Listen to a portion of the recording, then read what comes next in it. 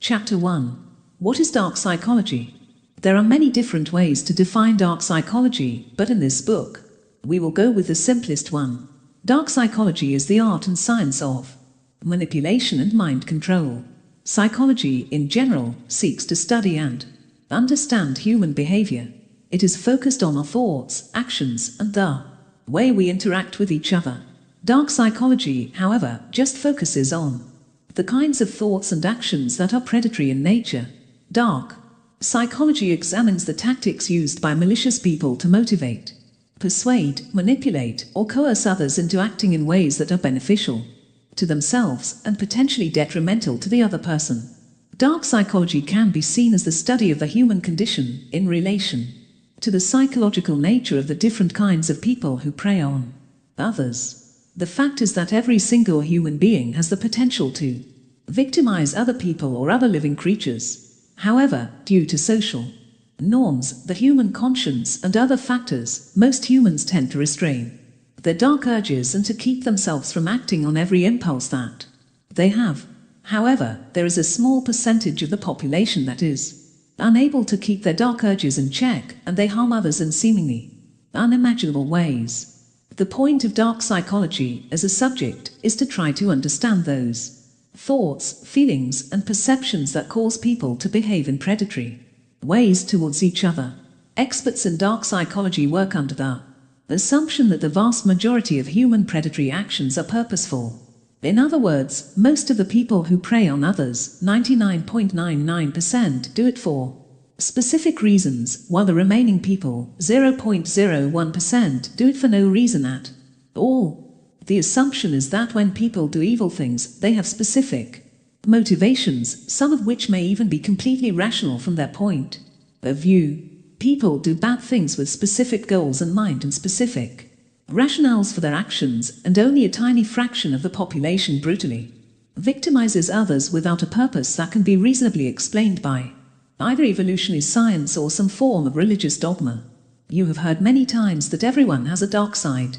All cultures and belief systems acknowledge this dark side to some extent. Our society refers to it as evil, while some cultures and religions have gone so far as to create mythical beings to whom they attribute that evil: the devil, Satan, demons, etc.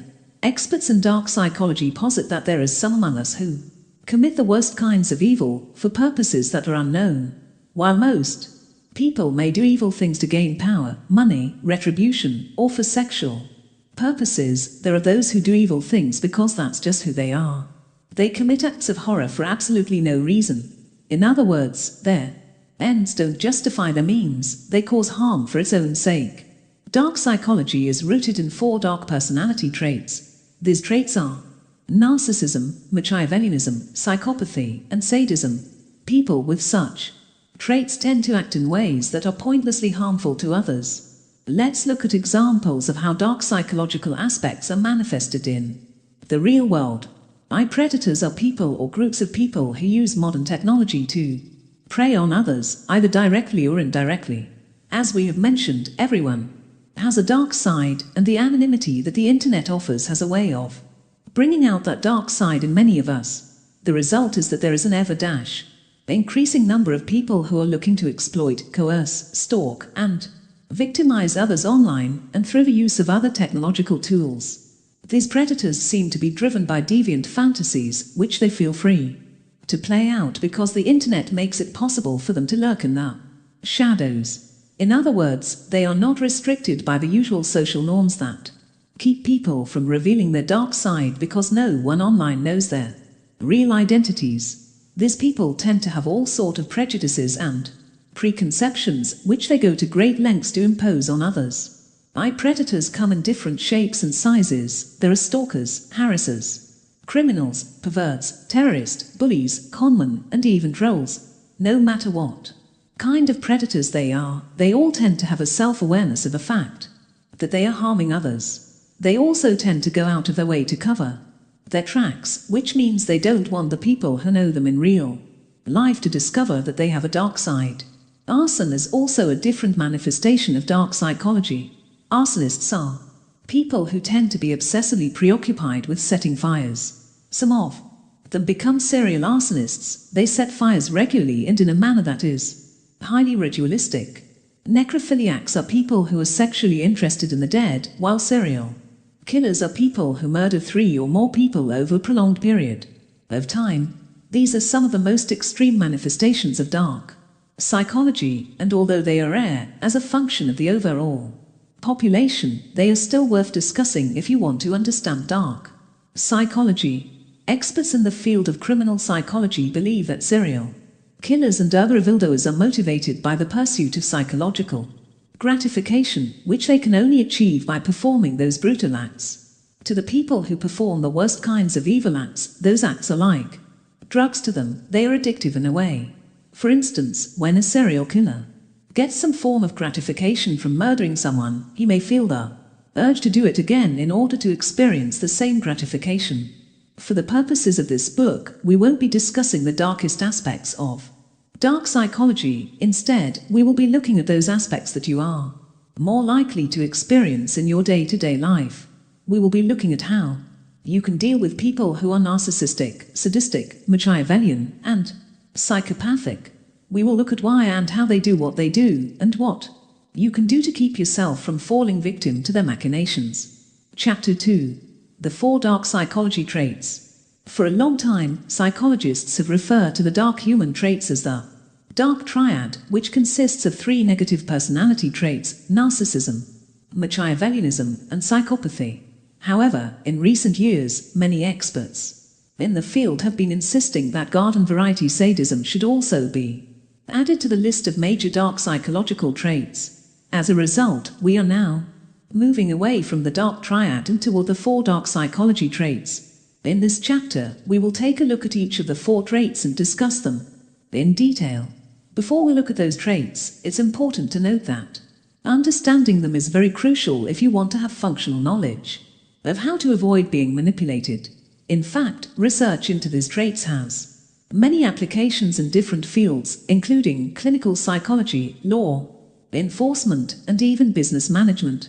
Studies show that people who score high when tested for the 4 traits are more likely to commit crimes, to cause problems within organizations, to cause distress to the people in their lives, and to society in general. In business situations, it may be important to keep people with such traits away from positions of power. We encounter instances of narcissism, Machiavellianism, sadism, and clinical psychopathy on a regular basis, and if we are keen, we might be able to notice them. Statistically, we all have these traits in us to some extent. In fact, when psychologists test people for these traits, they use testing methods that assume that these traits exist in a spectrum. To take sadism as an example, such tests imply that instead of having people who are sadistic and those who are not sadistic, we have people who have high levels of sadism and those who have low levels of sadism. Another important thing to note is that some of the characteristics that are displayed by people with each of the 4 traits can overlap, and this can be confusing, even for people who have professional training in psychology. For example, narcissists may behave in ways that are similar to Machiavellians or sadists. Because of this, it may be hard to tell what kind of dark trait a person has just by observing them for a short period of time. If someone does something that's detrimental to others, you could be able to tell which dark trait the person has by examining the motivation or the extent of the evil action. Don't jump to conclusions. Take some time to examine the person's behavior closely before you make any judgment. If the person's actions are detrimental to you, it may be hard to stay objective when you are analyzing his dark personality trait, but it's important to remember that you can only appropriately deal with people if you have a good understanding of their traits and motivations. You can try to remove yourself from the situation and analyze the person as an objective third-party observer. Narcissism. Narcissism is the dark trait that is displayed by individuals who are narcissists. Narcissists display high levels of grandiosity, superiority, dominance, and entitlement. Narcissists tend to be charming people who have a positive outlook, which is why they are good at fooling other people.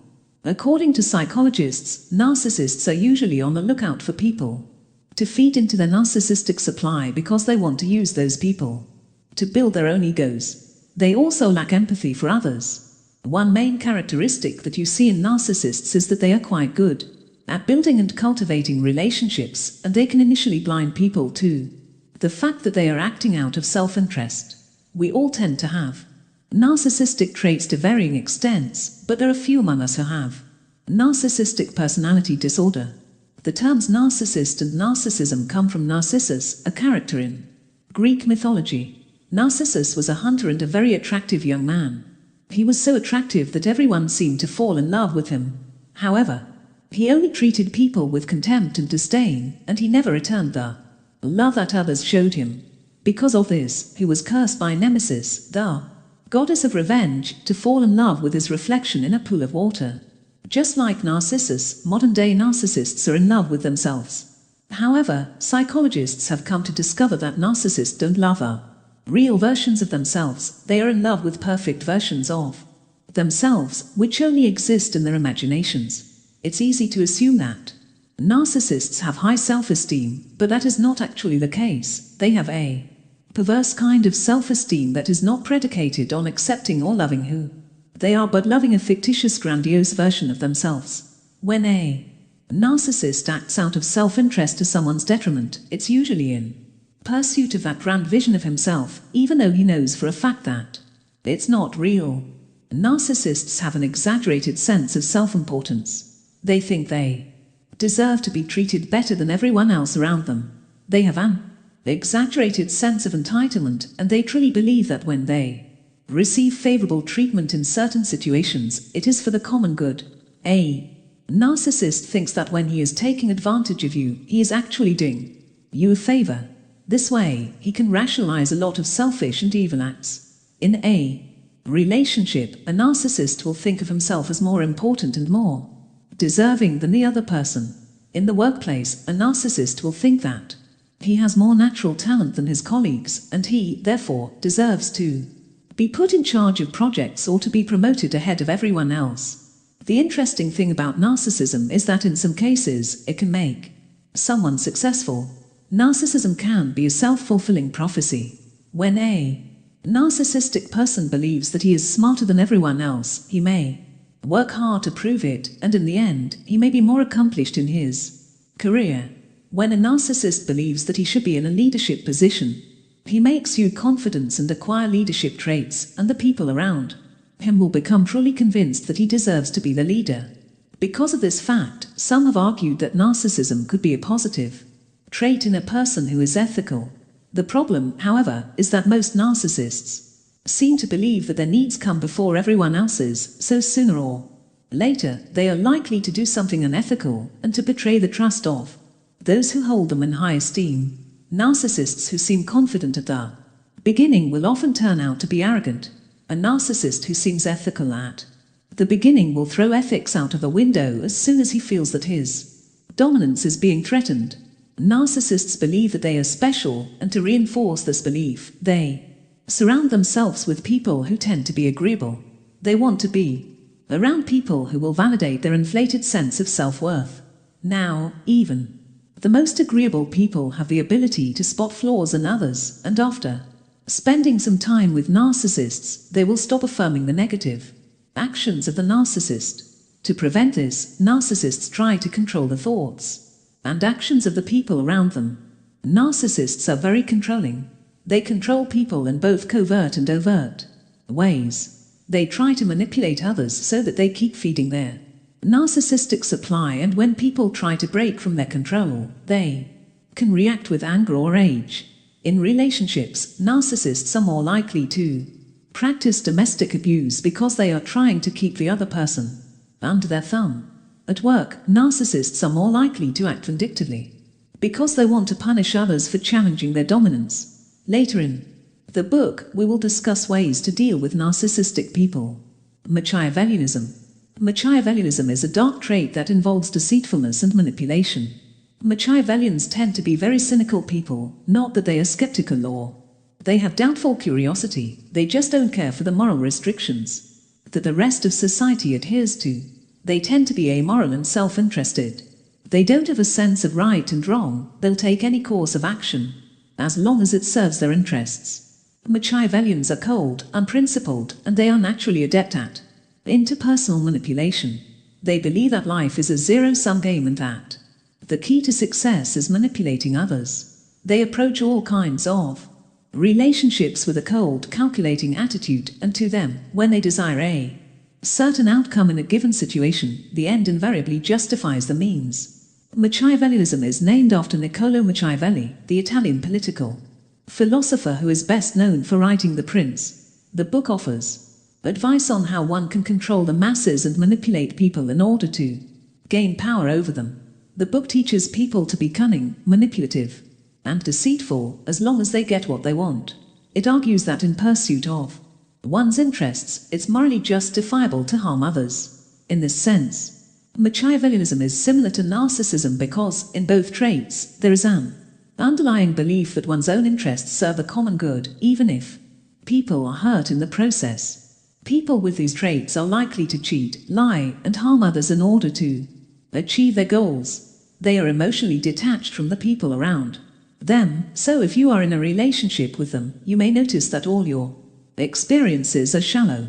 They won't hesitate to harm others if it's expedient for them.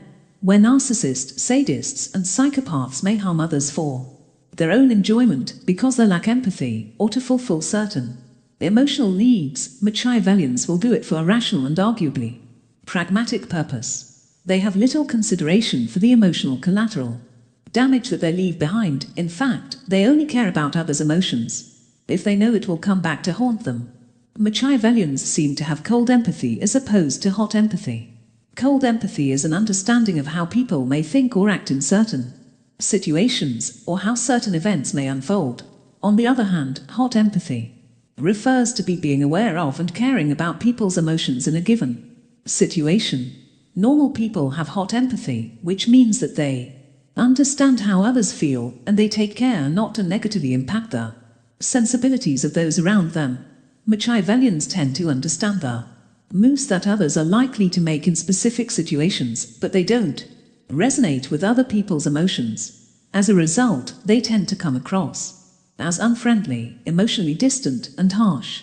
Some psychologists and anthropologists have argued that Machiavellianism could be an evolutionary advantage in that it's, therefore, a desirable trait.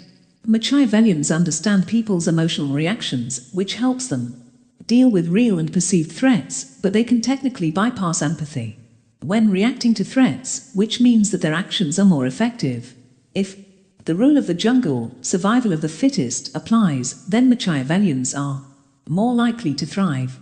The problem with this argument is that we are not in the jungle anymore, and society only functions if we all care about the welfare of others. Machiavellians are master manipulators, and they are highly likely to be involved in white-collar crimes. People with this trait are more likely to be involved in embezzlement schemes, pyramid schemes, stock swindling schemes, overpricing schemes, and political crimes. They work their way to the top by manipulating people, and when they get to positions of power, whether in business or in politics, they use the same techniques to manipulate the masses. Psychopathy. Of all the dark traits, psychopathy is the most malevolent. Psychopaths have very low levels of empathy, so they don't care for others. On the other hand, they have extremely high levels of impulsiveness, and they are thrill-seeking individuals. They are very callous, very manipulative, and they have a heightened sense of grandiosity. They seek thrills without caring about the harm that they inflict on others in the process. Psychopaths are more difficult to spot than you might think. They tend to keep normal outward appearances, even though they lack empathy and a conscience. They learn to act normally by observing others' emotional reactions. They can even come across as charming when they are trying to manipulate you. They are volatile, and they have criminal tendencies. Although this isn't always the case, there is a lot of interest and fascination with psychopaths, which is why you see so many depictions of them in pop culture. However, with fascination comes misconceptions. We tend to think of psychopaths as serial killers, bomber, supervillains, and people who are certifiably insane, and the danger here is that we forget that most psychopaths are just normal, at least by all appearances, and they can harm us in other ways. People who like starting Fights, who disregard your emotions, and those who consistently lie to you, may turn out to be psychopaths. Adult psychopathy cannot be treated. However, when psychopathic tendencies are observed in children and young people, they can be put through certain programs that teach them to be less callous and more considerate of others. A key thing you need to understand is the difference between a psychopath and a sociopath. In colloquial conversations, these two terms are often used interchangeably, but in psychology, they have different meanings. A sociopath is a person who has antisocial tendencies. Now, these antisocial tendencies are usually a result of social and environmental factors. For example, a person who has a bad childhood may turn out to be a sociopath because he doesn't trust society in general, or he has developed certain psychological issues as a result of the unfavorable upbringing. On the other hand, psychopathic traits are innate. People don't become psychopaths, they are born psychopaths. However, social and environmental factors may contribute to a person's particular brand of psychopathy. For example, people who are born with psychopathic traits and are brought up in an environment that is chaotic and violent are more likely to have more pronounced manifestations of their psychopathy. Experts agree that there are three main factors that contribute towards psychopathy: genetics, brain anatomy, and environmental factors. Like the other dark traits, psychopathy exists on the spectrum. Clinicians use a scale assessment system to measure the level of psychopathy. Everyone falls somewhere on that scale, but people with a score of 30 and above as considered to have psychopathy that rises to the level of clinical significance. The Hare psychopathy checklist is used by mental health professionals to check for psychopathy, mostly in clinical patients and in criminals, but if you suspect that someone you are dealing with is a psychopath, you can find it online and use it for free as a guide if you want to know for sure that you are indeed dealing with a psychopath. Sadism. Like the other three dark traits, sadism is characterized by callousness. Sadists tend to have normal levels of impulsiveness and manipulation, which explains why this trait wasn't originally included in what is now known as the dark triad. The defining characteristic of sadists is that they enjoy cruelty. Everyday sadists tend to be normal and functional by all indications, but they enjoy harming others. Sadists are referred to as everyday sadists because it's important to make a distinction between them and the narcissists, Machiavellians, and psychopaths who may manifest sadism as part of their other dark traits. Sadists are intrinsically motivated to cause others harm, even if they are completely innocent. Sometimes, sadists can prioritize the infliction of emotional pain on others even if it comes at a personal cost to them. They find cruelty to be pleasurable and exciting, and some even find it sexually stimulating. Some psychologists have noted that sadists are often drawn towards career paths where they are allowed to harm other people under the guise of legitimate work. That means that many of them flock towards law enforcement, the military, etc. Psychologists have observed that when the levels of sadism in police forces are compared to the levels of sadism in the general population, the levels within police departments are always invariably higher. This could explain why police forces often have problems with some of their members taking the law into their own hands.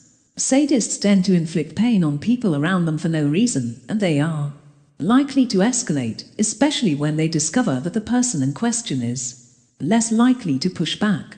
That explains why bullies keep picking on people who don't stand up to them. Sadists are the kind of people who would tell your secrets to other people, even after promising to keep them private because they enjoy it when you experience discomfort. They are also more likely to portray others in false or unflattering terms, with the intention of damaging the other person's reputation. While Machiavellians may do this to advance their personal agenda, sadists would do this because it's fun for them. Sadists may also work actively to get you fired from your job or to jeopardize your success, not because they want to get ahead of you, but just because they want you to be unhappy. They may also try to ruin your personal relationships. They'll cause turmoil in your relationship, then sit back and enjoy the drama and misery. They are more likely to steal other people's property, not because they need it, but because they don't want what the other person to have it. They are more likely to bully you either in real life or online. You can always spot a sadist by the comments and remarks he makes online. Most internet trolls tend to be everyday sadists. They will make negative comments about pretty much anything, not because they strongly believe in the opinion that they have, but because they want to annoy you or get a rise out of you. They'll always find something negative to say about even the most unifying things online. With trolls, the more you engage with them, the more energized they become, and the more they'll bother you online. Chapter 3. Psychological Manipulation Techniques. Psychological manipulation is defined as a form of social influence which seeks to alter the behavior and the perceptions of others by the use of tactics that are indirect, deceptive, and underhanded. In other words, it's about using certain tricks to get people to act in a certain way or to think certain things, usually to the advantage of whoever is perpetrating the manipulation. This way, the interests of the manipulator are advanced, usually at the expense of the other person in that equation. Psychological manipulation employs methods that are both devious and exploitative, and they are often used by people who have one or more of the dark personality traits that we discussed in the previous chapter. Now, from the very start, we need to make sure you understand that not all psychological manipulation and social influence is negative. It's possible to manipulate someone for their own good.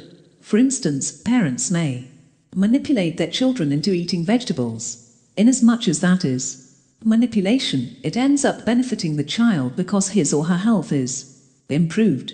Similarly, friends, family members, and healthcare professionals may try to influence you using certain manipulation technique with the aim of getting you to make the right choices in certain situations.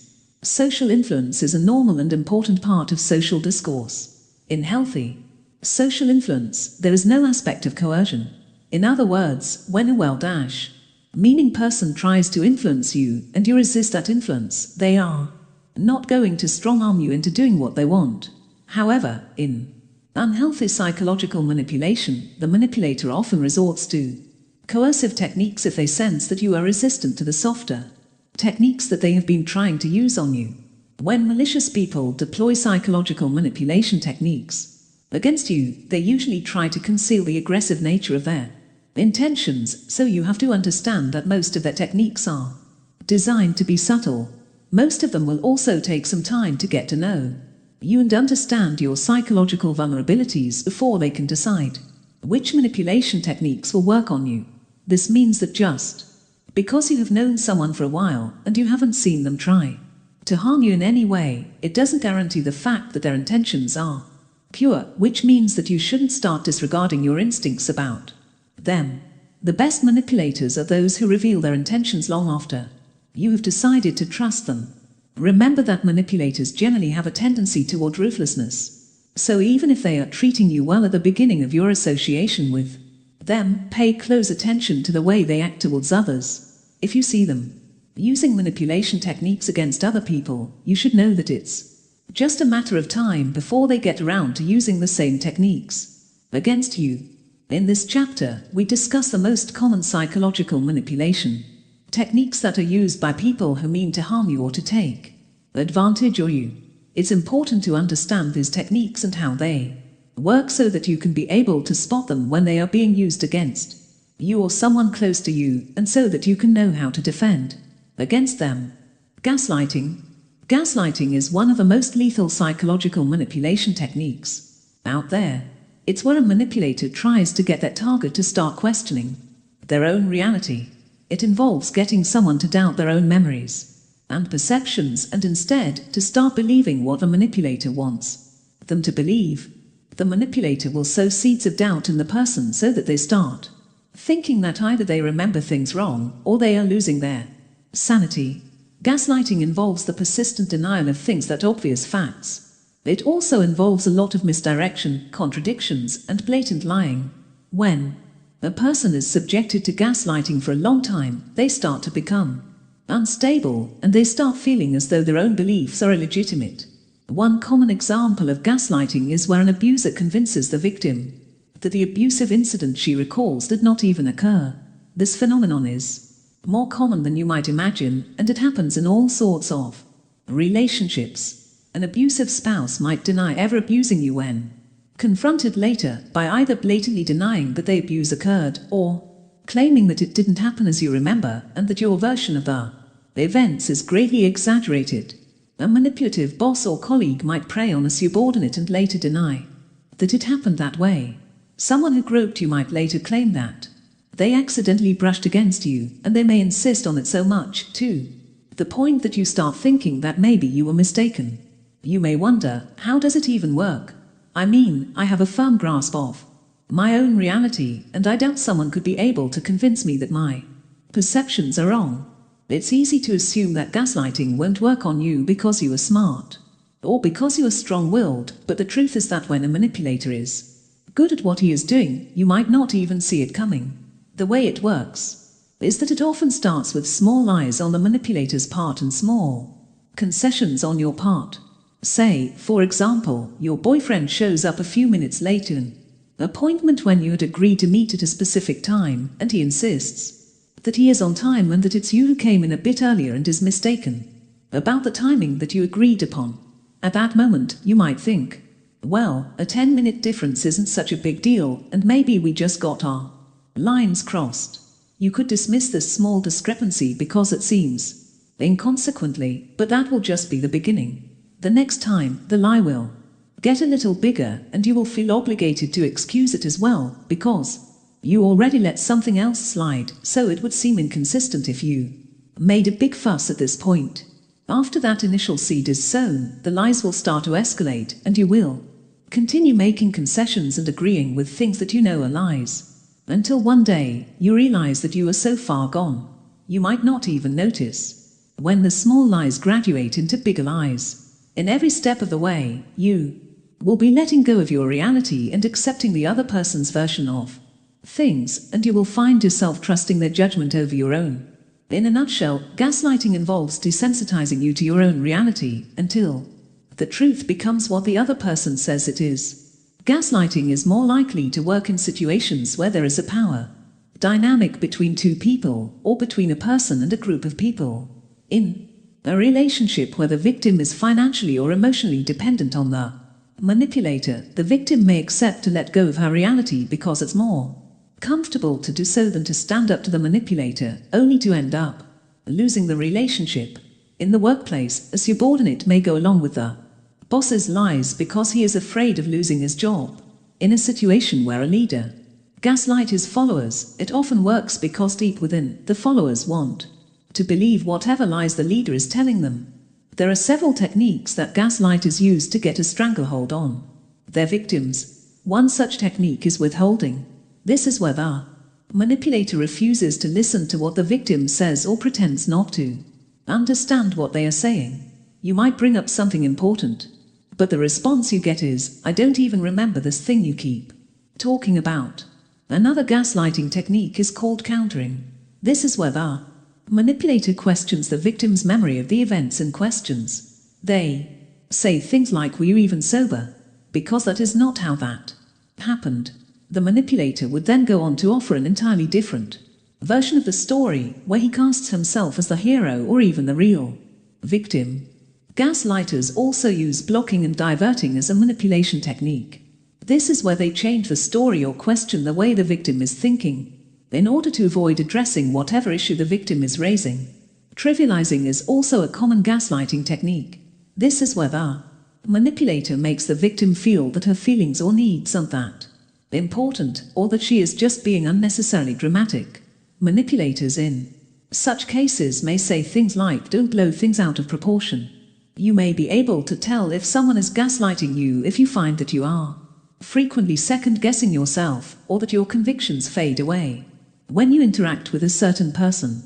If a person makes you ruminate about certain character flaws, they are most likely gaslighting you. Someone who tells you that you are too emotional might really be trying to get you to stop trusting your emotions. If you feel confused about the nature of your relationship, or you feel like the person is driving you crazy, or that you are losing control when you are with them, they might be gaslighting you.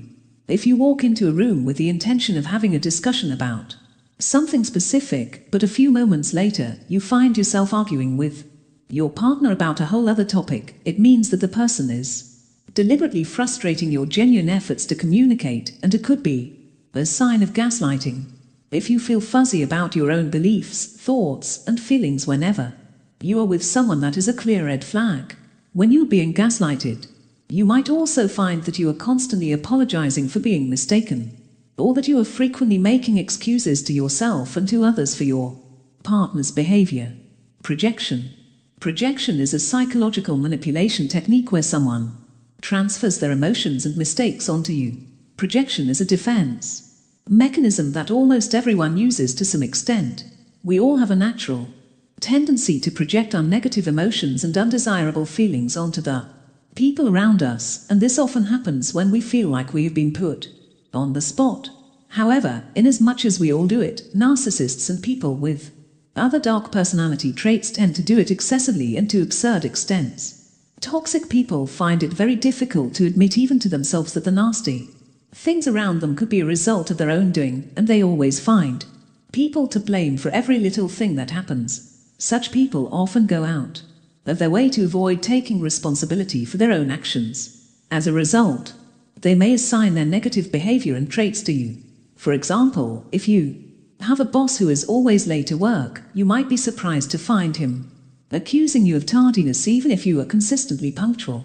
A kleptomaniac is more likely to accuse you of stealing his or her personal items. In relationships, a manipulator who cheats on you is more likely to accuse you of cheating in him or her, or to act in a way that suggests that he or she suspects you of cheating.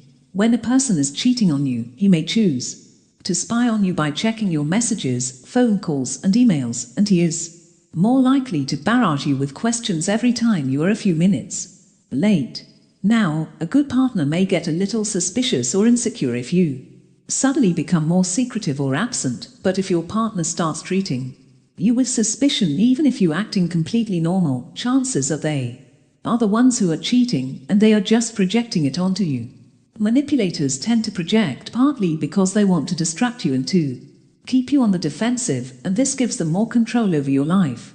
When they accuse you of certain things, and you feel like you owe them an explanation, it allows them to dominate you. In other words, it becomes as though they are the boss or you, and you now have to answer to them. As you frantically try to defend yourself from the accusations that they have made against you, they get to do whatever they want, and you never get the time to call them out on their mistakes. They are also counting on the fact that it would feel weird and childish if you accuse them of the exact thing they have already accused you of, so it takes away the possibility that you might confront them based on suspicions that you might have. As we have mentioned, projection is something that everyone does, and that can complicate things for you if a manipulative person projects onto you. When someone projects negative emotions onto you, you might have a natural inclination to project your sense of empathy and compassion back onto them. This explains why projection works so well as a manipulation technique. Even when someone is accusing you of doing something bad, you will still feel compassion for them, and you will go out of your way to reassure them that they are mistaken. But when you do this, they win, albeit with your help. When you feel like someone is projecting onto you, the best thing you can do is leave your own emotions out of the equation and try to respond as rationally as possible. Isolation. We all have social support systems that help us cope with difficult situations and keep us from making decisions that are bad for us. We have friends and family members who take notice when our behavior changes or when we start hanging out with bad people, and they always watch our backs. Manipulators understand this, and one of the first things that they'll do when trying to gain control over your life is to isolate you. Isolation facilitates abuse because it takes away any recourse that you might have when someone starts getting abusive. It closes a victim's avenues of escape, and it increases their sense of helplessness. It ensures that when things go south, there's no one there to rescue you. It increases the power that the abuser or manipulator has over the victim because it makes the victim more dependent on the abuser. Isolating the victim from the outside world is widely used by all sorts of manipulators. When a cult leader tries to indoctrinate young recruits, he will make sure that they are locked away so that he can have complete control over the information that they receive. The same happens in abusive relationships, workplace bullying, and many other areas. When an abuser sets out to isolate you, he will start by driving a wedge between you and the people that you depend on. He will learn everything about the dynamics between you and your family and friends, and he will use the weaknesses in your bonds to sow distrust and conflict. For example, if a guy knows that you are close with your sister, but you have some unresolved childhood conflicts with her, he may try to reignite those conflicts so that you start drifting apart. In the workplace, a manipulator may create animosity between you and your colleagues so that they get mad at you and stop siding with you or watching your back. If you join a cult or any sort of group and the leader is a manipulator, he may insist that you cut ties with your family and friends, and only depend on other people within that group. Rivals in business, at work, or even in your personal life can isolate you by smearing your name and discrediting you with other members of the community. Divide and conquer is also a form of isolation that is used especially by people with a Machiavellianism trait. In this instance, the manipulator is using isolation as a double-edged sword to gain control over both parties that are being pulled apart from each other. Once an abuser has managed to isolate you, he will take his abuse to the next level because he knows you have no one to turn to. In fact, other manipulation techniques such as gaslighting work even more effectively. When a person is isolated, they say that love is blind, and sometimes, at the beginning of relationships, we are blind to the dark traits of the people we are dating. Some manipulators may try to isolate you from the very first time you meet them. If you start dating someone and you notice that he never wants to hang out at your place, or he never wants you to bring your friends along on casual dates, chances are he is trying to isolate you so that you cannot get your friends to give you an objective assessment of his character. In the workplace, isolation can take many different forms. A person may isolate you by denying you access to certain opportunities, withholding important information from you, or keeping you out of the loop on matters that are crucial to your job performance. Isolation can also be used by a manipulative person as a form of punishment. If you are not doing what he wants, for example, an abusive person might invite all your friends and acquaintances to a gathering, but fail to invite you, so that you feel left out, and you are forced to do what he wants just to score an invite to the next gathering. Positive reinforcement.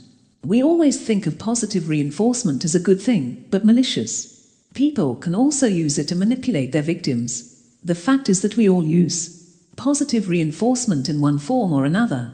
Parents use it to get their kids to behave properly, teachers use it to make their students more interested in school, bosses use it to encourage productivity, and partners use it to modify each other's behavior in relationships. It is an integral part of our social interactions, but it only becomes a problem when it's detrimental of the person it's being used on. Positive reinforcement happens when a good or desirable stimulus is presented in such a way that it appears to be a consequence of certain behavior.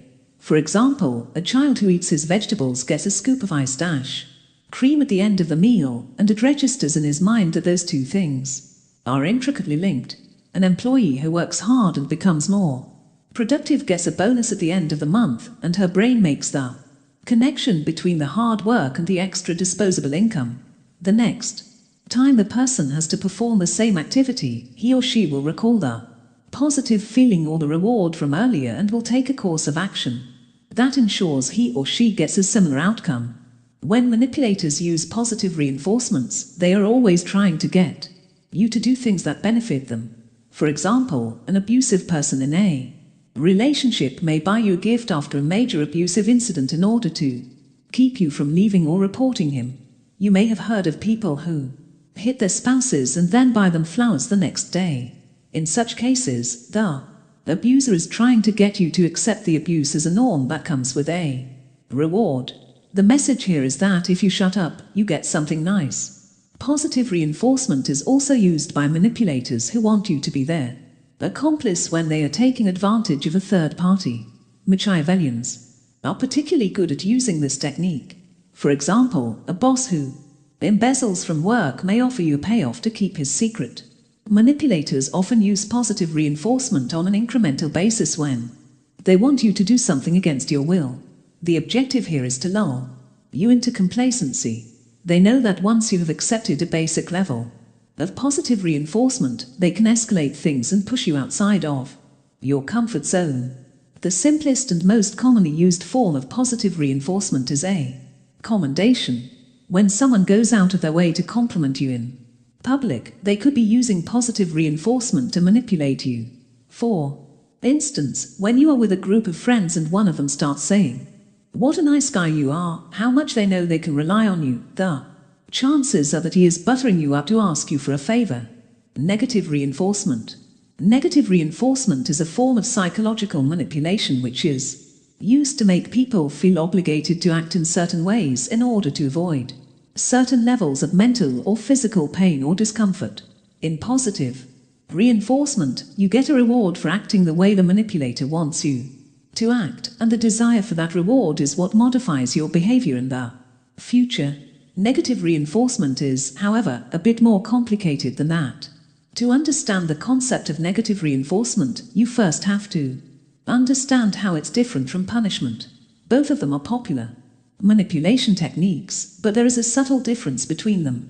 Many people assume that they are the same thing, but they are not. In punishment, the manipulator adds something negative when you don't act a certain way. In negative reinforcement, the manipulator subtracts something negative when you act the way they want you to act. Reinforcement is meant to strengthen voluntary responses, while punishment is meant to weaken voluntary responses. The manipulator will choose one method or the other based on the kind of outcome that they desire in that particular situation. While punishment is meant to stop a certain behavior from occurring again, reinforcement is meant to encourage the behavior to occur again. A manipulator would use punishment to stop you from doing something he doesn't want you to do. However, he will use negative reinforcement to force you to do or to keep doing something he wants. For example, nagging is more of a negative reinforcement technique than a punishment. When someone wants you to do something, they keep nagging you to do it, and the nagging, which is the negative stimulus, stops when you comply. So, negative reinforcement works on you because you want to put a stop to a negative stimulus that already exists, while punishment works because you want to keep something negative from happening. Every time someone does something negative to twist your arm to get you to take a certain course of action, that is negative reinforcement.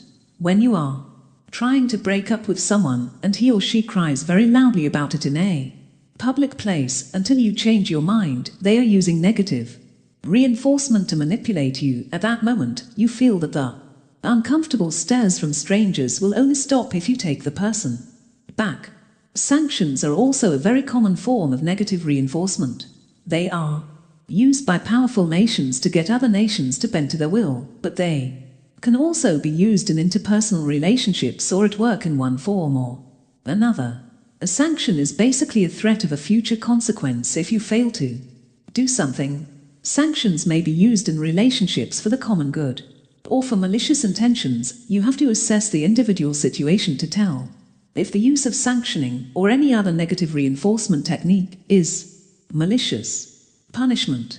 In psychological manipulation, punishment is a negative action that is taken by the manipulator to weaken the victim's voluntary responses. Punishment works because it makes the victim fear the consequences of going against the will of the manipulator.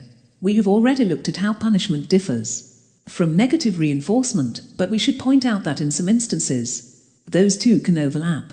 In this segment, we will take a look at some of the most common types of punishment that people with dark personality traits use to manipulate their victims. Nagging. Nagging, also known as pestering or hectoring, is a form of manipulation where one person continuously urges another to do something, despite the other person previously refusing to do it or to agree to do it at a later time. One author famously described nagging as an interaction where one person makes a repeated request while the other person repeatedly ignores that request, and both people become annoyed as the battle of wills escalates. Although it has negative connotations, nagging is actually an integral part of interpersonal communication in many social dynamics. Parents nag their kids to get them to do certain things. In fact, nagging is necessary when training children to take up certain constructive habits. Nagging may also be used by Well-meaning people, friends or partners may nag you to do things that benefit you. In fact, some amount of nagging is necessary even in healthy relationships. However, people with dark personality traits may nag you to do things that benefit them and impact you negatively. To tell if the person nagging you has malicious intentions, you have to examine the individual situation. Are they asking you to do something that only benefits them? Does the nagging seem forceful? Do you detect anger or threats in their body language and in the words they choose to use? Are they trying to guilt you into doing something you don't want to do? If your girlfriend repeatedly asks you to take out the trash, that might indicate that she has some control issues, but that's not the same thing as having malicious intentions. When malicious people nag you, there is usually an or else to what they are asking you to do, and if you look at the subtext, you will realize that it's more of a demand than a request. Yelling. Yelling works as a manipulation technique for one simple reason: it makes you feel uncomfortable or afraid to the point that you comply with whatever the manipulator wants you to do. There are two main ways in which manipulators use yelling to manipulate others. People either yell to dominate over you or to play the victim and to gain your sympathy. Yelling can be used to intimidate someone. When a manipulative person yells at you, he may be trying to intimidate you because you are more likely to do what he wants if you are afraid of them. Manipulative people resort to yelling, partly because at that moment they know that they are unable to make a logical argument to get you to do what they want. They know that if you stick to the facts of the matter, you might come out on top, so they yell because they want to disorient you and make you lose the argument by default. When a person raises their voice during an argument, it's a clear sign of rising hostility, but it could also be a sign that they are passionate about the topic of discussion. You have to assess yelling in context to understand if it's being used to manipulate you. Just like with the other manipulation techniques, you have to look at the person's intent. When manipulators use yelling to play the victim during an interaction, they often, but not always, choose to do it in front of an audience. When a person, particularly one who is perceived to be weaker, yells at you in a public place, bypassers who don't have the full story of what's going on will automatically assume that you are on the wrong, and that puts you on the spot. You may be forced to agree with the person's request just to avoid the judgmental eyes of strangers. Silent treatment. The silent treatment works as a manipulation technique because it's a form of love withdrawal. When a person gives you the silent treatment, they are essentially saying, "I'm taking away the love unless you do what I want." It is a form of punishment that is designed to control people, and it's a very popular type of emotional abuse. The silent treatment only works in cases where there is some level of emotional dependency between the two parties. You don't really care if a total stranger gave you the silent treatment. In certain dynamics, the silent treatment can be used to make you feel powerless and invisible, as if you don't even exist. As social beings, we need the approval and the affection of others to thrive. Even people who are introverted need to have some sort of back and forth with the people in their lives to feel whole. When someone gives you that silent treatment, they deny you that affection, and it can mess with you psychologically and force you to make certain concessions that you aren't ready to make. So, a manipulator will ask you to do something, and when you say no, he or she will start ignoring you. They won't respond when you talk to them, and they won't answer your calls or texts. Some of them may even suddenly vanish from your life or go out of their way to avoid being in the same room with you. The more emotionally involved you are, the higher the chances you will decide that the animosity isn't worth you standing your ground, and you will find yourself doing what they want. The silent treatment is one of those bad habits that tend to escalate with time. In a relationship, if someone uses this technique against you once and it works, they'll start using it at every turn. Intimidation. Intimidation can either be covert or overt, but in either case, it's used by manipulators to get you to bend to their will out of fear. Overt intimidation is also known as bullying. This is where manipulators make open threats to get you to do what they want. They'll use fear to threaten you into submission. It may be a threat of physical violence. They'll brandish anger and rage to prove to you that they have violent tendencies. If you stand your ground, they may even resort to actual physical violence. They are usually angry people who have problems with authority. Covert intimidation involves the use of veiled or vague threats to manipulate people. People who use covert intimidation has violent tendencies, but they try to control themselves because society frowns at overt displays of violence. Such people are very dangerous because they are good at hiding their true nature from the rest of the world. These are the kinds of people who abuse their spouses indoors, but then present a charismatic character to the rest of the world. People who use covert intimidation tend to be very calculated, and they are good at coming up with diabolical ways of punishing you if you don't do what they want. Traumatic one-trial learning. One-trial learning refers to singular experiences that we encounter, which end up shaping our behavior in the future.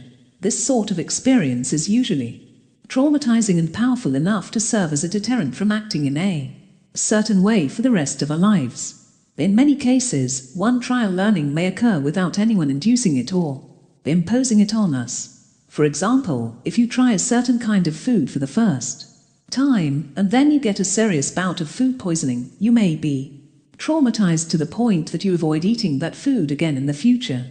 One-trial learning is important for humans and all animals because it's crucial for survival. When we were still hunters and foragers, one-trial learning would help us avoid foods that were poisonous or situations that were dangerous. Malicious people use one-trial learning as a manipulation technique to get us to toe certain lines. The way it works is they induce the traumatic experience in such a way as to ensure that our brains associate certain actions with the trauma. One such example is corporal punishment. Corporal punishment is less common in Western societies than it was a few decades back, but it is one of the easiest forms of traumatic one-trial learning to understand. It used to be that when a child did something wrong, the parents or teachers would hit him while making it very clear to the child why he was being punished. In future, when the child considered making the same mistake again, he would remember the pain that he experienced earlier, and he would decide that the action was not worth a repetition of the painful experience. Of course, corporal punishment is now either frowned upon or illegal in most jurisdictions because it causes serious psychological wounds and self-esteem issues. Manipulators use traumatic one-trial learning in many different ways. They use verbal abuse, intimidation, and explosive anger to traumatize people and keep them from acting in certain ways in the future. For instance, let's say that you are in a team with a colleague who isn't pulling his or her weight on the project you are working on. One day, you decide to confront him about it in a calm and rational way. However, he reacts in a very explosive way. He calls you names, throws a tantrum, causes a scene, and he makes you extremely uncomfortable and traumatized. In the future, when a similar issue arises, you will be afraid to confront him, so he gets away with it. In this case, he has manipulated you by conditioning you to avoid confronting or upsetting him. In the future, there are many variations in the way traumatic one-trial learning works, and it's commonly used to manipulate people in interpersonal relationships. The next time you want to do something, but you decide against it because you had a bad experience in the past, you should know that you are dealing with traumatic one-trial learning. If the situation is tied to a specific person, that should indicate to you that the person is a manipulator. Manipulation of facts. Manipulation of facts is one of the most effective psychological manipulation techniques because it is based on facts that are subject to interpretation. When a person manipulates facts, he is technically not lying, he is just using the facts in his favor. It could involve cherry-picking facts, omitting certain facts, or taking facts out of context. Even the most indisputable facts are subject to interpretation, and people with dark personality traits are very good at coming up with interpretations that portray them in the best possible light. Machiavellians are especially skilled at using factual information to turn bad things into seemingly good things. One way to manipulate facts in interpersonal relationships is by making excuses. People can excuse all sorts of bad behavior by creating narratives that warp the context of the objectionable actions that they have taken. Another way to manipulate facts is by blaming the victim for causing his or her victimization. There are many documented cases where abusers in Relationships were able to convince their victims that they did certain things to deserve the abuse. There are many wife beaters who defend themselves by saying, "You made me do it." This manipulation technique often works more effectively after the victim has been isolated from her support system. Victims who are in love or are dependent on the abuser are more likely to accept warped interpretations of abusive events because their own judgment is impaired by their affection for the abuser. Withholding of key information or strategic disclosure of facts is another common technique that involves manipulation of facts. Someone might be telling you the truth with the intention of manipulation you. Manipulators know that your reaction to certain information depends on the mood you are in when you receive the information, or whether or not you will consider that information a priority at the moment you receive it. Manipulators also know that hiding certain key details can affect the way you digest and react to information. Strategic disclosures and withholding of key details are used every day in interpersonal relationships, in business, and even in political discourse. Politicians use this all the time when they have information that could damage their standing with the public, but they have a legal obligation to release it. They often do it at the close of business on Friday, when most people are looking forward to the weekend and they aren't paying attention to the news. This way, they ensure that damaging information doesn't get a lot of media coverage.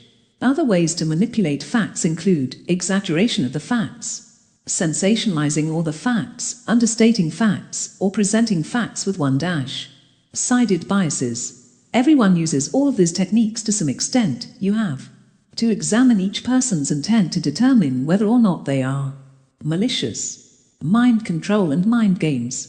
The term mind control has many definitions and interpretations, but the crucial thing to note is that it doesn't involve any sort of magic or supernatural ability. It just requires a rudimentary understanding of human emotions and behavior.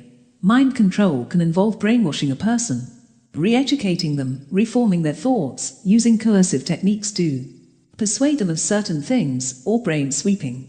There are many forms of mind control, and we could fill an entire book discussing all those forms, but for our purposes, we will look at the concept. In general terms, mind control means a person is trying to get others to feel, think, or behave in a certain way, or to react and make decisions following a certain pattern. It could vary from a girl trying to get her boyfriend to develop certain habits, to a cult leader trying to convince his followers that he is God. Mind control is based on one thing: information. We have the thoughts and beliefs that we do because we learned them.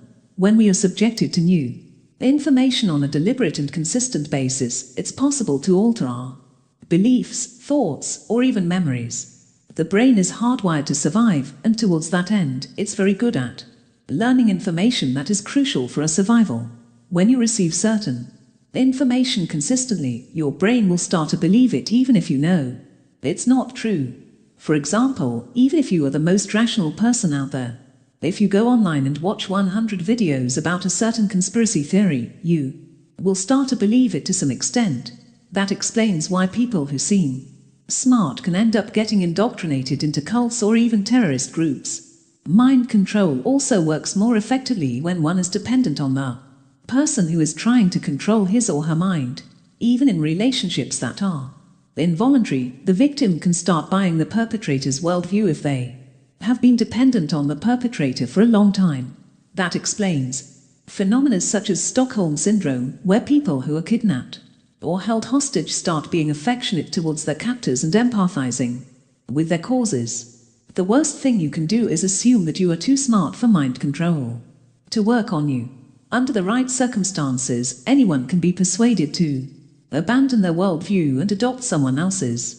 Mind games are covert tricks that are deliberately crafted in order to manipulate someone. Think of them as handcrafted psychological manipulation techniques. While other techniques are applied broadly, mind games are created to target very specific people. They work best when the victim trusts the perpetrator and the perpetrator understands the victim's personality and behavior. Most of the psychological manipulation techniques we've discussed thus far can be used when crafting mind games. A person who understands you will tell you certain things or behave in certain ways around you because they are deliberately trying to get you to react in a certain way. It almost always involves feigning certain emotions. People who play mind games use innocent-sounding communication to elicit calculated reactions from you. Psychologists refer to such mind games as conscious one-upmanship, and they have observed that they occur in all areas of life. Mind games occur in office politics, personal relationships, and even in international diplomacy. At work, someone could try to make you feel like you are not up to the task, so that they can steal an opportunity from you. In a marriage, your partner could make certain seemingly innocent slights against you so that you feel like you have something to prove, and you take a certain course of action as a result. In dating, there are pick-up artists who use different kinds of tricks to get you to lower your guard and let them in. Chapter 4. Behavioral and character traits of the manipulators. Being able to tell if someone is taking advantage of you or manipulating you is one of the most important survival skills that you need today. Everyone around you has their own interests and agendas, but it's crucial to be able to tell when those agendas are malicious or likely to cause you unintended harm. Manipulators have many identifiable behavioral and character traits, some of which we will discuss in this chapter. With the information you learn here, you will be able to tell whether or not a person is a manipulator, whether or not his or her brand of manipulation is meant to cause you harm, and what kind of manipulator he or she is. Here are the character and behavioral traits that you ought to look out for if you suspect that someone is a manipulator. Lying by the commission and lying by omission. A lie of commission is what's called a classic lie. When someone says something that they know is not factual, then that is a lie of commission. In other words, a lie of commission is something that is simply untrue. It involves purposefully telling someone something with the intention of deceiving them. It is extremely deliberate, and its main purpose is to gain a personal advantage in a given situation. Lying by the commission isn't always done with malicious intent, but people who are more comfortable telling outright lies are more likely to be manipulators. Everyone lies. Even seemingly innocent young children will tell a lie of commission to get out of trouble. A child with jam on his face will deny touching it because he is trying to evade the consequences of telling the truth, not because he is malicious. When you spend time with a manipulator, you will notice that he lies all the time out of habit, even when the situation doesn't necessitate it. Narcissists will lie because they want you to think highly of them, while sadists will lie to cause you pain. Lies of the commission may seem pointless to you in specific situations, but they always have a certain value for the manipulator, even if you aren't able to see it. Lying by omission is also known as exclusionary detailing. It involves telling the truth, but leaving out certain specific details. It may also involve failing to correct certain misconceptions that one is aware of. Lies of omission are more sophisticated than lies of commission because they give the person a loophole in case they are caught on the lie. Even in legal situations, it's possible to get away with lies of omission because you can always argue that the person asking the questions wasn't specific enough about what details they wanted you to give. The first and most common instance of lying by omission is the kind that involves leaving out details. The best example of such a lie is when a salesperson talks about the positive aspects of a product but fails to mention its negative aspects. Manipulators can use lies of omission to control the way people react in certain situations. For example, when a malicious person reports to you what a mutual friend said about you in an earlier conversation, they may choose to mention the details that are likely to breed animosity between you and your friend, but leave out the redeeming details. If someone said 3 things about you, 2 compliments and 1 critical comment, the malicious person will report the critical comment to you and deliberately fail to mention the 2 positive comments. Failing to correct misconceptions is a less common kind of lie of omission, and it's mostly used by diabolical Machiavellians and psychopaths. This is where a person lets you believe a certain thing even when they know it's not true. For example, if you blame yourself for a situation that the other person knows isn't your fault, they'll let you keep believe it because it benefits them. Experienced manipulators may say things or act in ways that lead you to arrive at a certain false conclusion, and when you get there, they let you keep believing it. Lying by omission can be used to trick or confuse people into making assumptions that benefit manipulators. Manipulators understand that the human mind tends to jump to conclusions, so they often use cues that lead you to those conclusions. Conmen use this technique all the time to gain the trust of unsuspecting victims. For example, if you are sitting in the hospital waiting room and someone walks up to you wearing a lab coat, you will assume that the person is a doctor even before he starts talking to you. In that case, you would have come to a reasonable conclusion based on the context.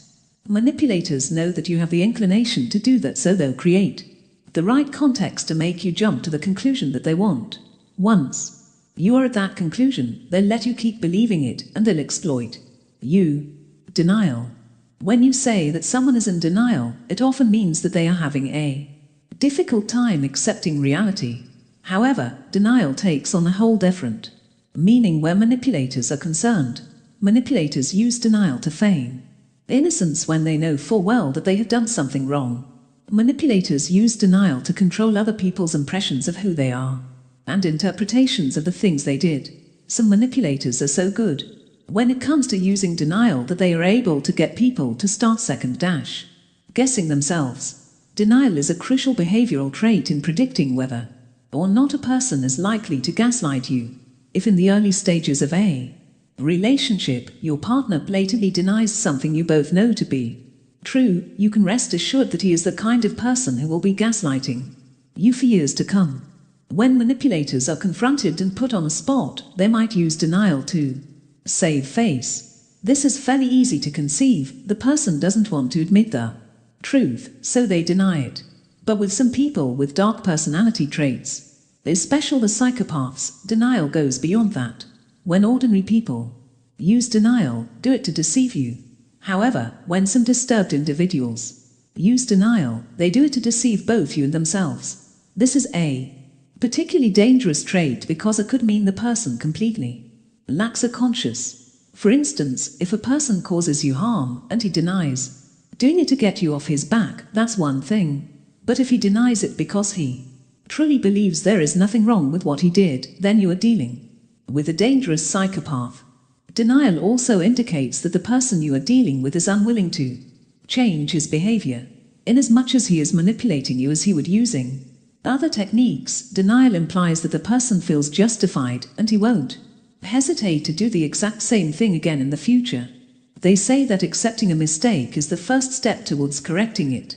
If a person can't accept a mistake he has made, it means he is nowhere near the path to fixing it. If you meet a person, whether at work or in your personal life, and you notice that he habitually denies things about him that are objective facts, it means that you are dealing with a rigid person who would go out of his way to make sure things go his way, even if it means refusing to accept the truth. Denial can be a defense mechanism, a manipulation tactic, or a way to avoid taking responsibility. In any case, people who use it can cause serious damage to your psyche, so watch out for them. Rationalization. Rationalization is similar to making excuses. Manipulative people are very skilled when it comes to concocting narratives that justify the way they treat other people. When you confront a manipulator, even with the most damning accusation, he will come up with a well thought out and rather convincing explanation for his actions. When ordinary people rationalize or make excuses for their actions, you get the sense that even though they are trying to assuage their conscience, they feel guilty and they are even apologetic about what they have done. However, when manipulators rationalize their actions, they are trying to manage the way you perceive them, and they feel justified in their actions. Most people use rationalization as a defense mechanism, or to make the actions they have done or are about to do seems morally tolerable. Whenever rationalization is used, there is a certain leap that is taken by the person who is using it. The larger the leap, the higher the person is likely to score when tested for dark psychological traits. For example, a person who rationalizes taking $20 from the office petty cash box for personal use may be a bit narcissistic, but a person who rationalizes embezzling $20 million from the company retirement accounts may have extremely high levels of narcissism, Machiavellianism, or even psychopathy. Like with all other traits that are common in the entire population, the motivation behind the rationalization has a bearing on whether or not the person doing it has malicious intentions. When you encounter someone who rationalizes things that are clearly wrong, you have to examine what it is they are rationalizing to tell how they feel about certain principles. Even if you are having a hypothetical conversation with someone, you can learn a lot about their attitudes towards certain things by the way they rationalize them. For example, if you confront someone you've just met who behaves in a belligerent way, and he consistently comes up with ways to excuse that behavior, it could mean that he is the kind of person who believes in the principle that bullying is acceptable. It means that it's just a matter of time before he turns around and starts bullying you. If you are in a new relationship, you should take a keen interest in the things your partner is willing to justify. One thing many people fail to understand is that if you hear someone close to you justify something and you don't object to it on principle, it registers in his mind that you are okay with it, and it becomes part of your social contract with him. That means that a person who rationalizes small things won't hesitate to rationalize bigger things if the same basic principle applies. Minimization. Minimization involves trivializing a person's emotions or actions for the purposes of manipulation.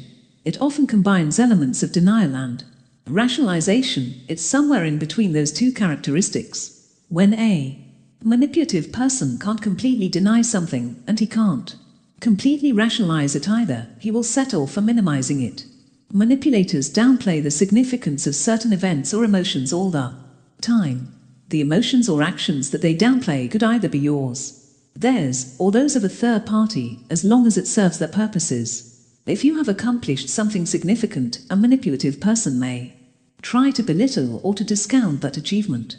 A narcissistic person may try to make your contribution to a team effort seem like it's no big deal, even if it was pivotal to the success of a project you are working on together. In a relationship, your partner may trivialize your emotions and make them seem insignificant. If you react emotionally to something they have done or said, they may say that you are too sensitive and you are making a big deal out of nothing, or that you are immature. Both male and female manipulators can have this character trait. A man could say that a woman is a drama queen for overreacting, and a woman could accuse a man of being unmanly for expressing strong emotions. Minimization often works on people because it makes them feel self-conscious. If someone accuses you of blowing things out of proportion, you are likely to take a step back to see if you are overreacting. Abusers also use minimization to make it seem as though their actions aren't as harmful as the victim claims. A physically abusive spouse could say that he didn't hit you that hard, and an emotionally abusive one could get a rise out of you and then say that you are just being a big baby. In both cases, the person minimizes the harm they have caused by arguing that it could have been much worse. In their minds, they think they deserve credit for holding back. Another common aspect of minimization is called cognitive distortion.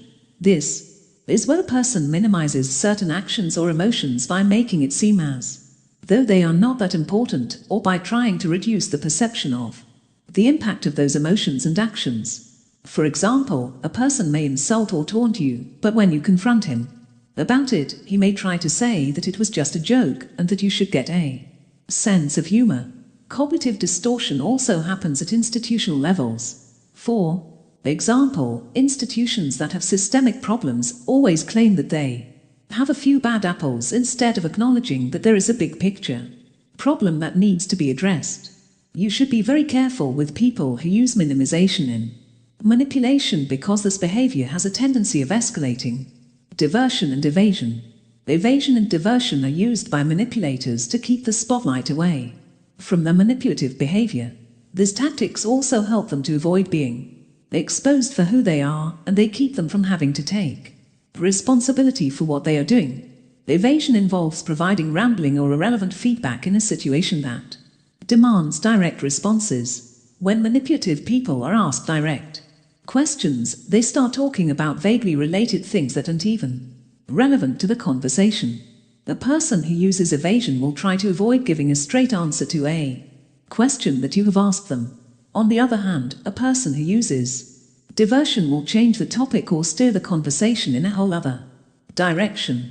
Diversion involves avoiding a topic by bringing up a different topic, especially one that is likely to spark outrage. For example, if you are in a relationship and you ask your partner a question about why they have come home late, the evasive ones will start talking in detail about random topics such as things that happened at work, which have nothing to do with what you want to know. The person who uses diversion, on the other hand, will bring up an unresolved issue, and they may even try to turn things around on you. Instead of telling you where he was, he will reignite an argument you had put on hold, and a few minutes later, you will find yourself arguing about your mother, with no idea how the conversation got there. Politicians use diversion and evasion all the time when they don't want to address certain issues, and they would rather have the public outraged about something else. Politicians are very masterful when it comes to turning any line of questioning into a discussion about a talking point that they have. There are also other professions where evasion and diversion are considered useful techniques. Lawyers and PR managers use it to keep their clients from being closely scrutinized in public. Evasion and diversion mostly work on victims who have problems being assertive. When a manipulator finds that you keep insisting on getting a straight answer despite his best efforts to avoid providing it, he may resort to other techniques. Evasion and diversion are clear signs of deception.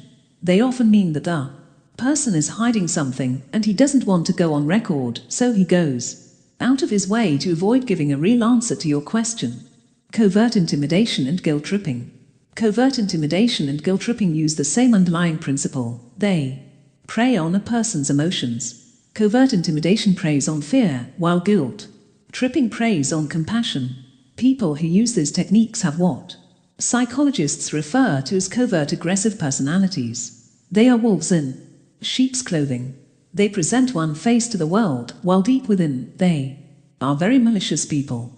Covert intimidation involves threatening victims in subtle ways. It can be used by people who are close to you if they understand your fears or desires. Your boss could use covert intimidation to get you to do his bidding at work. If he knows that you are working towards a promotion, he could ask you to do him certain favors and then imply that your promotion is dependent on that favor. He may not say it directly, but it's all going to be in the subtext. If you are afraid of ending up alone, an abusive partner may play on that fear to manipulate you. For example, if you want to break up with someone who is emotionally selfish, he could keep implying that you will never meet someone else and that he is your only chance of not being lonely. Guilt tripping is used by manipulators to get people to doubt themselves, to be anxious, to revere the manipulators, or to do certain favors for the manipulators. People can guilt trip you by making themselves appear like victims, or by making you appear to be selfish.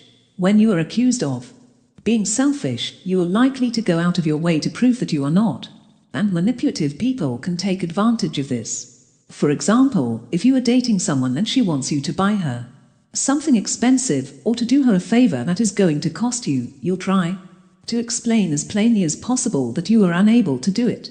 She may then say something like, "You just don't care about me enough."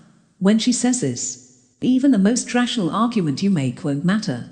There is a bottom dash line in place here, that you value keeping your money more than you value her happiness. Guilt trips work because they are not based on objective reasoning, they are based on emotions, which are more primal and rank higher in the hierarchy of brain functions.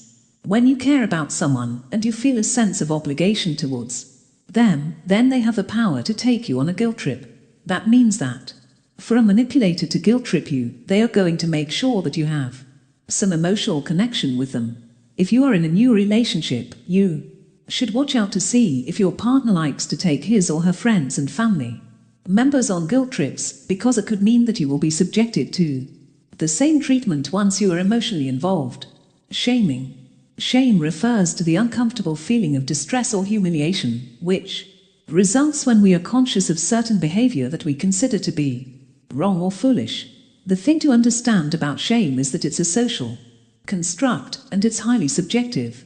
You'd feel shame if the wind blew up your skirt in a public place, but there are remote tribes of people and even communes in Western societies where people walk around naked. The point is that most shameful things are only shameful because we perceive them as such. Manipulators can use shame against you by either convincing you to be ashamed of something that you weren't, or by revealing or threatening to reveal your secrets to people who revere you.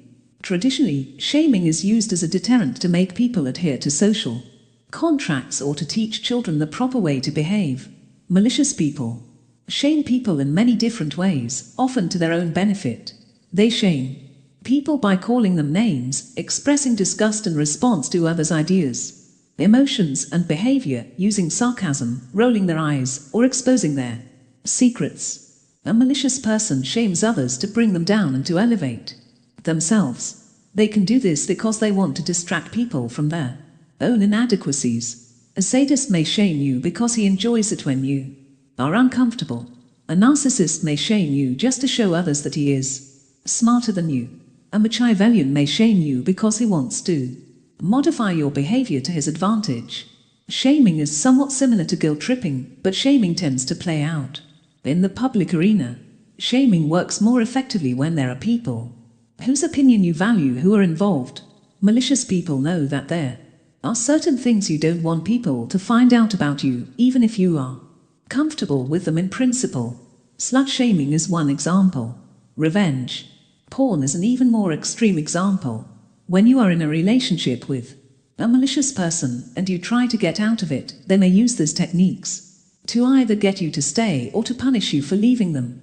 Vilifying the victim. Manipulators, especially Machiavellians, tend to be smart and devious, so they can easily find ways to vilify their victims. There are two ways that this can happen. They can either convince other people that the victim is the real aggressor, or they can convince the victim that he or she is the one who did something wrong. Vilifying the victim involves using several tactics, including rationalizing and gaslighting. People who vilify victims try to justify their actions by making it seem as though the victims are the bad guys. For example, someone who cheats on his spouse may explain his behavior away by telling people that his spouse is a bitch, or she is frigid and controlling. The manipulator is trying to rationalize his actions here by creating the impression that whatever he may have done, the person he did it to had it coming, and she probably deserved worse. You can tell if a person you have started seeing has a tendency to blame the victim by assessing the way he or she talks about his or her past relationships. If he blames everything that went wrong on his ex and takes no responsibility whatsoever for his role in what happened, you can be certain that he'll approach your relationship the same way. Manipulative people know deep within that they are responsible for the things that go wrong, but to them, vilifying the victim is just another way to be deceptive and to control the way people perceive them. If they are vilifying you, they want you to take responsibility for their actions so that they can dominate you. Narcissists tend to believe that they are superior to other people, and when they vilify the victim, they may truly believe that it's within their right to take advantage of you however they can. It's not that they don't know they are taking advantage of you, they just think that you are subservient to them, and that's just the natural order of things. Playing the victim role and playing the servant role. When manipulators play the role of the victim, in actual sense, they never really see themselves as victims. It's just a game for them, and the point is to avoid responsibility while getting the benefits that come with sympathy. They want to be perceived as weak people who are suffering, emotionally wounded, or even physically injured for the purposes of eliciting sympathy or managing impressions. Manipulators try to convince their victims that they are the ones who are suffering in one way or another. If the victim is invested in the manipulator's welfare, he or she may decide to offer help, often at a high personal cost. You should be extremely cautious if you realize that you are dealing with a person who likes to play the victim, because you never know how far they may go. If someone plays the victim in any dynamic, someone else has to be cast as a victimizer, and if the manipulator is good at it, he or she could come up with a very well-constructed narrative that could irreversibly ruin your reputation or even put you in legal jeopardy. If someone you are dating plays the victim when the two of you are together, it might be possible to deal with the issue by seeking counseling. However, if you notice that he or she is selling that narrative to other people, you should try to get out of that relationship as fast as possible before the lie escalates and everyone turns against you.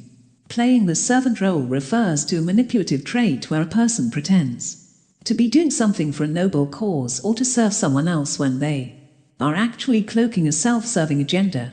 This is common in Machiavellians and psychopaths, but not so much in narcissists. A Machiavellian may pretend to be on your side, and he may offer to do your bidding. He may even give you plenty of reasons to trust him, and you may let him in and give him access to your resources. Sooner or later, he will reveal his true intentions. Oftentimes, it could be that he has a desire for power or control, and to him, you are just in the way. Machiavellians are good at hiding their ambitions, but when the opportunity arises, they'll strike and they'll exert their dominance over you. There are manipulators who get into leadership positions by playing the servant role. They then go on to use those leadership positions for personal enrichment or for their own agendas. You may have heard of people who start charities and prey on conscientious and well-meaning people to collect donations, which they proceed to embezzle. Seduction. Seduction is an integral part of romance and courtship, but it can also be a very effective manipulation tactic if a person has malicious intentions. We all want to be liked and to be valued, so when someone says flattering things about us, we are likely to believe them. Seduction is one of the first manipulation techniques that most manipulators will deploy when they meet you for the first time. As we have mentioned several times already, manipulation techniques tend to be more effective when the manipulator and the victim have some sort of emotional connection. Seduction is the first step towards establishing that connection. Seduction and flattery are insidious ways of managing impressions when manipulators want to conceal their true intentions. When someone gives you attention, you feel special and flattered, and you let your guard down, allowing him to come in and take advantage of you. We all have some level of narcissism inside of us, so when someone flatters us, we rarely stop to think that maybe they have an ulterior motive and that the flattery has nothing to do with us. Even when people are aware that they are being buttered up, they often let it happen, and they don't put a stop to it. They start off by assuming that they are immune to the manipulator's charms, and they tell themselves that they are indulging the person just for fun, but before they realize it, they end up actually falling for the trick and becoming emotionally invested in the manipulator.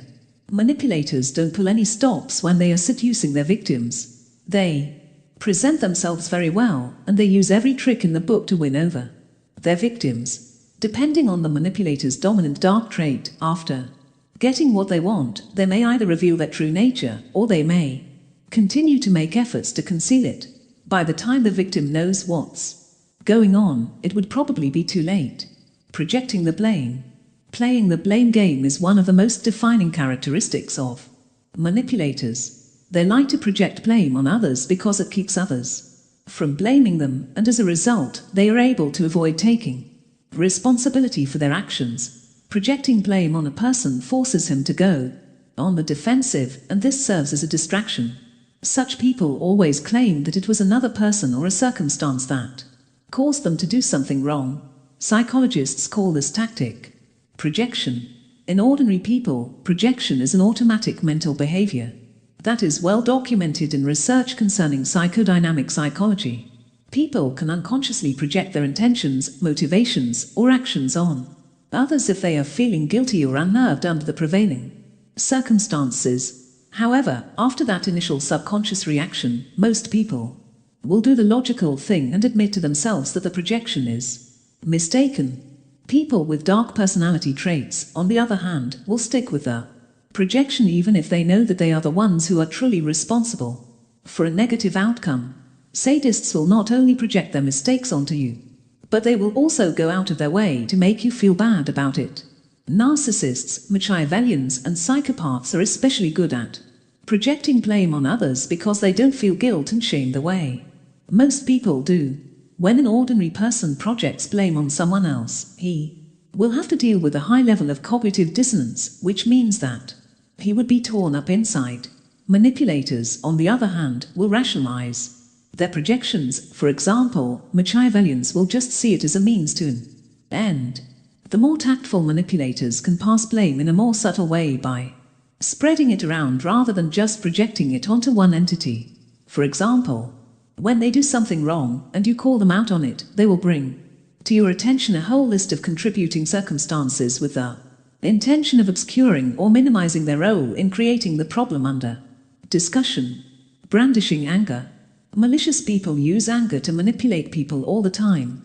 When someone brandishes anger at you, they may yell, or use threatening gestures, spit out harsh words, or react in totally unpredictable ways. People's emotions have an effect on how we act and react in specific situations, so manipulative people can strategically deploy anger to control the way you react.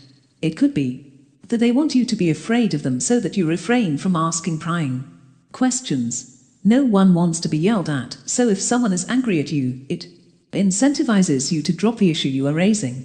Manipulative people also brandish anger to convey fake moral outrage in order to portray themselves as innocent in the face of damning accusations. For example, if you suspect your partner of cheating on you and confront him about it, if he is manipulative, he may react very angrily to show you that he is outraged that you would even ask him about such a thing.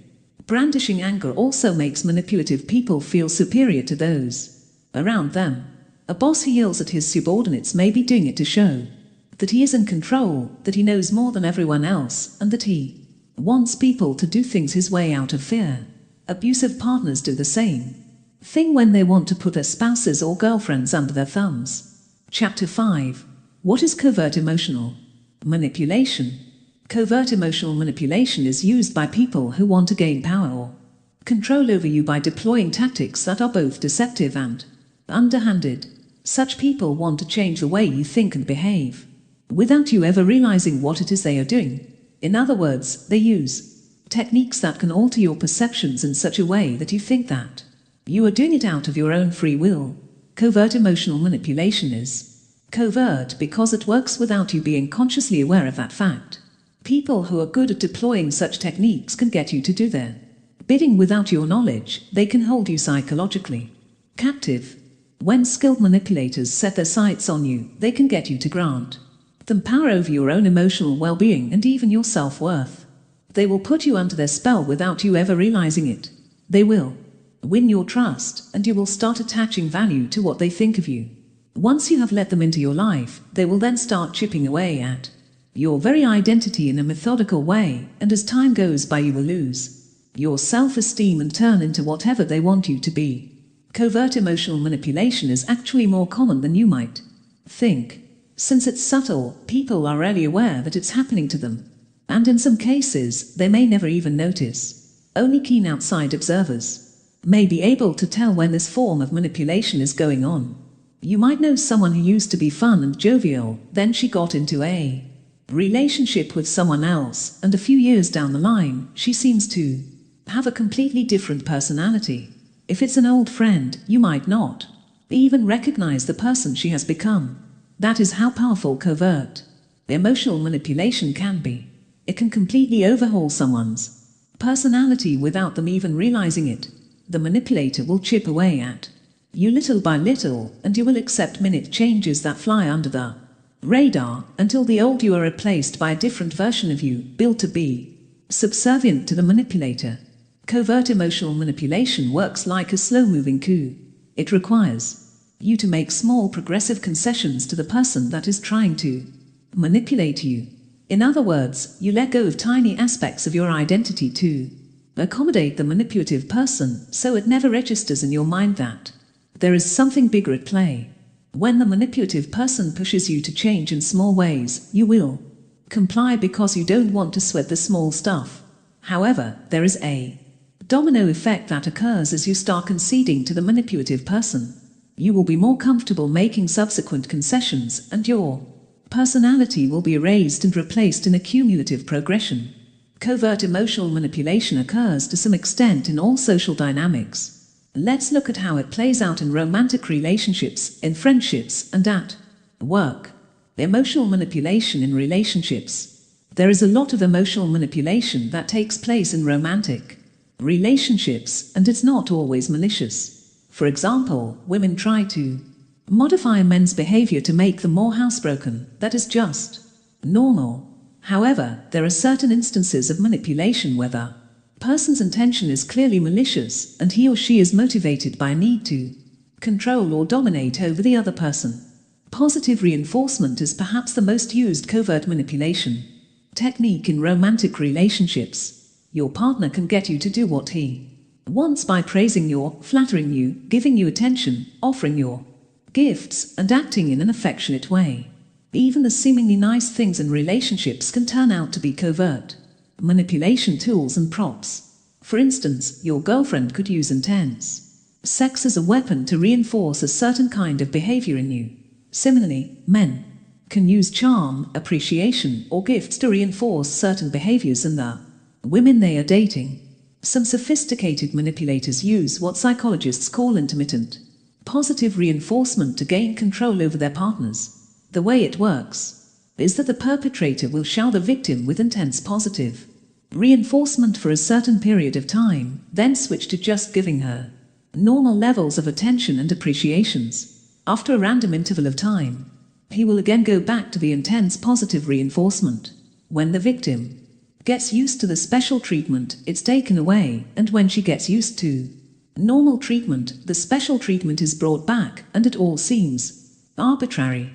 Now, the victim will get to a place where she becomes sort of addicted to the special treatment, but she has no idea how to get it, so she starts doing whatever the perpetrator wants in the hope that one of the things she does will bring back the intense positive reinforcement.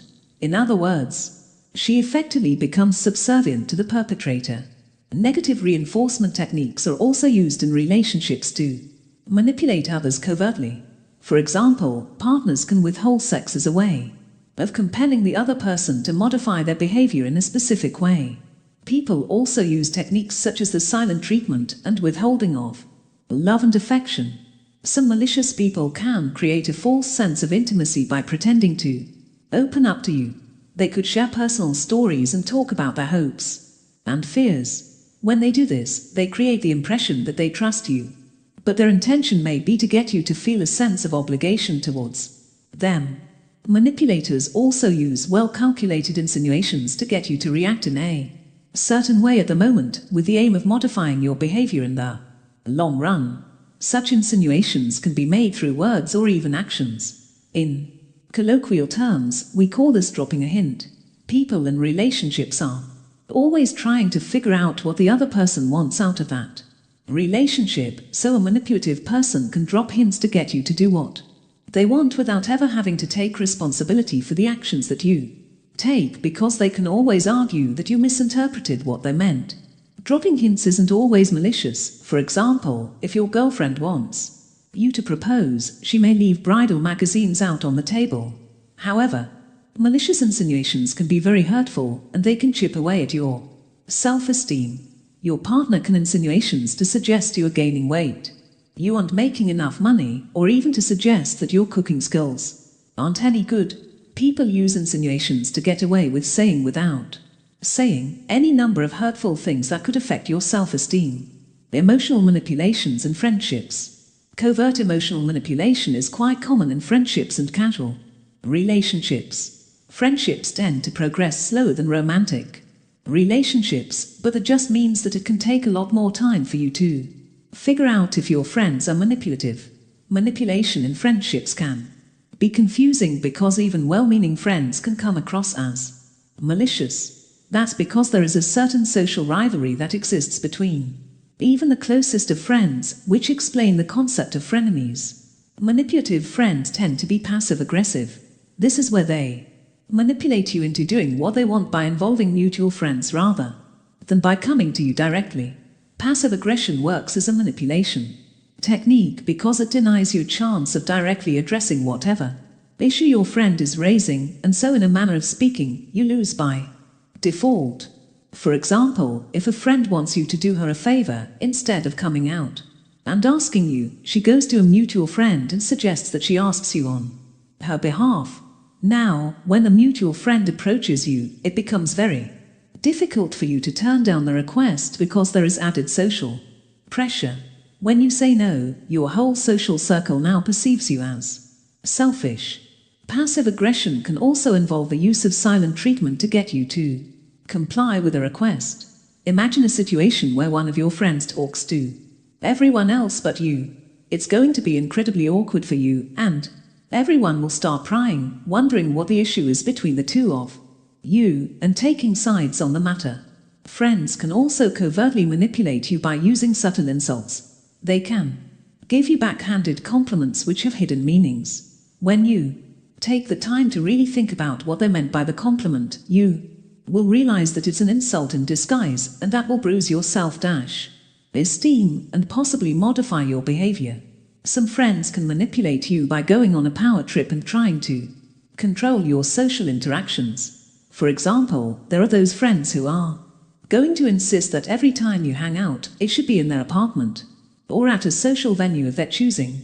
Such friends often have the intention of dominating your friendship, so they are keen to always have a home ground advantage over you. They'll try to push you out of your comfort zone, just so that you can reveal your weaknesses and you can then become more emotionally reliant on them. Manipulative friends tend to excessively capitalize on your friendship, and to a disproportionate degree. They will ask you for lots of favors with no regard for your time or your effort. They are the kinds of friends who will leverage your friendship every time they need something, but then make excuses when it's their turn to reciprocate. Emotional manipulation at work. There are many reasons why your colleague may want to manipulate you. It could be you are on the same career path, and so he wants to make you look bad. It could be that he is lazy and he wants to stick you with his responsibilities. It could also be that he is a sadist and he just wants to see you suffer. One way people at work exert their dominance over others is by stressing them out and then, almost immediately, relieving the stress. Say, for example, you make a minor error on a report and your boss calls you into his office. He makes a big fuss and threatens to fire you, but then towards the end, he switches gears and reassures you that your job is secure as long as you do what he wants. That kind of manipulation works on people because it makes them afraid and gives them a sense of obligation at the same time. Some colleagues can manipulate you by doing you small favors and then reminding you of those favors every time they want something from you. For instance, if you made an error at work and a colleague covered for you, he may hold it over your head for months or even years to come, and he is going to guilt you into feeling indebted to him. Colleagues can also manipulate you by leaving you out of the loop when they are passing across important information. The intention here is to get you to mess up so that they can have a better standing with the boss or with other colleagues. When you discover that someone is leaving you out of the loop at work and you confront them, they could feign innocence and pretend that it was a genuine mistake on their part, or they could find a way to turn it around and blame you. People with dark personality traits tend to be hyper-competitive at work, and they won't hesitate to use underhanded means to pull one over you. Most colleagues turn out to be good friends, but you should be careful with colleagues that are overly eager to befriend you. It could be that they want to learn more about you so that they can figure out your strengths and weaknesses and find ways to use them against you. Narcissist. Machiavellians and psychopaths are very good at scheming at work, so don't let them catch you off guard. Chapter 6. What are the manipulators trying to do? You may wonder, what are manipulators trying to do? Why do they put so much work into manipulating others, instead of just focusing on improving themselves? The fact is that manipulators have a deep-seated psychological need to control others, so they seek to weaken their victims in order to gain dominance over them. When they manipulate others, they are trying to cancel their willpower, to destroy their self-esteem, to seek passive-aggressive revenge against them, or to confuse their reality so that they become more malleable. Let's look at how and why manipulators do those 4 things. Cancellation of willpower. It's because of our willpower that we are able to retain control over our lives, and to resist people's attempts to dominate us and force us to do their bidding. That is why one of the primary intentions of manipulative people is to obliterate our willpower. So, how can someone take away your willpower? Well, first, you have to understand that willpower isn't unlimited. We can lose our willpower through a process that psychologists refer to as ego depletion. To understand this, you have to think of willpower as a resource that may be renewable, but it can only be renewed at a slow pace. So, if we spend that resource on one thing, we have less of it to spend on another thing that demands it. So, ego depletion is the outcome that occurs when we spend all the willpower that we have, and we are left without adequate willpower in the face of subsequent challenges. Manipulative people know that willpower doesn't come from a bottomless pit, so they tend to overload us with scenarios where we are forced to use our willpower until that willpower gets depleted. For example, a malicious person may keep trying to agitate you while you keep trying to stay calm and keep your cool. However, if he keeps doing it for a prolonged period of time, chances are you will get to a point where you snap and react with anger. Psychologists believe that willpower is sort of like a muscle. It gets stronger when you exercise it, but during the moment of exertion, it can fail if it's pushed past a certain point. Malicious people can cancel your willpower by forcing you to overexert it. Willpower is what makes it possible for us to make the right decisions in the face of serious temptation or pressure. It's what makes us spend time studying for an exam instead of watching videos online. Without willpower, we become highly suggestible, and people can get us to do their bidding with little resistance. Ego depletion is sometimes also referred to as decision fatigue. The idea behind this concept is that the more decisions we make, the more fatigued we become, and as a result, we are unable to make good decisions. When manipulative people put us in situations where we have to keep making decisions, they eventually are able to wear us out. There are several other factors that have been known to destroy willpower. The first one is scarcity. When something is scarce, we are tempted to act in a more impulsive way to acquire it, abandoning our principles in the process. For instance, when you are hungry, you might be forced to abandon the thou shalt not steal principle just to feed yourself. People who are adept at emotional manipulation can chip away at your willpower by introducing the element of scarcity. For example, when a person gives you the silent treatment, she is essentially withholding human interaction and affection, thus making it a scarcity for you. This increases the likelihood that you will abandon your stand and comply with her request. Another way to cancel someone's willpower is by threatening their well-being or their livelihood. Malicious people can compromise your willpower by doing things that jeopardize your job, your relationships, or your happiness. When a colleague does something that puts your job security in jeopardy, or if your partner does something that makes your life a living hell, you will become somewhat desperate, and at that moment, your willpower is more likely to be compromised, leading you to either surrender or do something that is detrimental to you. Stress is another factor that can cause the depletion of one's willpower.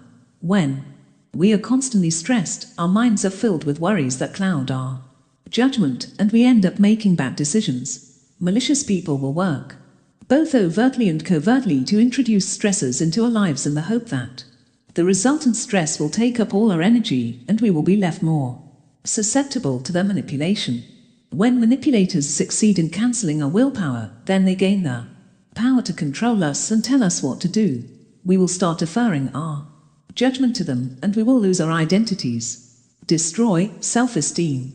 Apart from depleting your willpower, malicious people also want to destroy your self-esteem. Unfortunately, they have dozens of different ways that they can do this. Inasmuch as we try to draw our self-esteem from within, the fact remains that as social beings, we put a lot of stock in what other people say about us, and that is where manipulative people draw their strength. Manipulators can chip away at your self-esteem by using carefully worded phrases that are aimed at attacking and belittling you. Their words are usually carefully calculated to either upset you or to confuse you, so that you spend a lot of time thinking about what they mean. We have already looked at the kinds of manipulative techniques that can cause you to start questioning yourself or thinking that your own emotions aren't valid. Manipulators also chip away at your self-esteem by constantly blaming you for all sorts of problems. When someone keeps telling you that certain things are your fault, a seed of self-doubt will start growing in you, and as this idea is reinforced, you will get to a point where you start actually internalizing the person's criticism, and this ruins your self-esteem. Sometimes, manipulative people can pass the blame onto you without even saying a word. When something bad happens, they'll give you a look that says everything you need to know about how they feel, and even in the absence of an accusation, you will start questioning yourself. Another way manipulative people destroy your self-esteem is by flooding you with negative information. We all know that self-esteem can be affected by the company we keep. If we surround ourselves with negative people, and they keep saying bad things, we start internalizing those things. Manipulative people, especially Machiavellians, can dupe us by feeding us negative information. For example, a colleague at work could keep pouring cold water on all your ideas until you get to a point where you start believing that you can't get things done. In relationships, manipulators can destroy your self-esteem by neglecting you emotionally until you start thinking that you don't deserve love and affection. Manipulative people can also destroy your self-esteem by feeding your fears. Once they discover that you have certain fears, they'll start nurturing those fears in you so that they can use them against you. The more afraid we are, the more our self-esteem diminishes. Manipulative people like it when their victims have low self-esteem for a lot of reasons. You have probably heard the saying that if you don't stand for something, you will fall for anything. That is what manipulators are counting on here. They know that if you don't have a strong view of yourself, they can gain the power to control how you view yourself. If you start doubting who you are, they'll take over and create a version of you that they can push around. Manipulators also know that when we have low self-esteem, we become very agreeable because we want to please other people so as to gain some positive attention and to win the approval of others. They want their victims to turn into people pleasers, and they want to put themselves at the center of the victims' lives so that they are the ones benefiting from it. At work, manipulators may want to destroy your self-esteem to make you feel like you are not up to the job so that they can climb over you on their way to the top. If they can't completely convince you that you are a loser, they'll settle for making you so afraid of failure that you are even unable to gather the strength to try to compete with them. Manipulators may also want to destroy your self-esteem so that you are unable to maintain your personal boundaries and they can get in and take advantage of you. Like we have mentioned, when your self-esteem is destroyed, you are unable to stand up for what you believe in, so you can't enforce your principles. You may feel like you don't even have the basic right to assert your preferences, so manipulators will be at liberty to walk all over you. Passive-aggressive revenge. Some manipulators will go after you because they are seeking passive-aggressive revenge against you. If you have ever slighted a narcissistic person, a sadist, or a psychopath in any way, they are probably holding some sort of grudge against you, and they may manipulate you because they want to get even. Now, normal people hold grudges or go after each other for clear reasons that both parties are aware of. However, people with dark personality traits can target you for pretty much any reason, as long as it makes sense to them. There is no logical threshold that you have to meet for them to set their sights on you. They could hold a grudge for years because of a statement that you made in passing. They could make you their target because your boss complimented you instead of them. They could even target you because of deep psychological issues that even they cannot comprehend. For instance, a psychopath may seek to victimize you and destroy your life because you look like the girl who rejected him way back when he was a teenager. The point is, you don't have to do anything specific for a malicious person to decide to seek passive-aggressive revenge against you. It's possible that you just have the misfortune of reminding them of a mean parent they had growing up, or in the case of Machiavellians, it could just be that you are on their way and they have to destroy you to get ahead. It could also be that they think you are weak, and therefore you are an easy target for them. When someone is seeking passive-aggressive revenge against you, they'll want to put you down so that they can feel superior. They think that you have it good, so they want to cut you down to size by making you feel insecure. If you outperform them at work, they'll want your performance to decline because it will make them feel better. Such people will treat you with a lot of disguised verbal hostility. They will propagate negative gossip about you. When you are away, they will go out of their way to find fault in the things that you do, and they will be habitually critical of you. They'll try their best to invalidate your thoughts, feeling, and contributions because they just don't want you to be happy. Some people will seek passive-aggressive revenge against you because they are miserable, and misery loves company. Most people with dark personality traits just can't stand seeing you happy when they are miserable. The Narcissists believe the world revolves around them, so if they are miserable, they'll expect everyone else to be miserable, and they'll try to punish anyone who isn't miserable through psychological manipulation. Sadists will try to make you miserable as a way of cheering themselves up. Machiavellians, on the other hand, will scheme to steal your happiness. People seeking passive-aggressive revenge often use disguised hostile humor to bring others down. They use sarcasm to veil their hostility towards others. They'll say hurtful things, then claim that they are just kidding. They'll attack others based on their looks, their social cultural background, their gender and sexual orientation, their levels of education, and anything else that comes to mind. In other words, these manipulators have deep-seated issues, which result in psychological disturbances, and they'll go out of their way to harm others in order to satisfy their psychological needs. Confuse reality. Manipulators also want to confuse your reality so that they can control you. Altering a person's perception of reality is the ultimate way to control and dominate them. That's because when you can convince a person that what he sees and hears isn't real, then you gain the power to tell them what they should think, what you should feel, and what you should value. Controlling other people's reality is the ultimate dream for any manipulator. They want you to substitute your judgment for theirs, and the chances of that happening increase exponentially when you question your own reality. That is why mind control manipulation techniques, such as brainwashing and gaslighting, are the most dangerous ones. There are lots of reasons why a manipulator would want to confuse his victim's reality. An abusive partner would want you to quit looking for help. So they would either want you to believe that you are going crazy and the abuse isn't really happening, or that no one will offer you the love and protection that you are hoping for, so you should stop searching for it. When psychopaths gaslight others, they tend to do it intentionally. They are deliberately trying to damage their victim's mental health because they know when you are mentally weak, they can control you. They don't have a conscience, so they don't care if they do irreversible damage. Narcissists, on the other hand, tend to gaslight others or confuse their reality unintentionally. That is because the narcissists are themselves delusional. They have delusions of grandeur, and they think that they are entitled to dominate you. They'll confuse your reality because they want to impose their own perceptions onto you so that their delusions of grandeur can become your reality. Bullies and sadists will want to confuse your reality because they want it to be bleak. Their intention is to make you have a pessimistic outlook, just like them. Chapter 7. Behavioral traits of favorite victims of manipulators. There are certain characteristics and behavioral traits that make people more vulnerable to manipulation, and people with dark psychology traits know this full well. They tend to seek out victims who have those specific behavioral traits because they are essentially easy targets. Let's discuss 6 of the traits of the favorite victims of manipulators. Emotional insecurity and fragility. Manipulators like to target victims who are emotionally insecure or emotionally fragile.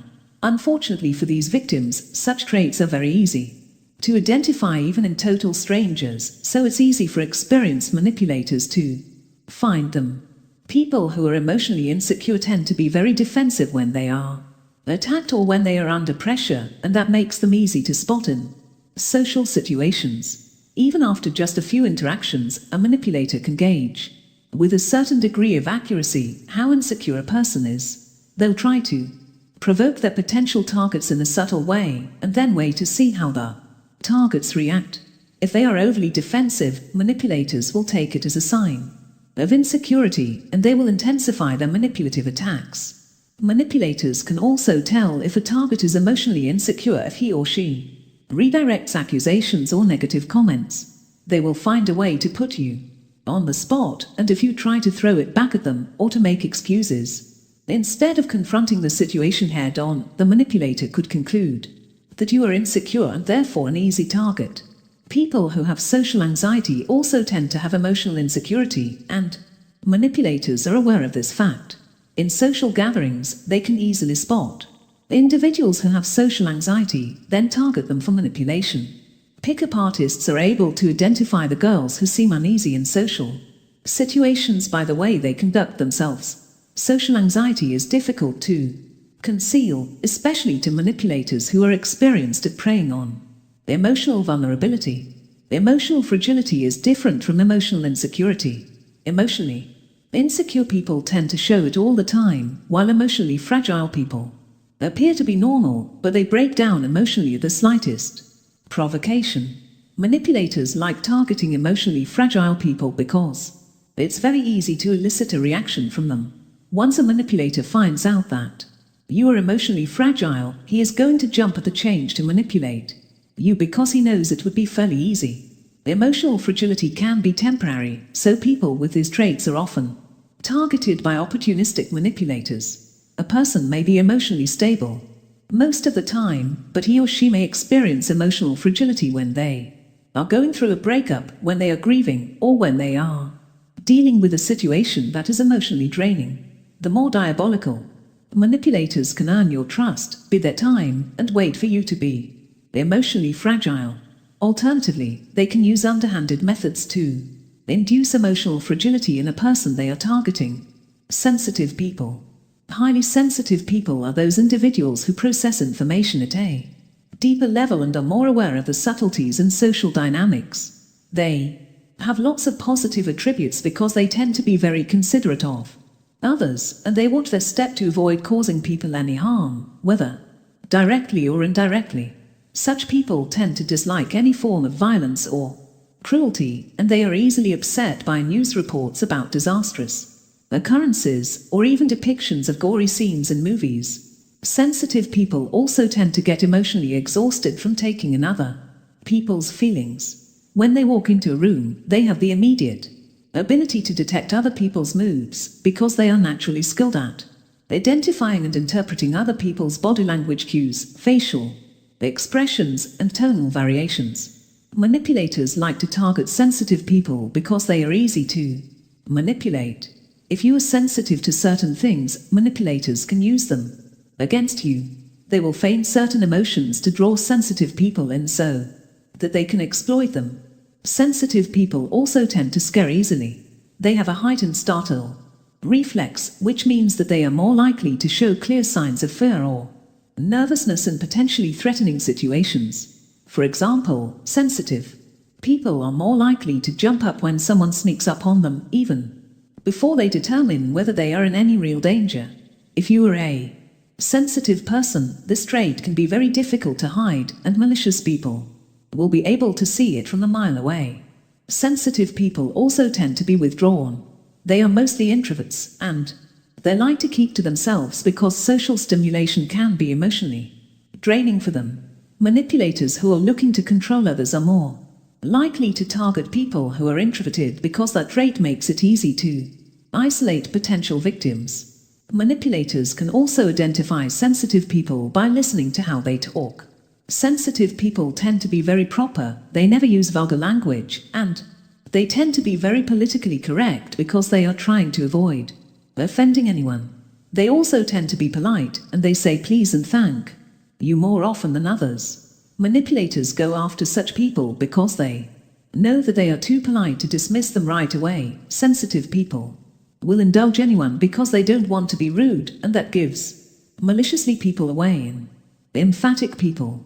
Emphatic people are generally similar to highly sensitive people, except that they are more attuned to the feelings of others and the energy of the world around them. They tend to internalize other people's suffering to the point that it becomes their own. In fact, for some of them, it can be difficult to distinguish someone's discomfort from their own. Emphatic people make the best partners because they feel everything you feel. However, this makes them particularly easy to manipulate, which is why malicious people like to target them.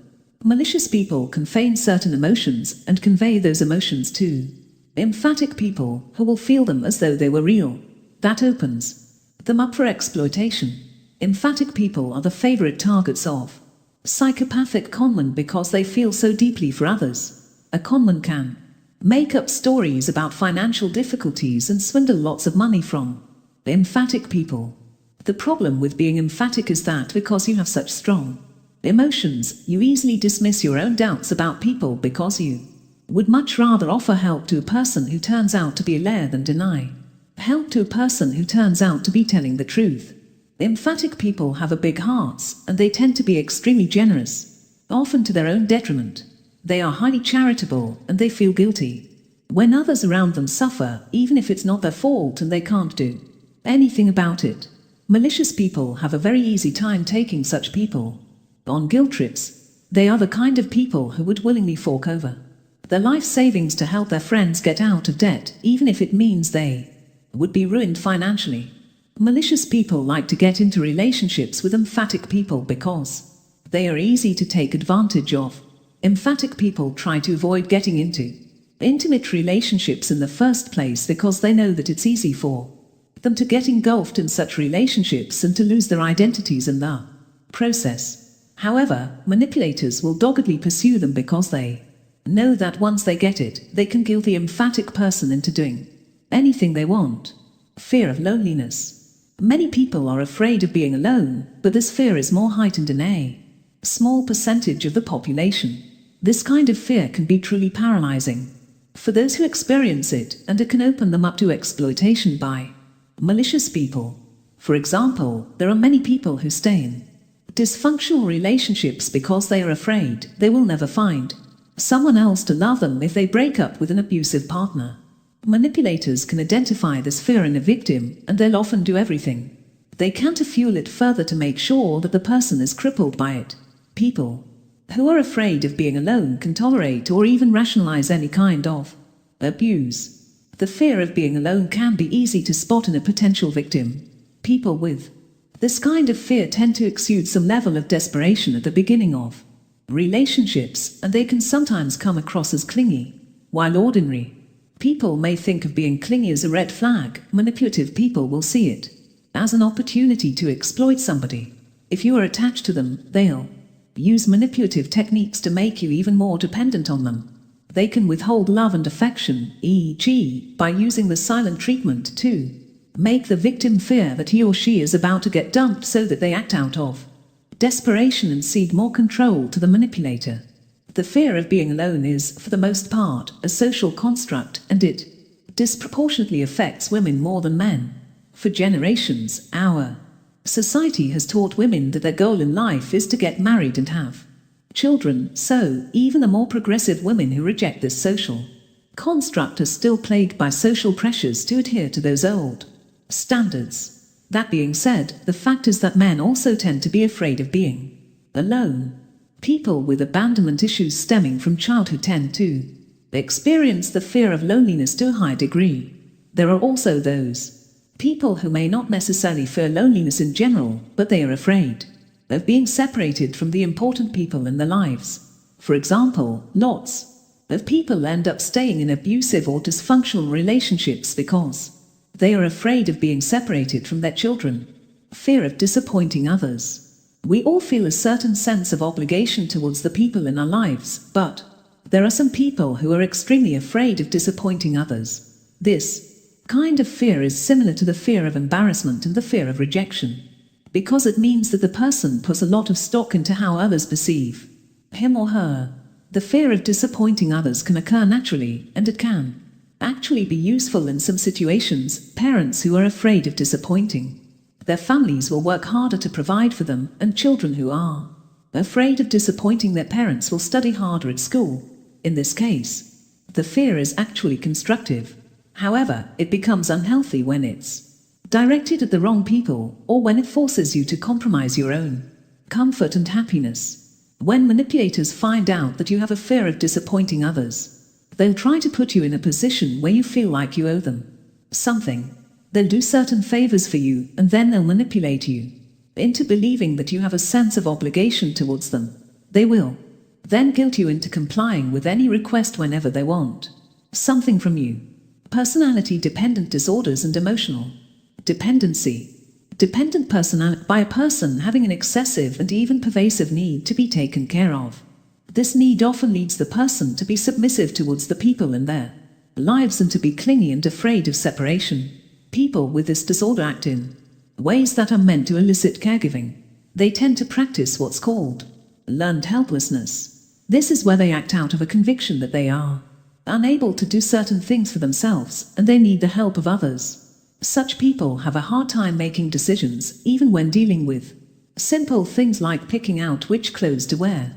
They need constant reassurance and advice, and they let others take the lead in their own lives. These are the kinds of people who either move back into their parents' homes as adults or treat their spouses and partners as though they are their parents. Manipulators like to target people with dependent personality disorders because they are very easy to control and dominate. These people willingly seek control over the lives to others, so when manipulators come knocking, they don't face much resistance. Manipulators start off by giving them a false sense of security, but once they have won their trust, they switch gears and start imposing their will on them. Emotional dependency is somewhat similar to dependent personality disorder, but it doesn't rise to the level of clinical significance. It stems from having no self-esteem, and is often a result of childhood abandonment issues. People with an emotional dependency will play the submissive role in relationships for fear of losing their partners. They tend to be very agreeable because they want to please the people in their lives. Such people are easy to manipulate, and malicious people can easily dominate them. Chapter 8. The role of defense. To avoid falling victim to manipulators, you have to build your defenses so that you are prepared for any manipulative strategies that they may try to use on you. The best way to build your defenses is by taking steps to improve your self-esteem and your willpower. However, as a point of caution, you should be very careful about how you build your defenses, because you don't want to create restrictions that will keep you from living a fulfilled life. For example, as you try to guard against manipulation, you can't act out of fear. You can't hide from the world just to avoid scenarios where someone might want to take advantage of you. Remember that the world is full of people with dark personality traits who may harbor malicious intentions, so acting out of fear won't protect you from anyone. In fact, it will just make you more of a target. As you build your defenses, make sure that start on the premise that you are willing to confront manipulators head-on, and you will never run away or recoil. If you act out of fear, you lose by default. The steps to raise self-esteem. To help you build your defenses, we will discuss the 8 steps that you have to take in order to raise your self-esteem and to increase your willpower by extension. Acceptance. Acceptance is about assenting to the reality of a given situation. It's about recognizing that a certain condition or process is what it is, even if it's characterized by high levels of discomfort and negativity. It's about consciously submitting to the fact that something cannot be changed, and that its reality is not subject to interpretation. It's about making peace with the situation that you are in. Acceptance is the opposite of denial. Even the most rational among us tend to be in denial about lots of things in their lives, which are settled facts in real sense. Denial can be a coping mechanism, one that can keep us from being overwhelmed by the reality of a given situation. However, denial does us more harm than good, because unless we can accept something, we can't change it, and we will be stuck looking for alternative interpretations and explanations for our prevailing circumstances.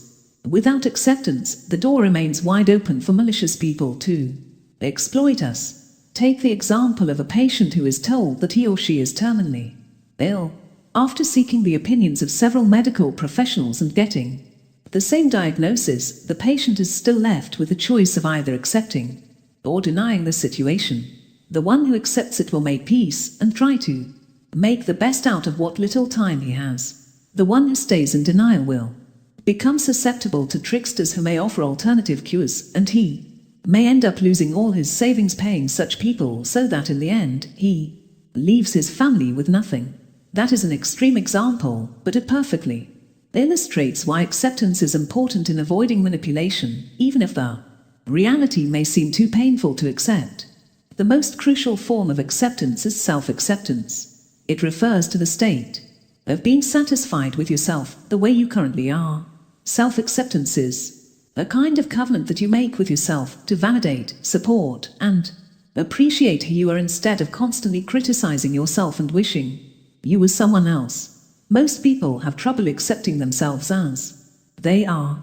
We are all in a constant strive for self-improvement. We want to be more successful, to be wealthier, to be more attractive, or to be perceived more positively by others. Even the most accomplished among us have issues with self-acceptance. In many ways, the desire to be a better version of yourself can be seen as a positive thing. It can help you study harder in school, work harder to earn a promotion at work, or exercise more to get in shape. However, the problem is, there is always room for improvement, so no matter how high you ascend, the dissatisfaction will always be there, and it will make you vulnerable to manipulation by people who want to take advantage of your desires. To defend against manipulation, you have to accept your reality, and you have to accept yourself. People tend to think that if they accept themselves, they won't try to improve. That couldn't be further from the truth. Accepting yourself means owning up to your flaws, and that gives you control over your life. With self-acceptance, attempts at self-improvement would come from within, so when you decide to change, you will be doing it for yourself and not for anyone else. Increase awareness. Increasing your awareness means having a high level of alertness when it comes to understanding what's going on in your environment. It means paying close attention to your surroundings and to the way people behave around you. The higher your level of awareness, the better you will be when it comes to adapting to your surroundings and understanding the motivations of the people you interact with. When you become more aware, you will be able to catch on quick when people try to manipulate you. Many of us tend to be preoccupied with our own thoughts that we hardly ever notice the cues of the people we interact with.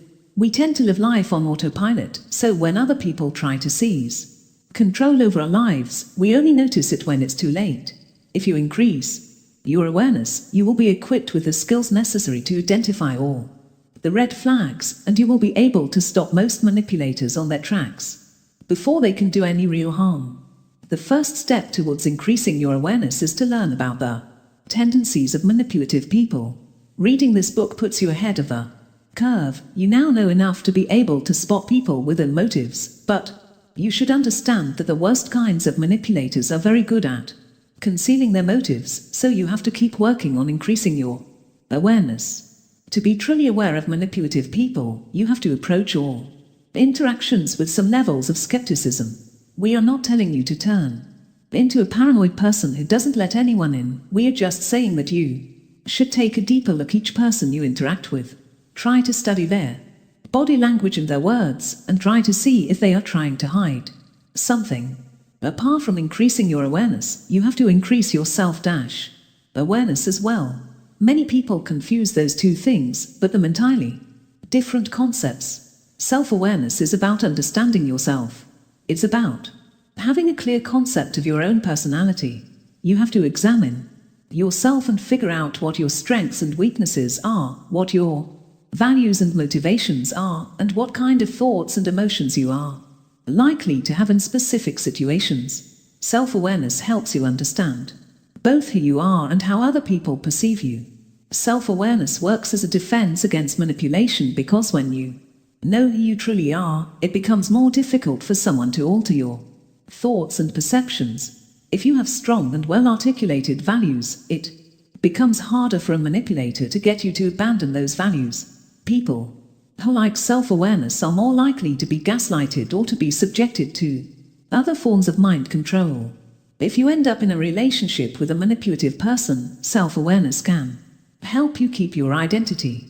Manipulators will try to tell you what to think and how to behave, but if you are self-aware, you will experience cognitive dissonance, and your brain will push back against any attempts at manipulation. Detach with love.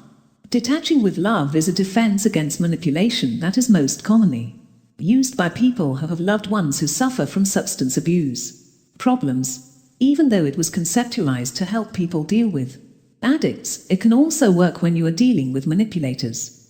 Detaching with love is about showing love and compassion for others without taking responsibility for their actions. For example, if you have a family member who is a drug addict, the way it works is that you try to support them and encourage them to get clean, but you let them make their own decisions, and you let them suffer the consequences of their actions. If the addict doesn't come home, you don't waste your time looking for them in the seedy parts of the city. You stay at home, and you do the things that benefit you and make you happy. The point of detaching with love is to stop trying to control other people's lives, even if you are doing it for their own good. The idea is that you accept that people are different from you and that they have their own free will. Detaching from love can defend you from manipulation in many ways. There are manipulators who want to exploit you by making you responsible for them. We have mentioned several times in the book that some malicious people will take the submissive position in a relationship because they want your world to revolve around them. They want you to give them all your attention. That is how they control you. When you detach with love, you will learn to stop fixing everyone's problems. So, when a manipulator tries to play the victim in order to gain your sympathy, you will keep doing whatever is in your best interest, and you will tell him or her to take responsibility for his or her own actions. Some manipulators may take up self-destructive habits because they want to dominate you by making you clean up after them. When they do this, you can detach with love by letting them follow the paths they have taken, no matter where they lead them. If they are causing you harm, you can get away from them, but leave your door open. If they find the right path in the future and regain control over their own lives, you can let them in again. You have to make it very clear through your words and actions that you will let them direct their own lives and you won't take any responsibility for them. Detaching with love is about accepting others for who they are and respecting them enough to let them be in charge of changing their own lives. When you feel responsible for someone and he makes a choice that harms you both, oftentimes you will react with fear, anger, or anxiety. To detach with love, you have to learn to let go of those negative emotions. Manipulators count on the fact that you will react in a predictable way to their machinations, but when you detach with love, you learn to calm yourself down and think about your role in the other person's life before you take any sort of action. This will keep you from falling into the traps that manipulators will set for you. Detaching with love builds your self-esteem because it allows you to put your own needs ahead of those of the people that try to manipulate you. Build self-esteem. You can defend against manipulation by building your self-esteem in the old school way, using self-help techniques. People tend to discount classic self-help techniques, but they actually work. They won't solve all your problems, but they'll make you feel worthy enough and give you the strength to resist many forms of manipulation. The oldest self-help technique in the book is to try to be nicer to yourself. This usually involves being kind to yourself and being your own cheerleader. It also involved challenging the negative thought and assumptions that you make every day. It also involved treating yourself as you would treat a close friend.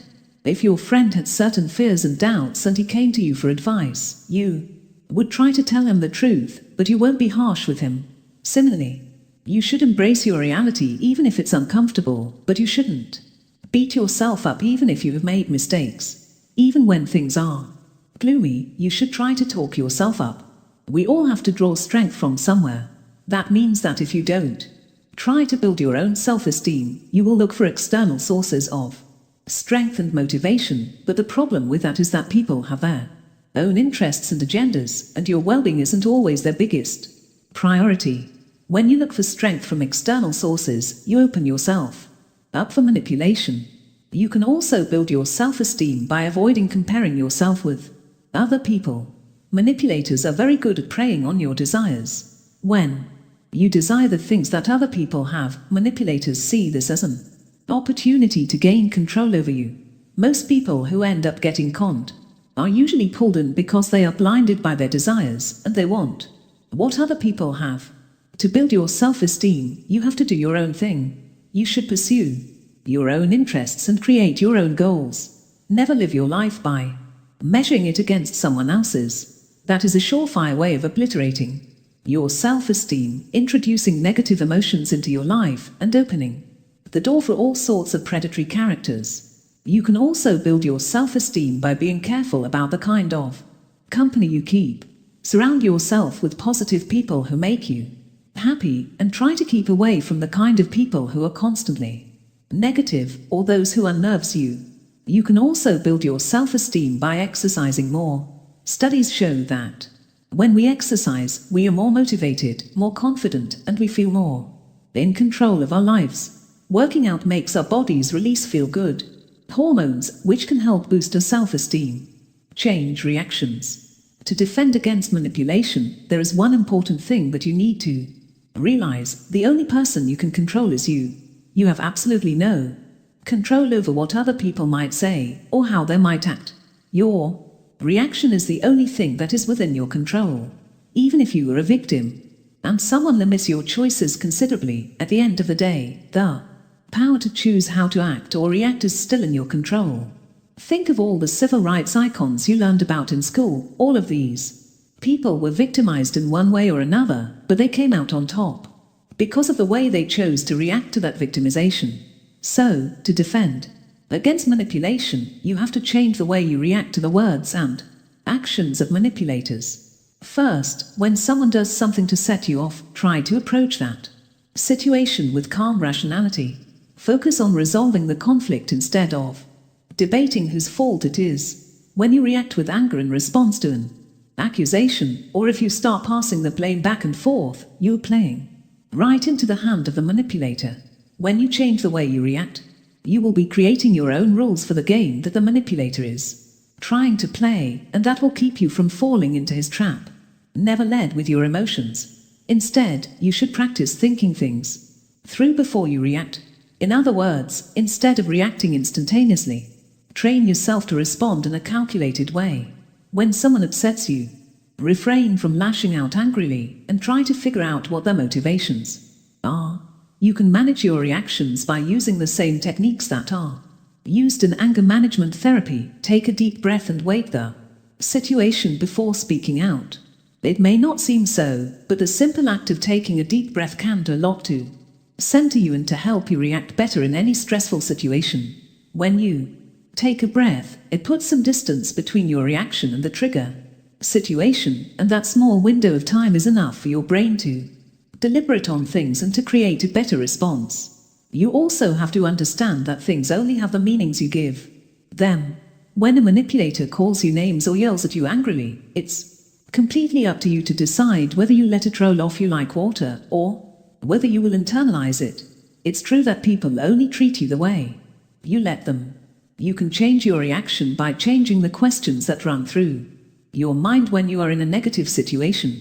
If someone is attacking you, the questions running through your mind could be, why is he doing this? Who does he think he is? You can try to change those questions so that you start thinking, how can I quickly resolve this? How can I keep my dignity? Here, when you ask yourself the right questions, you have a better chance of finding a proper way to react. Be assertive. Someone can only successfully manipulate you if you are not willing to stand your ground and be assertive. Some psychologists have pointed out that being assertive is the middle ground between being passive and being aggressive.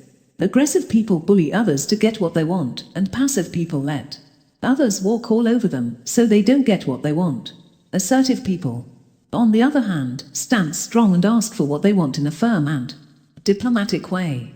When you are assertive, you communicate in a way that's respectful towards the needs, feelings, and opinions of others, but you are unwavering in advocating for your own needs. You make requests that are reasonable, and you try to avoid infringing on the rights of others. In case of a dispute, you seek a compromise that is objectively fair to everyone. You draw clear boundaries, and you let people know when they are crossing those boundaries. The most crucial aspect of assertiveness is being a good communicator. Assertive people have voices that are relaxed but firm. They speak fluently, and they come across as sincere. When they have to work with others, they are cooperative, and they contribute in a constructive way. They don't raise their voices when things get heated. They stay steady, unshaken, and unfailingly logical. Assertive people are also good at using nonverbal cues to communicate effectively. They maintain eye contact with the people they are talking to.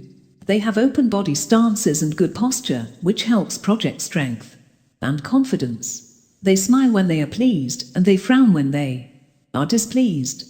Assertive people are very direct, and they know what they want from the very beginning. As a result, it's very difficult for you to manipulate them.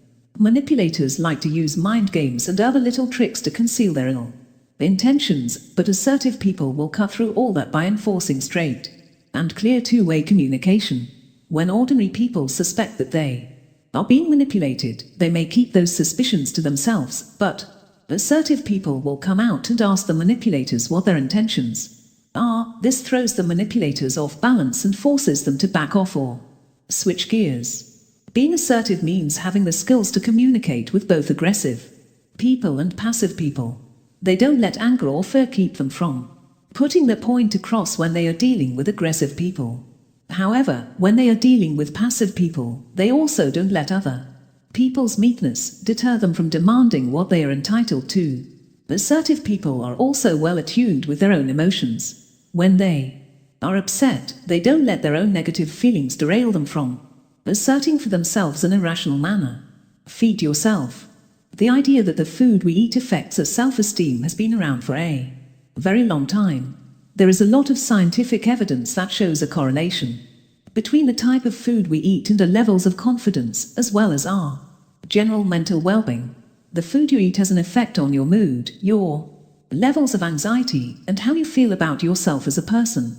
When we lack the right balance of nutrients in our bodies, it affects the levels of certain hormones, and as a result, we experience a shift in our moods. That explains why we tend to be more active and stimulated when we consume sugar, coffee, or foods with high levels of carbohydrates. There are also other foods that make us feel lethargic when we eat them. Some researchers have found out that when we fail to take in enough vitamins, fatty acid, and certain mineral and omega-3 oils, we could experience depression because of their ability to keep depression at bay. These foods are referred to as mood-boosting foods. Carbohydrates are usually broken into glucose, which is used as energy in the brain and in the muscles. If we don't eat enough carbohydrates, we will lack the energy to concentrate and to make good judgments, and that can affect our self-esteem and make us more susceptible to manipulation. On the flip side, eating lots of carbohydrates lead us to gain weight, and that can have a negative effect on our self-esteem. So, if positive self-esteem is your goal, you need to eat the right amount of carbohydrate. Don't kick them off your diet, but also don't overindulge in them. Try to eat carbohydrate from whole food sources instead of refined sources. Unrefined carbohydrates release energy slowly and give you a mood boost for much longer while providing you with much needed fiber. Foods that are rich in omega-3 fatty acids prevent low moods and can help keep you from getting depressed. Based on that, some scientists have argued that eating more fish can help improve your self-esteem. As you plan out your diet, you can make sure that you have at least one portion of fish a week. As a point of caution, avoid eating too much fish if you are pregnant or breastfeeding. Foods that are rich in vitamin B, such as spinach, broccoli, meats, eggs, and dairy, have the ability to boost your energy levels and your mood, so they can contribute towards you having a more positive outlook.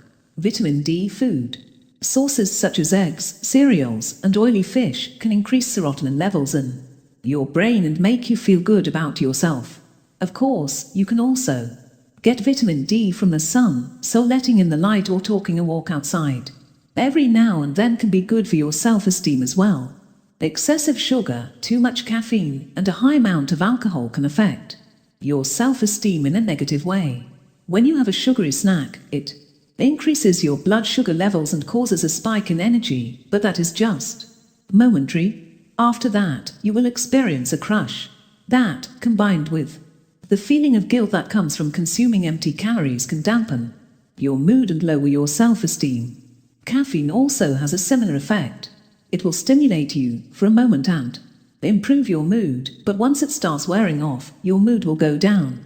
Alcohol has the effect of improving your confidence and lowering your inhibitions, which is why it's referred to as a social lubricant. However, it is also a depressant, which means that it will make you feel anxious and irritable the following day, and that is bad for your self-esteem. By lowering your inhibitions, alcohol can also make you more susceptible to manipulation. Become autonomous and take control. To increase your self-esteem and to become less susceptible to manipulation, you have to become autonomous and to take control of your own life. Researchers have found that autonomy is more highly correlated with happiness than any other factor out there. People who are autonomous tend to be more satisfied than those who are wealthy. That is because autonomy represents the core value that makes us human, the ability to exercise free will. In many social sciences, autonomy is defined as the quality of being able to make decisions according to one's own free will. Since we are social beings, it can be argued that we don't have absolute free will because the things we do are constrained by the rules of the societies we live in, but the important thing is that autonomy should be characterized by a feeling of freedom. In other words, it's about being able to do things within being coerced by either internal or external pressures. To put it simply, autonomy is having your own identity and being the only one that controls it. It's very easy to lose your autonomy when you are in a relationship with a controlling person. Even if you are part of a couple or a family, autonomy means that you do things because you want to and not because you are obligated to do them. It means that there should be a clear distinction between you and your partner, and that everyone should have their goals and ambitions independent of each other. If you are in a relationship where you are subservient to the other person, then you lack autonomy. To maintain your autonomy and improve your self-esteem, be very careful about who you choose to date and the people you choose to associate with. Even if you are committed to the person, you have to know at all times what your values are, what you want out of life, and who you are as a person. You need to hold on to those foundational values, and you should be wary of anyone who tries to make you compromise on them. You have to retain control over your life, no matter how much it's intertwined with someone else's. If you can't define yourself, someone else is going to do it for you, and then you will become a mere extension of them. In other words, they will succeed in completely dominating and controlling you. You can take control of your life by setting aside some me time for yourself. It's okay to take care of your family, friends, or partner, but if you let them have all your time, then you lose control over your life, and your identity will disappear. Set some time aside for yourself, and make sure that everyone respects it. You also need to draw clear personal boundaries, and to learn to say no to people. When someone asks you to do something, make an objective assessment of the request. If it adds no value to your life, then turn it down. Manipulative people will want to turn you into their errand boy, so from the very first time you meet anyone, make sure that you don't let them use you. Conclusion. Thank you for making it through to the end of Manipulation and Dark Psychology. How to learn speed reading people, spot covert emotional manipulation, detect deception, and defend yourself from narcissistic abuse and toxic people. I hope you have learned how manipulators work, and what you can do to defend against them so that you can take back control over your life.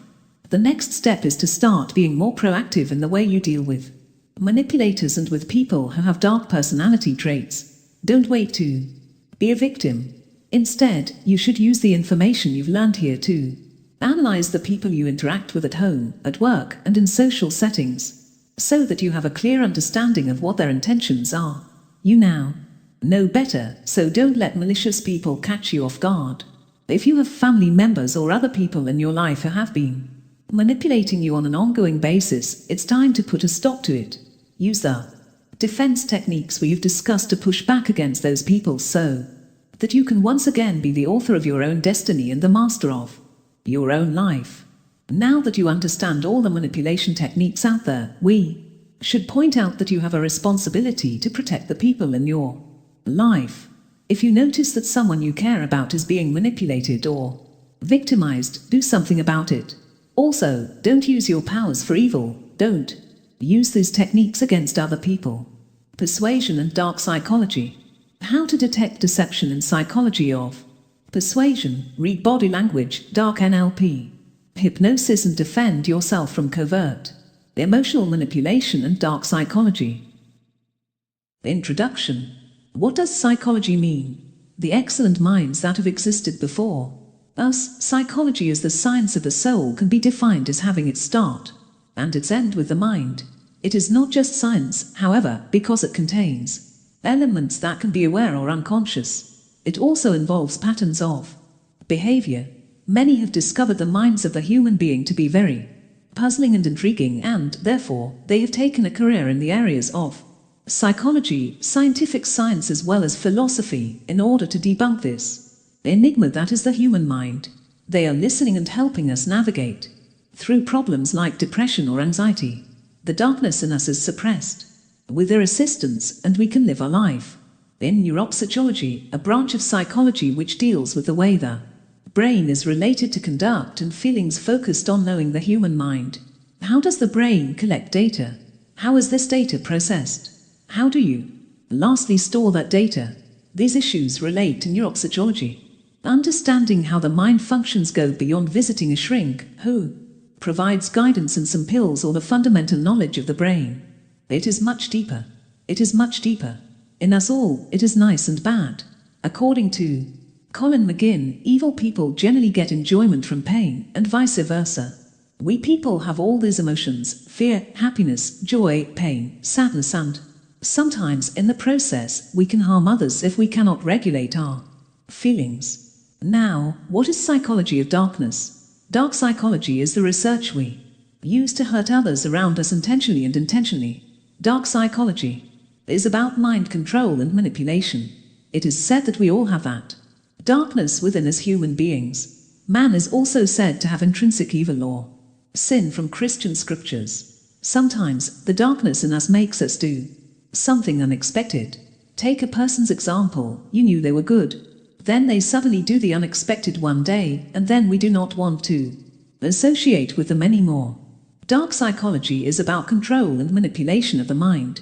This art of manipulation and somehow influencing people to do your job begins with a kid shouting at an early age so that parents can come to their rescue. Every time the child wants something, it is repeated. Parents sometimes see that as harmless, that is, no parent wants to see their baby cry. Parents who do not prevent this conduct ensure that this manipulation remains later in the lives of the child. It's about dark psychology. Get into a person's mind and understand his or her behavioral patterns. Having clarified this otherwise wide topic, let us now try to familiarize ourselves with the multiple impacts of dark psychology. Both the victim and the perpetrator feel the impacts of dark psychology. In order to understand the effects, we need to investigate certain aspects of dark psychology. People with certain personality features which are seen as obscure, such as narcissism, psychopathy, and Machiavellianism, are likely to have problems in all aspects of their relations.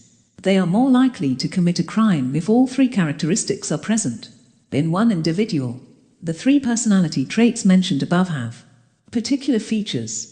For instance, a sense of rightfulness, feelings of superiority, profound envy for the achievement of others, and exploitative behavior.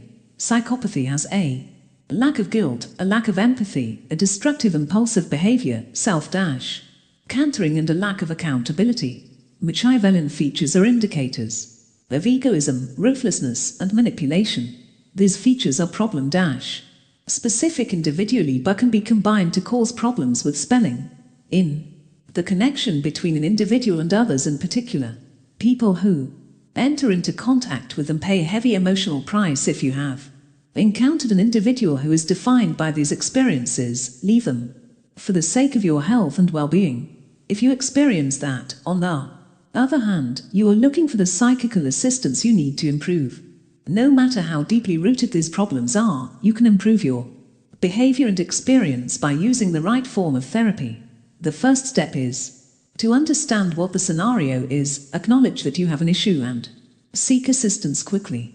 It makes us all emotionally and mentally drained to cope with individuals who have the characteristics I listed above.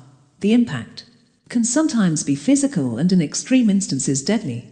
The nice neighbor whose terrible experience caused me to write this book lost everything on this trip physically: his home, his company, his finances, but his loss was much deeper and bigger. We had no connection with the perpetrator, but we were victims too. Our losses were not as monumental as yours, but we also suffered losses. We lost our nice neighbor in the beginning. She didn't die, but she never recovered from the experience. We lost our capacity to trust strangers. Even our relationships seemed to require a further level of trust to flourish. The greatest effect of dark psychology on anybody is that it generates a powerful feeling of loss. We are losing our precious things, we lose relationships, we lose ourselves. I will clarify that in a little, and for those who are highly dissatisfied will lose their life. Taking all stuff into account, it is secure to say that the effect of this darkness is profound. When an individual displays one of the dark personality traits, specialists say the individual has a very elevated tendency to display the others. Generally, if bigger members of society have such features, it is secure to say that the rate of crime in this community will be considerably high. Chapter 1. What is persuasion? Persuasion is a theme of dark psychology that can be said to share quite a bit of similarity to manipulation. This is because they are both deployed in order to influence the motivations, behaviors, attitudes, and beliefs of a particular victim. There are a number of reasons why we adopt persuasion into our everyday lives, but the main one would have to be to get people with different ideas on the same page. In company, for instance, the persuasion method will be used to alter the attitude of a person towards an item, concept, or a particular event that is taking place. Either written or spoken phrases will be used during the process to express the other person's thinking, emotions, or data. Another common instance you can use persuasion is to fulfill a private benefit. This would include either advocacy for trial when providing a pitch for sales or during an election campaign. Although none of these are deemed to be good or evil, they are still used to affect the listener to behave or believe in some manner. One understanding of persuasion is that it utilizes one's private or positional resources to alter other people's attitudes or behaviors. There are also several distinct kinds of persuasion recognized. The process of altering views or attitudes by appealing to reason and logic is known as systematic persuasion. The process of altering views and attitudes by appealing to feelings or practices is known as heuristic persuasion.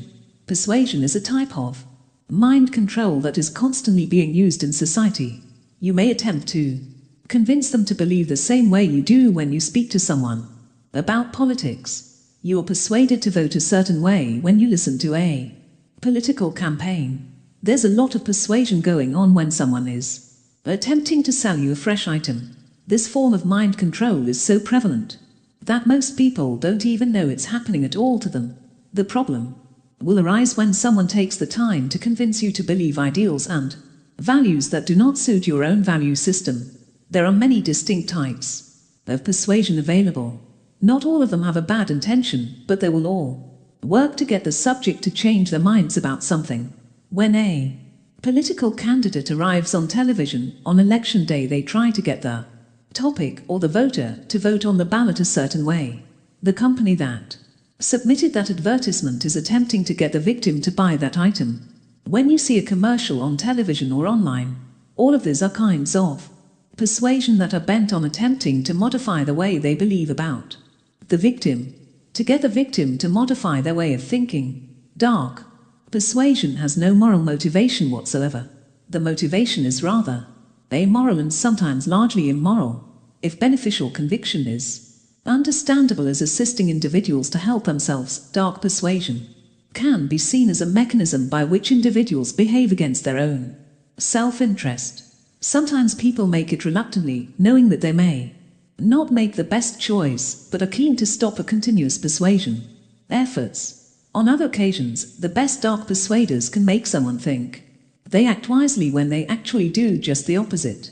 So, what are the primary reasons for these dark persuaders? It depends on the type of person who persuades. Some people try to convince others to serve their own interests. Others do pure harm by the sole malicious intent. They may not profit from persuading anyone, but they do it anyhow, solely in order to bring pain to their victims. Others just appreciate the feeling of control provided by dark persuasion. The result of dark persuasion is also different from positive persuasion. Positive persuasion usually results in one of three scenarios: benefit of the persuaded, benefit for the persuader and the persuaded, or mutual benefit for the persuaded individual and a third party. All these results have a positive result for the person to be convinced. Sometimes other people benefit, sometimes they don't. However, there is no situation where only the manipulator benefits. Dark persuasion has a very distinct set of results. The persuader always advantages either immediately or by his distorted need for control and impact. The persuaded individual is against their own self-interest and is not persuaded. Finally, not only do the most qualified dark persuaders damage their victims, but they also damage others. Take a dark persuader who tells somebody to commit suicide so they can take advantage of an insurance policy. The persuader not only won financially, but also the victim lost his life and hurt everyone who knew or cared for them. Who are these individuals who often tend to use dark persuasion? The main characteristic of a dark persuader is either indifference or an inability to be concerned about the impact of persuasion on others. They are either completely narcissistic and regard their own requirements to be far more essential than the requirements of others, or they are sociopathic and unable to even understand the notion of the feelings of others. In a partnership, you often discover dark persuasion. In the worst-case scenario, both partners are inclined to persuade the other darkly. The connection can be regarded psychologically abusive if such efforts are persistent and durable. Some instances of dark relationships include not allowing the other partner to take fresh jobs or to take private pleasure. The obscure persuader will persuade the victim to act for the sake of friendship. The victim merely hurts himself and the relationship. In fact, the connection is being damaged as the dark persuader gains greater assurance that his victims can be manipulated. Elements of persuasion. Like other types of control, some components are to be observed when it comes to persuasion. These components assist to precisely identify which persuasion makes it clearer. Perloff defined persuasion as a symbolic process in which communications try to convince other people to change their attitudes or behaviors regarding an issue through the transmission of a message in an atmosphere of free choice. This is one salient feature that distinguishes persuasion from all other themes of dark psychology, since the victim is in most cases allowed to make choices out of their own will, as much as persuasion tactics will later work towards changing his will to that of the persuader. The topic can choose the manner they want to believe, whether or not they want to buy a product, or whether they believe the proof behind the persuasion is powerful enough to alter their minds. There are a few components in persuasion that assist to further describe what is while giving us a deeper understanding of this enigmatic theme. The first element of this theme is that persuasion is often symbolic. What this means is that persuasion utilizes words, sound as well as images so as to get the message across to the specific victim. The logic behind this is quite simple, really. For one individual to be able to persuade another into acting in a particular way, they will need to show them why they should act in said way and not vice versa.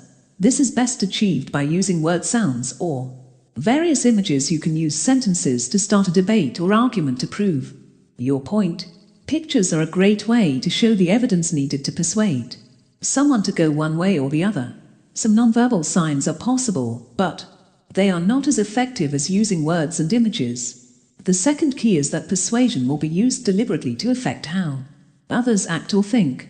This one is quite obvious. You don't use persuasion to get them to change if you don't deliberately try to affect others. In order to get the topic to believe the same way they do, the persuader will attempt distinct strategies. This could be as easy as having a discussion with them or presenting proof supporting their point of perspective.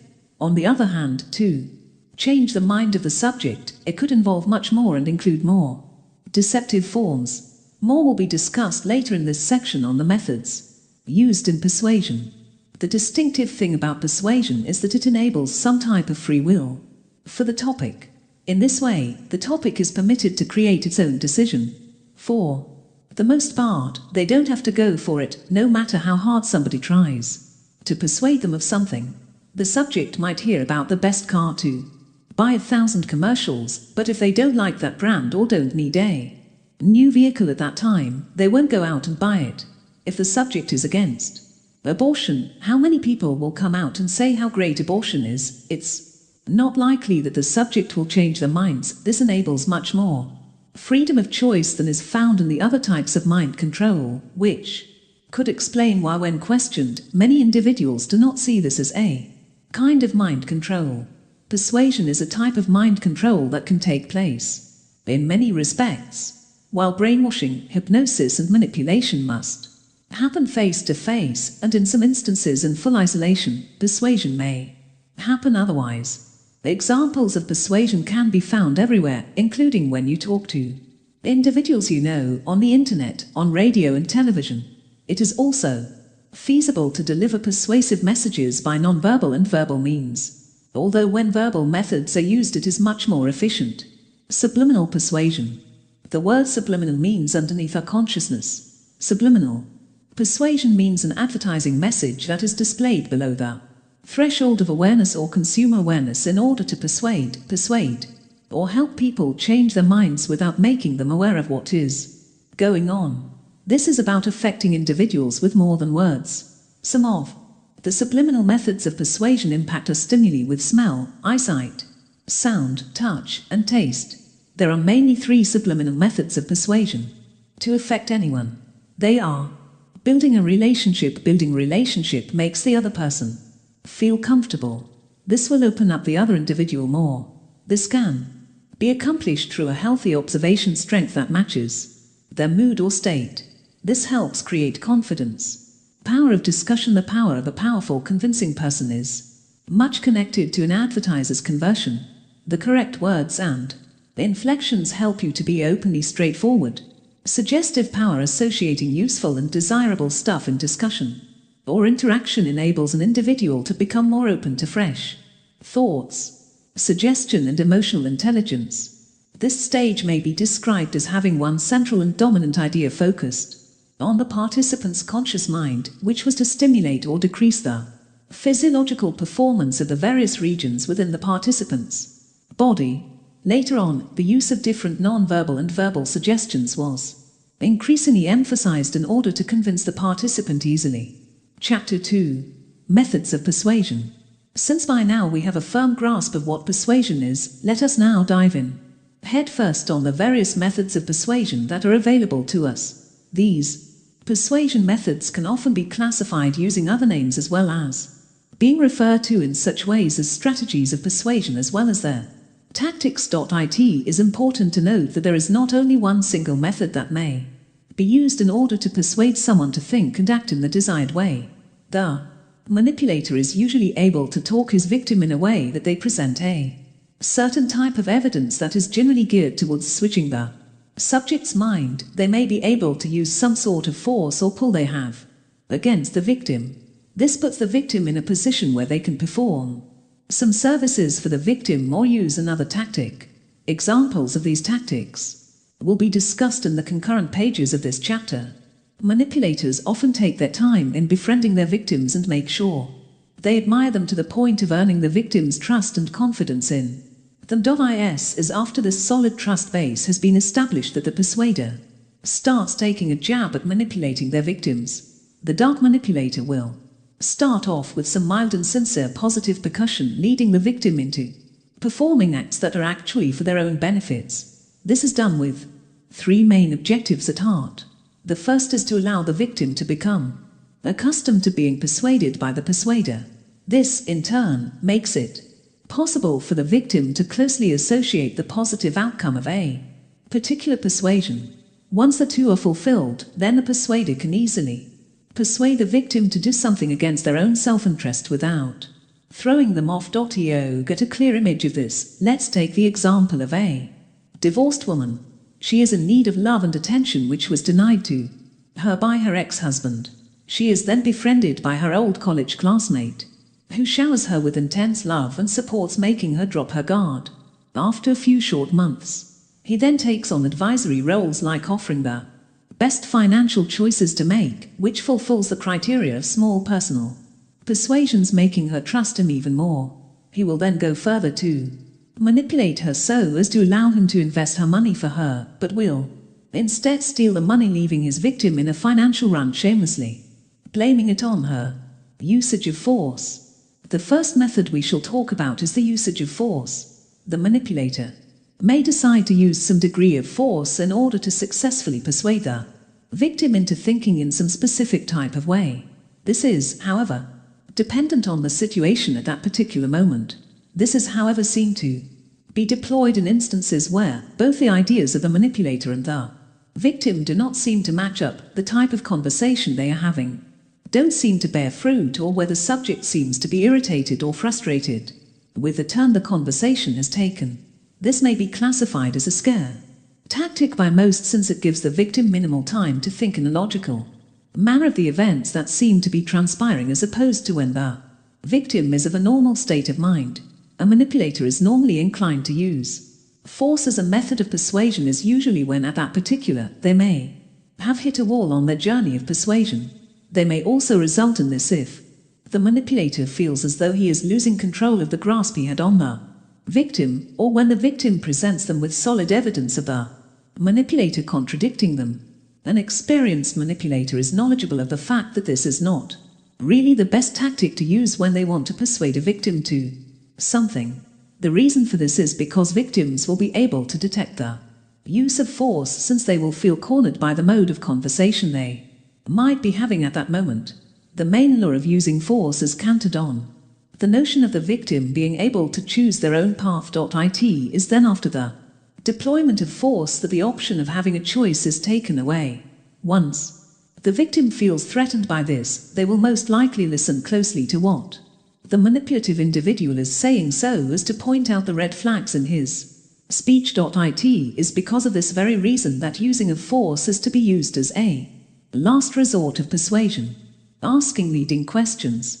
Another method that a dark manipulator skillfully uses is to ask leading questions. It could readily be considered one of the strongest verbal techniques, because they ask the victim's questions in order to obtain a specific set of responses. For example, a dark persuader may ask their target how bad you think these people are. This issue already means that the individuals at issue are certainly bad to a certain extent. Dark persuaders ask such skillfully these leading questions that they instantly feel the victim is whipped up to leave the vessel and only go back to the questioning line when the victim appears to be in a relaxed position. Dark manipulators also use their real intentions to mask dark persuasion. To be easily exposed to dark persuasion, the dark manipulator hides from the outset his true intention, otherwise he will fail. Skilled persuaders may mask their real intentions in a number of ways, depending on the individual victim and circumstance. Dark manipulators have a gift for individuals reading. This implies that once you recognize certain kinds of personality in individuals and then reverse psychology, it becomes simple to get what you want. Think of a situation with two buddies. One friend tries to win a girl's owner in the classroom while the other friend is the persuader. The persuader understands how badly his friend deals with the women. He chooses to take the unsuspecting woman into the arms of a third person, knowing that he is a nice man. Another way of masking dark manipulators is by understanding that it is hard for many to decline two demands in a row. For instance, if a manipulator wishes to obtain a friend's credit form and does not want to return it, then he first comes to the victim to think about how he is in a monetary slump with an exorbitant sum in mind. If the victim expresses his failure to dispense the money, the manipulator then sets the figure well below the initial value, making it difficult for the victim to say no. Weapons of influence. Another method of persuasion that can be used is by using the weapons of influence that are available. There are 6 main weapons of influence that have been developed and passed on by one individual by the name Robert Cialdini. We shall discuss them in great depth below. Scarcity. This is a weapon of influence that many people tend to be a bit familiar with, but is often underestimated due to the basic definition of scarcity.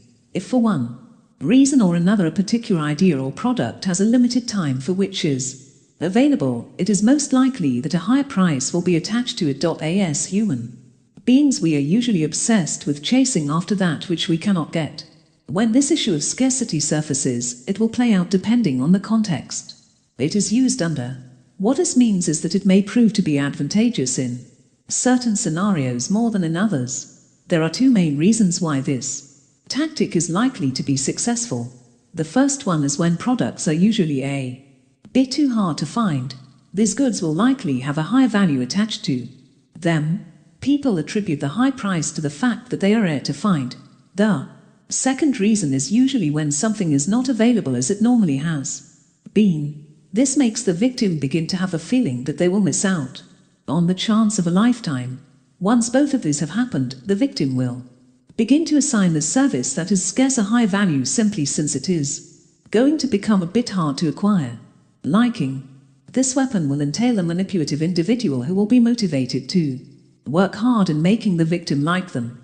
The reason for this is because once the victim likes this manipulative individual, there is usually more likely to say yes to them if ever they make any request.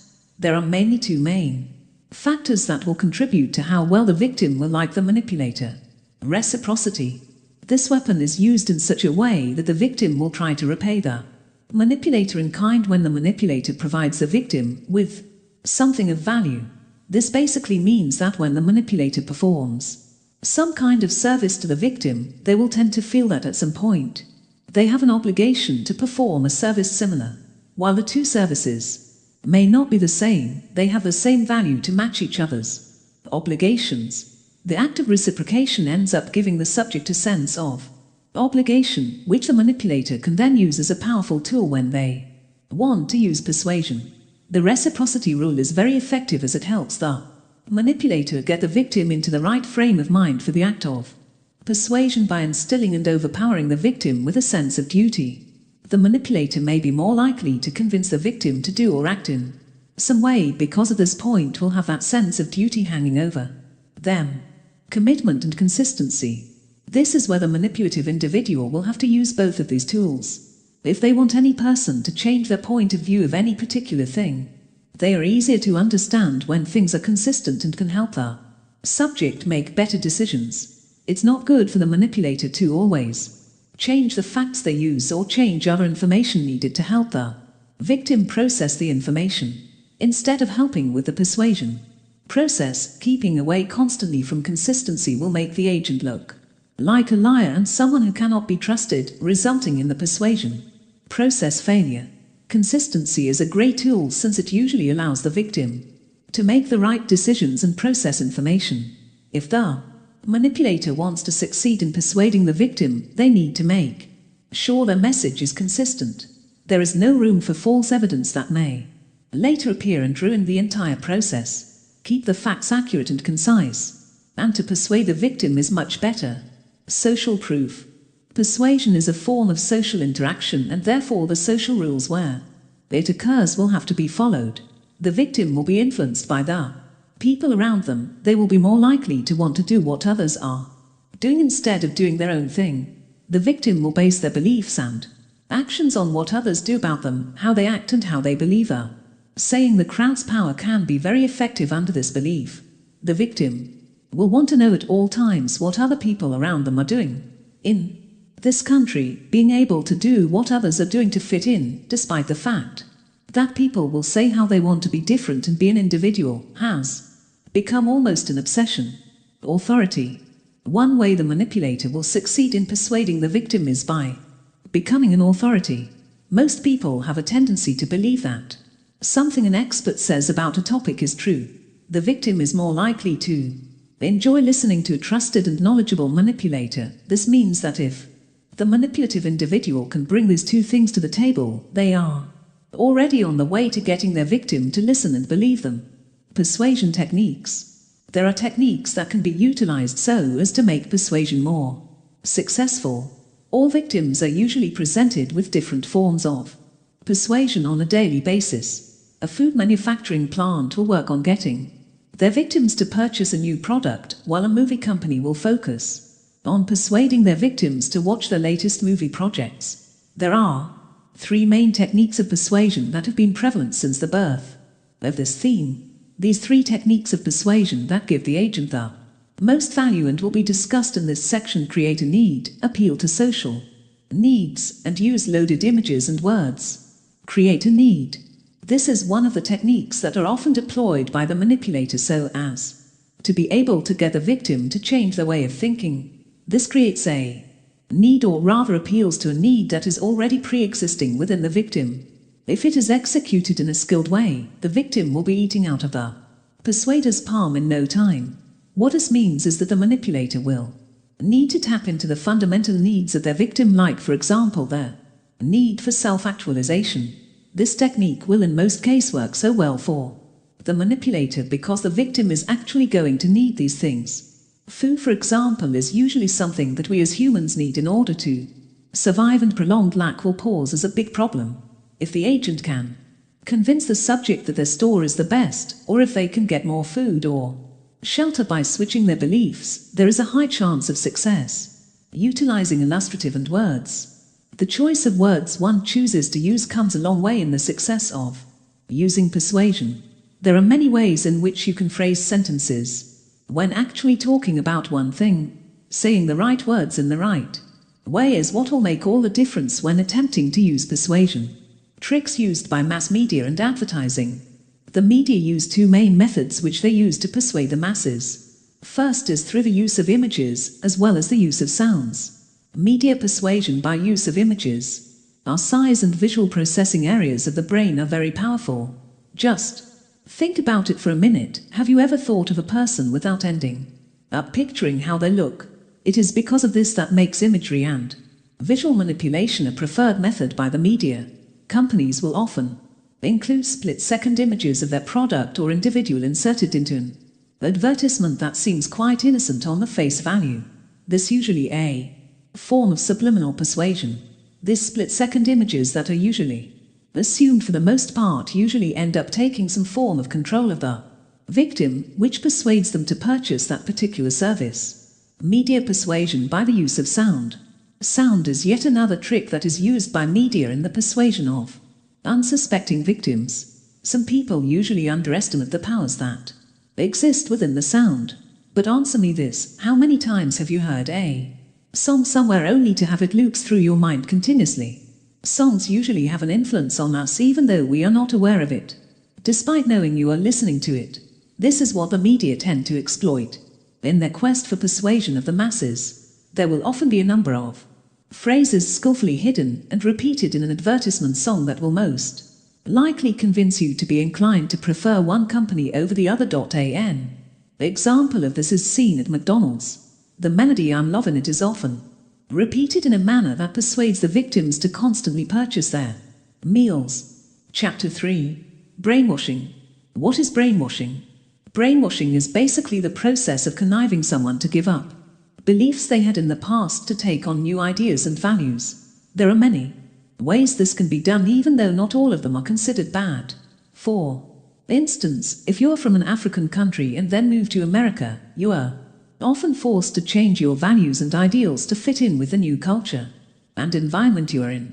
Many people have misunderstandings of what is brainwashing. Some people have more paranoid ideas about the practice, including mind control devices sponsored by the government, which are thought to be easily turned on as a remote control. On the other hand, there are skeptics who don't believe brainwashing is possible at all and lying to anyone who claims it has happened. Most of the brainwashing practice will land in the middle of these two ideas somewhere. During brainwashing practice, the subject will be persuaded by a combination of different tactics to change their beliefs about something. During this process, there is not only one approach that can be used, so it can be difficult to put the practice in a clean little box. The subject will mostly be separated from all the things they know. From there they will be broken down into an emotional state that makes them vulnerable prior to the introduction of new concepts. As this new information is absorbed by the subject, they will be rewarded for expressing thoughts and thoughts that go with these new thoughts. The rewarding is what is going to be used to reinforce the ongoing brainwashing. Brainwashing is not a new thing for society. These techniques have been used by people for a long time. Those who were prisoners of wars, for example, were often broken down in a historical context before being persuaded to change sides. Some of these most successful cases would turn the inmate into a very fervent convert to the new side. In the beginning, these practices were very new and would often be enforced depending on who was in charge. The brainwashing term has been developed over time, and some more techniques have been introduced to make the practice more universal. The techniques have been introduced to make the practice more universal. The newer techniques would rely on the psychology field, as many of those ideas were used to demonstrate how persuasive people could change their minds. The brainwashing process is accompanied by many steps. It's not something That's just going to happen to you as you go down the street and talk to someone you've just met. First of all, one of the main requirements that come with successful brainwashing is to keep the subject isolated. If the subject can be around other people and influences, they will learn how to think as an individual and there will be no brainwashing at all. Once the subject is isolated, they will go through a process of breaking down their own self. They're told all the things they know are wrong and they're made to feel like they're all wrong. The subject will feel like they're bad after months of going through all of this, and the guilt will overwhelm them. Upon reaching this point, the agent will begin to lead them to the desired new system of beliefs and identity. The subject will be led to believe that all of the new choices are their own and therefore sticking is more likely. The entire brainwashing process can take several months to even years. It's not something that's going to happen in a conversation, and it's not going to be able to happen outside of prison camps and a few isolated cases for the most part. For the most part, when someone is just trying to persuade them from a new point of view, those who undergo brainwashing did so. For instance, if you are in an argument with a friend and they're convincing you their ideas make sense, you've been through brainwashing technically. It may not be evil, of course, and you could logically think about it all, but you were still convinced to change the beliefs you had before. It is very rare for someone to undergo true brainwashing where they will be replaced by their entire value system. It will usually occur in the process of coming to a new point of view, irrespective of whether or not the tactics used were forcible. Techniques used in brainwashing. Brainwashing is not always as intense as described in this section. The described methods are used for real brainwashing and are rarely used. There are many other brainwashing types that actually occur every day. Maybe they don't make you abandon your old identity completely in favor of a new one, but they help to shift your thinking and thoughts about what is going on around you. This section will focus on some of the tactics frequently used during the brainwashing process, whether or not it is true brainwashing. Hypnosis is sometimes a form of brainwashing. Basically, hypnosis leads to a high degree of suggestibility. This is often thinly disguised as meditation or relaxation. During the hypnosis process, the agent can suggest things to the individual in the hope that they act or react in some manner. Many people know hypnosis from the stage shows they saw. It is often also used as a means of improving health. Everybody has an innate need to belong to peer pressure. This could be with a specific group, family, friends, and the community. With the tactic of peer pressure, the doubt is eliminated that the subject feels along with the release of its resistance against new ideas by exploiting this strong necessity. If done properly, the subject may be more willing to experiment with new things, less shy about new people, and make new friends easier. Love bombing. The feeling of family and people is very strong. This is the group into which you were born and which you supposedly have been around for your life. You know better than anyone, and those who missed such a relationship may find that they feel alone and unwanted. The manipulator can create a sense of the family with love bombing by means of emotional connection, feeling and sharing and physical touch. This enables the manipulator and the subject to bind in a family manner, making it easier to trade in the new one's old identity. Unbending rules. The manipulator's rules are often strict and will not be modified. These rules make it difficult for the victim to think and act by themselves. Instead, they will spend time doing exactly what the manipulator tells them to do. There are many different rules that can fit into this category, such as those for disorientation and regression, all the way to how medicines, bathroom breaks, and food are allowed to be used. These rules are in place to control the victim completely during brainwashing. Verbal abuse. Verbal abuse is one of the tactics used in the breakup phase. Often the victim gets desensitized when bombarded constantly with abusive and foul language. Physical abuse can sometimes supplement or replace verbal abuse. Controlled approval. The manipulator will work to maintain confusion and vulnerability during the breakup period. One way to do this is by means of controlled approval. The manipulator will punish and recompense similar actions, in turn, making it difficult for the victim to know right. Rejecting old values. The manipulator is trying to persuade the victim to denounce all of his Values, as mentioned a little earlier in this chapter, this process is accelerated by bullying, physical threats and other means. In the end, the subject will denounce the values and beliefs that it once held and begin to accept the manipulator's new way of life. Confusing doctrine. This tactic will encourage the blind acceptance of the new identity while rejecting other logic the victim will possess. To do so, the manipulator is given a complex set of lectures on a doctrine that is unintelligible. Through this process, the subject will learn to blindly believe what the agent says, whether it concerns the doctrine or a new identity that is being created. Metacommunication. This tactic is used when the manipulator inserts subliminal messages into the victim. This is done when the agent emphasizes certain words or phrases which are essential to the new identity. The phrases and keywords are implanted into confusing lengthy lectures through which the subject is forced to sit. No privacy. Privacy is a privilege that many victims will lose until they have become a new identity. This is not only taken as a way of making guilt and misdeeds more visible to the victim, but it also removes the ability of the subject to assess the things that are said logically. If the subject has privacy, he or she will have time to take the information he or she received in private and may find that he or she is untrue or not up to what he or she already believes. Removing this privacy means that the agent or officer is always around and always leads the victims to a new identity. Disinhibition.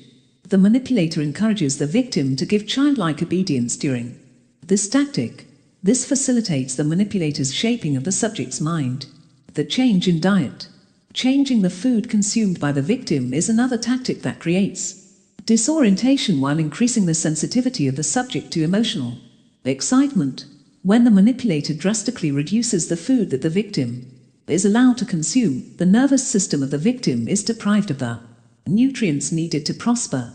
In this category, drugs may also be added to the mix. Games. Games are sometimes used to induce greater group dependency. Games will be introduced, and most of them will be a victim to truly obscure rules. In some cases, the victim is not told about the rules, and it must be identified, or the rules are constantly changing. This tactic gives the agent more control. No questions. The victim is not allowed to ask questions during the brainwashing process. Issues promote individual thinking, which is dangerous for the practice of brainwashing. If no questions are allowed, it helps the agent to accept the new identity automatically from the victim. Guilt. The victim was told they are bad and all they do is bad. Guilt is a common tactic used by the manipulator to challenge their beliefs and what happens around them. The sins of the former lifestyle of the victim are exaggerated to bring culpability to life and strengthen the need for salvation in the victim. Fear is a powerful motivator and can do much more than the other tactics listed. Manipulators may use fear to maintain the group's desired obedience and loyalty. To do this, the manipulator can threaten the individual's limb, life or soul for anything against the new identity. Deprivation of sleep. If you don't have the sleep you need, you will often be vulnerable and disorientated. This can help to create the ideal environment the manipulator seeks during the brainwashing process breakdown and denomination. Moreover, the victim is often required to do prolonged physical and mental activities in addition to insufficient sleep in order to speed up the process. Even more. Dress codes. Enforcing a dress code further remove the individuality of the victim and the choice he has to pick his own clothing. Often, the victim is asked to wear the dress code held by the rest of the group during the brainwashing process. Chanting.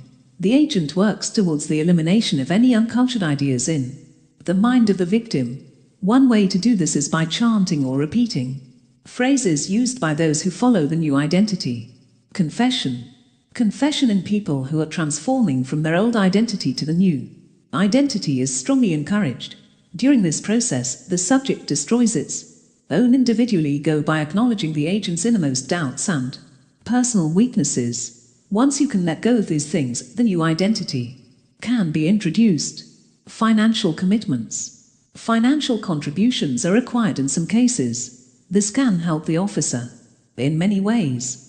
Firstly, the financial commitment enables the subject to rely more on the group because they may burn bridges to their past, in the hope that they can overcome their shame and guilt, they donate different assets.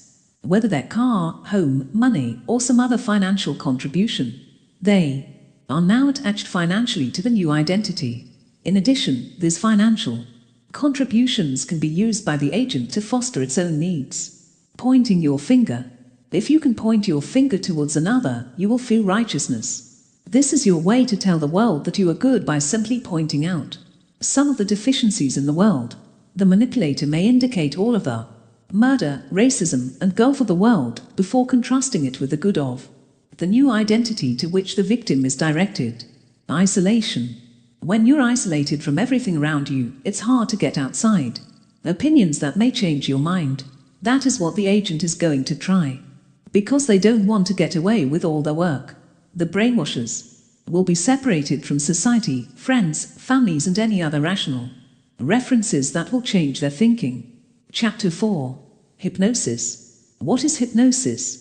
There have been many definitions about what hypnosis actually is. Hypnosis has been defined by the American Psychological Association as a cooperative interaction where the hypnotist will give suggestions to the person he picks, which he or she will respond to. Edmonton said that a person is simply but in a deep state of mind when in undergoing hypnosis. Hypnosis is therefore when a person enters a state of mind in which a person finds himself or herself vulnerable to the suggestions of a hypnotist. Hypnosis is not new to us, because many people have seen it in movies, cartoons, or actually been to magic shows or performances where participants are told to do usual acts and they do it. One thing is for sure, that some people do believe that hypnosis actually exists and would do anything to avoid being a victim, while others believe that it's fiction. Induction. Induction is considered as stage 1 of hypnosis. There are 3 stages in total. Induction is aimed at intensifying the partaker's expectations of what follows after, explaining the role they will be playing, seeking their attention, and any other steps needed during this stage. There are many methods used by hypnotists to induce a participant to hypnosis. One of them is the braidism technique, which requires a hypnotist to follow a few steps. This technique is named after James Braid. First step would be to begin with finding a bright object and hold it in your left hand, and specifically between the middle, 4, and thumb fingers. The object should be placed where the participant will be able to fix his or her stare and maintain the stare. This position would be the above the forehead. It is always important that the hypnotist remind the partaker to keep his or her eyes on the object. If the participant wanders away from the object, the process will not work. The participant should be completely focused on the object. The participant's eyes will begin to dilate, and the participant will begin to have a wavy motion. A hypnotist will know that his participant is in a trance when the participant involuntarily closes his or her eyelids when the middle and 4 fingers of the right hand are carried from the eyes to the object.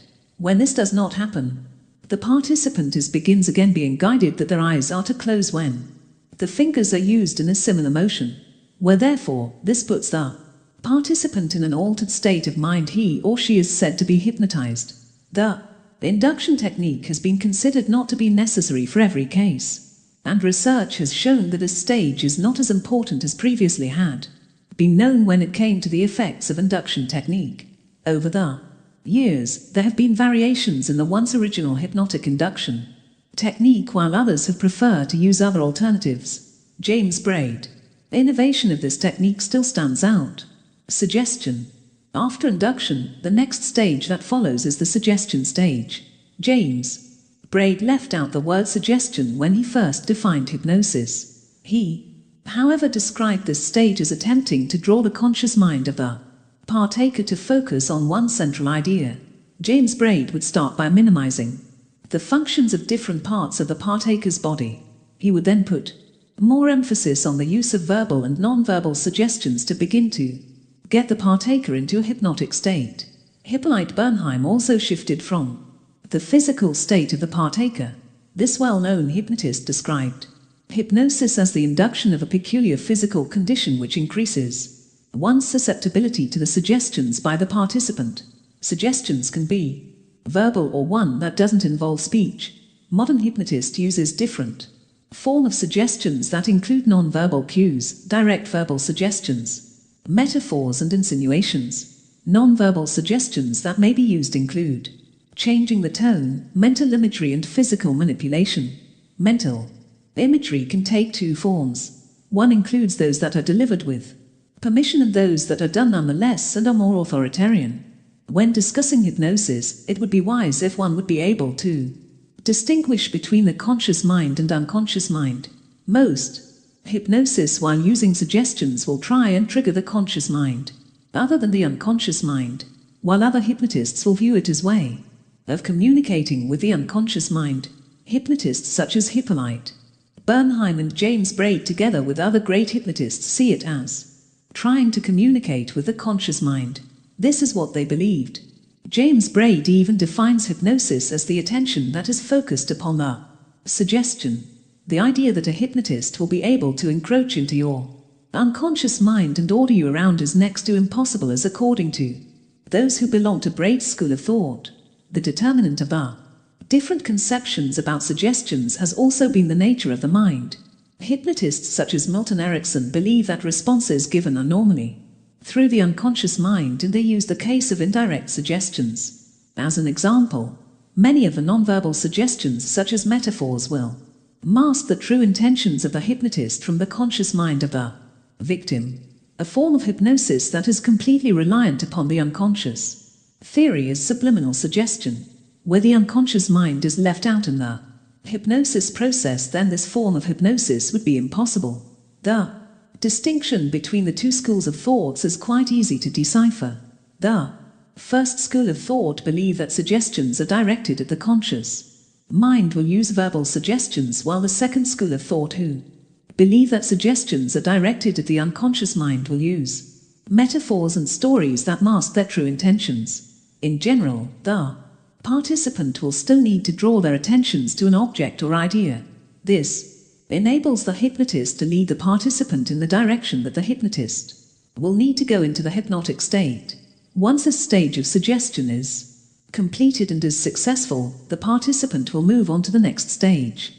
Susceptibility. It has been shown that people are more likely to fall prey of the hypnotist tactics than others will. Therefore, it will be noted that some people are able to fall into hypnosis easily, and the hypnotist does not have to put so much effort, while for some, getting into the hypnotic stage may take longer and require the hypnotist to put quite the effort, while for some, even after the continued efforts of the hypnotist, they will not get into the hypnotic state. Research has shown where a person has been able to reach the hypnotic state at some point in their lives, then it is likely that they will be susceptible to the hypnotist's suggestions, and those who have not been hypnotized, or it has always been difficult for them to reach that state, then it will be likely that they may never be able to reach that hypnotic state. Different models have been established to determine susceptibility of partakers to hypnosis. Research done by Deirdre Barrett showed that there are two types of subjects that considered being more susceptible to hypnosis and its effects. The two subjects consist of the group of dissociates and fantasizers. Fantasizers are able to easily block out the stimuli from reality without the specific use of hypnosis.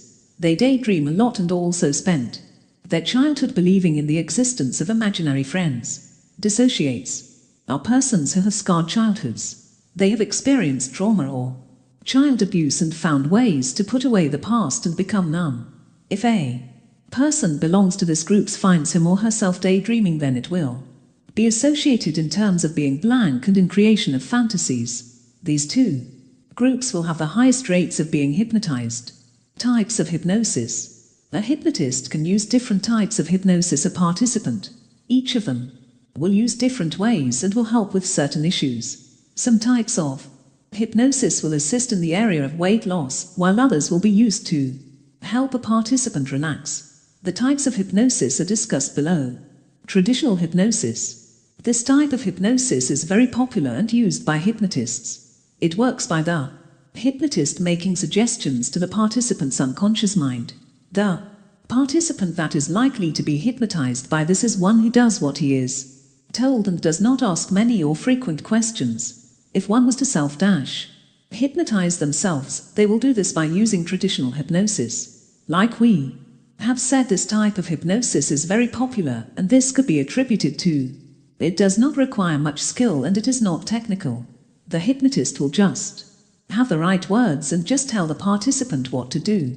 This might pose a problem to the hypnotist where the participant is a critical thinker and is able to analyze a given situation. Neuro-linguistic programming, NLP.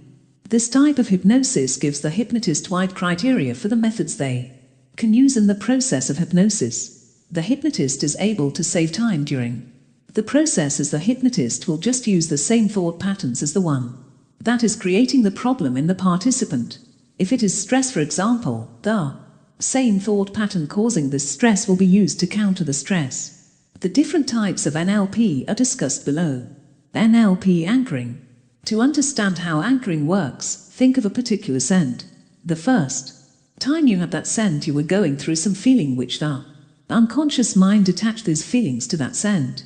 Through this, the scent will become the anchor for those particular feelings. Every time you heard a scent, those feelings come rushing back, triggered by the unconscious mind.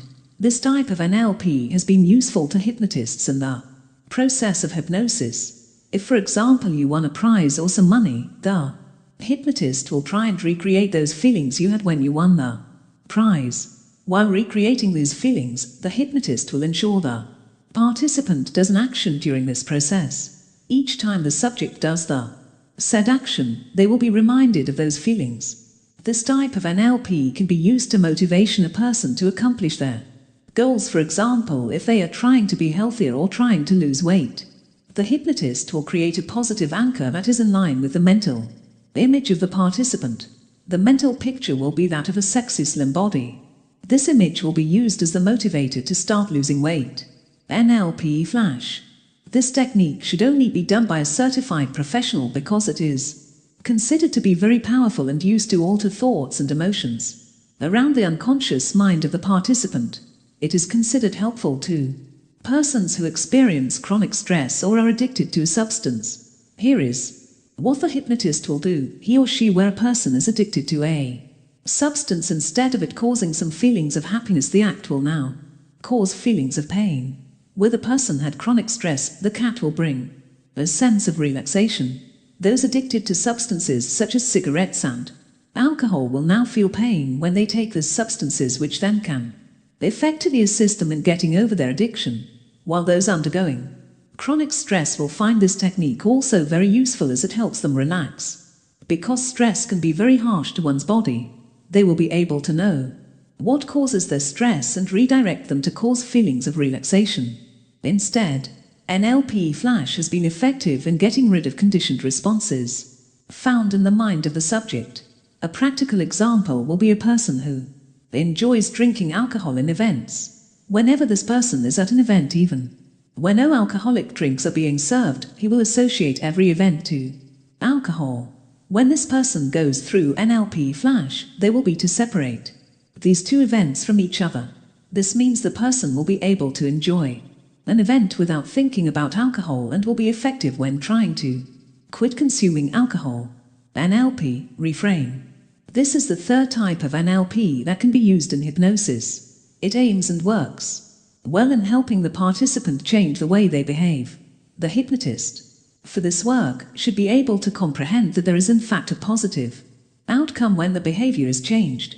The focus on the outcome is critical, as this is the reason for using this form of NLP in the first place. Despite this, the behavior chosen to achieve the outcome is not as important. The process involves the hypnotist trying to engage with the unconscious mind of the participant. The end game is to get the unconscious mind to be responsible for the participant's new chosen behavior that will help in achieving the secondary gain. This new behavior will then be more acceptable to the conscious mind of the participant. Ericksonian hypnosis. This type of hypnosis uses stories and metaphors. This hypnosis uses stories and metaphors to create ideas and suggestions in the unconscious mind. This hypnosis is very effective and powerful, but the only downside it has is that it requires someone who's experienced and trained for it to work and be effective. What is the reason behind its efficacy? The reason underlying is that it is able to eliminate any resistance to the suggestions of the hypnotist. The metaphors used will be of two types. The first is called isomorphic metaphors. This is a common metaphor that gives steps to the unconscious mind by presenting a somewhat story to the participant that in the end will have a moral ending. The unconscious mind will be able to link the elements coming from the story and the element of the problem situation. An example of a story with a moral ending is the famous story of the boy who cried wolf. This story was told to children to warn them about what would happen when they continuously lie. The children being told this story will be able to link the telling of lies and the boy who is mentioned in the story. They will be able to see that lies can bring problems and that the child will willingly stop lying to avoid problems. The other metaphor is the intersperse metaphor. Here the command explained in the story is not easily understood by the participant outside their unconscious mind. Chapter 5. Dark NLP. What is NLP? When you hear of the term NLP, what's the first thing that comes to mind? Probably something straight out of Star Wars, right? Well, you might be dead. Wrong. This is an acronym of neuro-linguistic programming. This is one of the prevalent themes that exist are the quest of persuasion and dark psychology. Over the years, NLP has often had different meanings. It could be defined as a particular attitude for a sense of adventure and curiosity to know more about the types of Q equals immunization that can influence others as well as ourselves, offering us a rare chance to better ourselves or just grow as individuals. It has also been defined as a methodology purely based on the notion that all the behaviors we have as human beings has a certain structure and process. These processes as well as structures may be replicated, taught, learned as well as changed. It has also been defined as being a theme that has slowly evolved into an innovative technology which allows us to organize our thoughts and ideas in a way that allows us to organize our thoughts in ways that allow us to achieve a particular set of results that would normally be out of our reach. Perhaps the best and easily understood definition of NLP would be that it is a sort of learning system that develops a particular language through making connections between various senses of your body. It has been in existence for more than 40 years and proved to be efficient. NLP is not as closed off as you may think, since it is such a wide-ranging discipline that it's mostly difficult to encompass all its branches and applications in our short definition. Using this enigmatic theme usually results in the altering or full elimination of existing behaviors if by any chance we are not satisfied by them to a more acceptable set of behaviors. Neuro-linguistic programming is not usually based on the notion of New Age mantras or hanging some herbal trees in your room so as to be more notches with your inner self. This theme of dark psychology is usually based on some solid psychological principle. It is a rapid form of psychological therapy which is capable of addressing the myriad of problems that we are doomed to face in our day-to-day lives, such as depression, some form of phobias, or any form of negative habits we may have. This clearly is not an inclination to an esoteric or spiritual approach to problems in the long run. Using NLP will improve our effectiveness both in our professional lives as well as our personal lives. Contrary to traditional psychology, which is usually all about analyzing our problems with a view to finding its root cause, NLP instead focuses on the endless possibilities of how the mind works in order to present results. As human, the thoughts in our minds, the feelings that we have, and basically all the actions that we do is essentially what makes us human, and changing of these traits will result in the emergence of a new you, so to speak. NLP is the art of science and personal excellence. It's regarded as an art because of the sole reason that every individual usually their own unique personality and distinct style of how we generally do things and can never be captured in words or just techniques. The science bit of it is attributed to the method and process which is used to discover patterns used by outstanding individuals in any field in order to achieve outstanding results. Another name. This process may also be referred to as modeling. Any such patterns and techniques which may be discovered in this particular way have over the years been used more in the fields of education, business, sports and counseling for a more effective communication with others, a more detailed mode of personal development and in learning. Have there ever been instances where you have worked so hard on a particular thing in the end Result leaves you dumbfounded. Have you ever just been taken aback by what you did and just wondered what and how you did that? NLP usually shows you how to understand and model your own personal feats of success, allowing you to enjoy and have more moments of these euphoric feelings. It's a way of just discovering your own inner genius. Think of it as a way in which that allows you to bring out the best in yourself and in the people around you. This is a practical skill that has the setting of creating your desired results in the world, while at the same time creating values for other people. It is generally the study of what separates excellent and average, leaving behind a trail of efficacious techniques for education and business. Neuro-linguistic programming usually refers to the three most important facets in creating our human experience. The neurological system regulates how our bodies tend to function. The language usually decides on how we communicate and interact with others in our day-to-day lives, while the programming usually a dominant factor of all the images and models of the world we create for ourselves. Broken down, NLP seeks to describe the overall relationship between the mind and language and the impact they have on our body and behavior. Basic psyching seeks to divide the mind into three essential parts, namely the ego, the id, and the superego. These three seem to resonate between all models in our psychological literature and practice. NLP atoll has these three models, but it takes a more metaphorical, extensible, and positive approach. The process of NLP proposes that the innermost internal parts should be well understood, used in a strictly metaphorical sense, rather than a literal fact.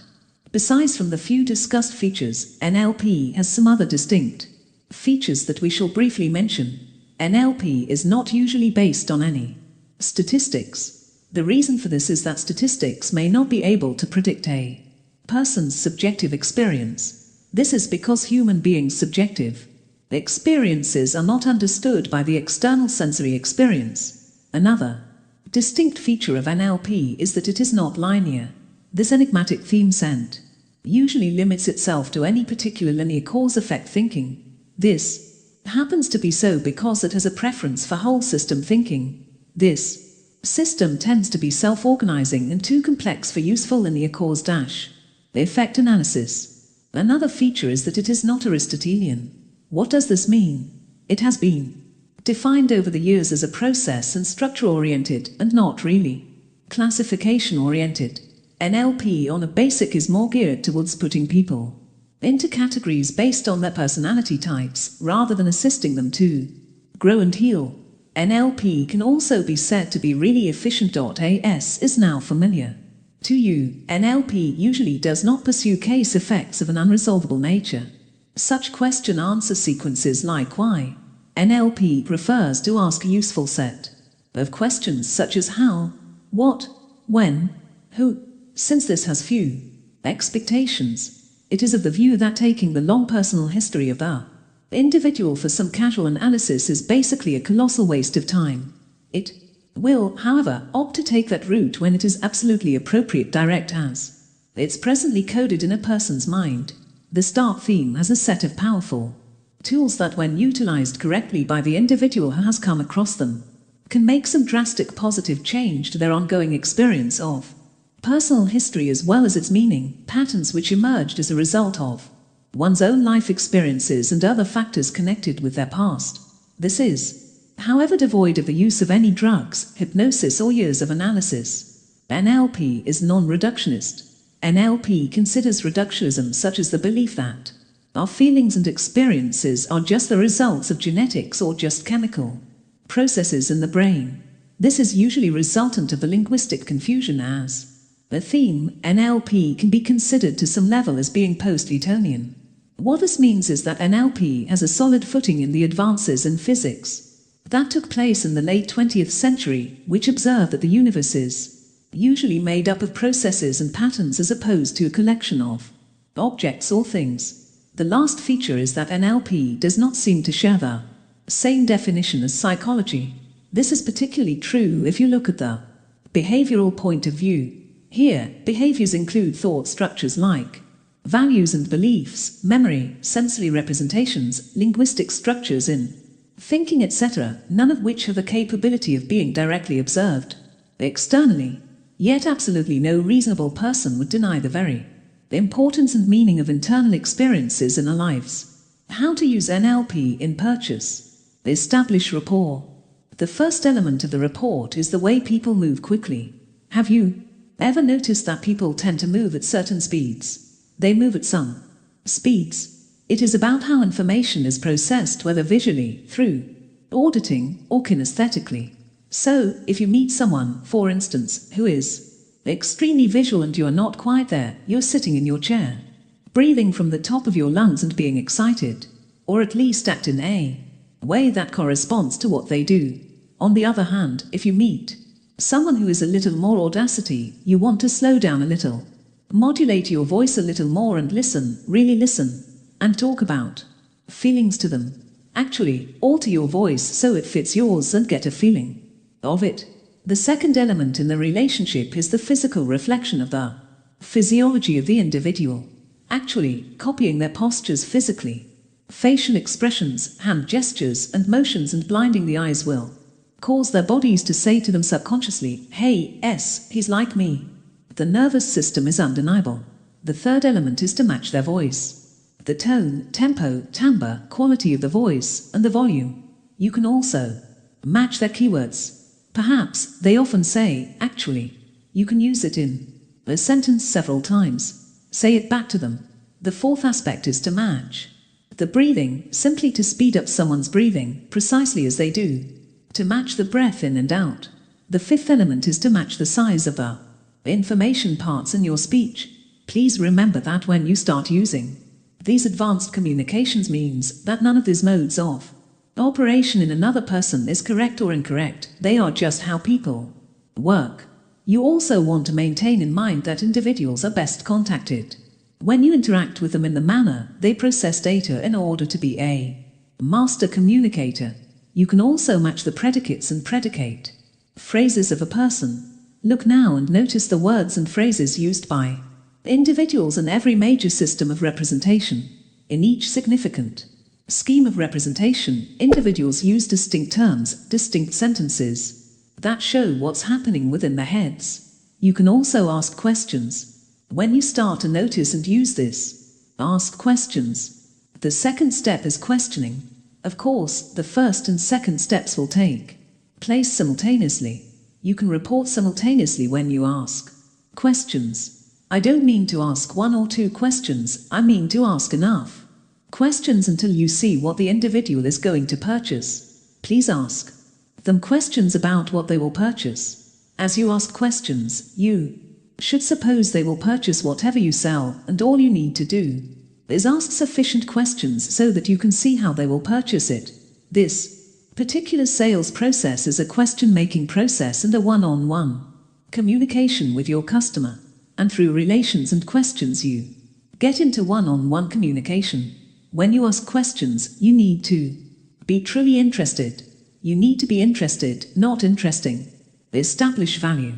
The value-finding process begins in finding a need or opportunity that can be filled by your product or service. If you have discovered a need or opportunity to ask questions, then you will determine the value or opportunity of a solution to the problem. Finally, the value of your product or service is linked to the need of the buyer. This is a truly significant step. By the way I like to ask the questions is apostrophe. You can see any value to you.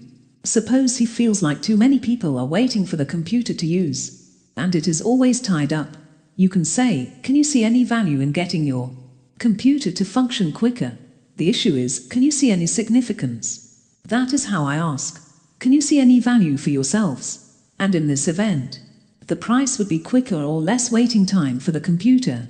Or he may find that people are always waiting to come to the computer, and you may isolate that it is perhaps because it takes so long to print. Then you can tell him, do you see any importance in printing being unattended where you can? Dump the whole thing in a buffer and printing without supervision. Close. When you find a need or opportunity, identify the value of a solution, link the need and the solution and anchor it, then close the solution. Handle the objection. This is done in mainly two ways. You may either choose to ignore the objection, or you can simply choose to answer the objection. Induction. Some of the non-state theorists saw this phase somewhat differently. Instead, they see this stage as a way to raise the expectations of the participants on what will happen, to determine the role they will play, to focus their attention in the right direction, and to take any other steps needed to take them in the right direction for hypnosis. During hypnosis, there are several induction techniques. Braid's eye fixation technique, or braids, is the most known and influential method. You need to follow a few steps to use the braid. The induction techniques. The first is to take any bright object like a watch case and hold it between the center, forehead and thumb fingers on the left hand. This object is about 8 to 15 inches from the participant's eyes. Hold the object somewhere above the forehead to make the eyelids and eyes stressed during the process, so that the participant can always maintain a fixed look at the object. The hypnotist must then tell the participant that he should always keep his eyes fixed on the object. The patient must also fully concentrate his mind on the idea of that particular object. You must not think of other things or allow your minds and eyes to wander, or the process will not succeed. After a short period of time, the eyes of the participant begin to expand. With a little more time, the participant starts to take a wavy move. When the middle and forefingers of the right side unwillingly close their eyes, they are in trance. When the middle and forefingers of the right hand are carried from the eyes to the object. If not, the participant has to start again. Make sure the participant knows they have to allow their eyes to close once the fingers are carried back to the eyes in a similar movement. This will cause the patient to enter the altered state of mind called hypnosis. How to use NLP in relationships and manipulative people. Now that we know all that NLP entails, let us see how it can be used in relationships. The first way this theme can help you better your relationship is by enabling you to be a good listener. NLP enables you to show more sincere interest in whatever may be happening in the other person's own life. Another way NLP betters relationships is by making you put yourselves in another person's shoes. Being in the world of the other person requires you to listen openly. In other words, you're listening and you're just listening. This can take some practice, since most individuals tend to listen partly while preparing or rehearsing what they say next internally. NLP also allows you to not focus on the bad side of a person, but instead say the good. There are many of them, and you have a decision to pay more attention to their fine points or imperfections. The more you find the fine points of a person and concentrate on them, the greater your regard for them. NLP also allows one to be more empathetic rather than sympathetic. Empathy means understanding and feeling their difficulties without trying to engage unless requested. Sympathy, being sorry for them, is disrespectful and shows that you feel that they have no resources alone to deal with their own problems. Relationships are fostered by NLP, since they push someone to keep in touch with their loved ones, even if you were together several hours before, maybe at breakfast. How about a 1-minute telephone call asking how your day is going and telling you to think about them? Or a 1-line email or text email. Keep in touch with those at a distance, too. If nourished, long-distance relationships may last for decades. The connection will be maintained by the occasional letter, card, telephone call or email. NLP makes it easier for one to accept the flaws of others, identify and tolerate the weaknesses and imperfections of a person. After all, weaknesses are subjective assessments based on your view of the world. And remember that there are no perfect people. Most of us work from time to reduce the number and magnitude of our imperfections. This is a lifelong project. This broad theme makes it possible for you to respect and accept the point of view of others. Recognize that we see stuff otherwise. We all have a distinct perspective of the globe. This perspective or model of reality is based on a previous experience of life. There is no correct or false worldview. It is a matter of opinion, and so will your opinions alter from time to time.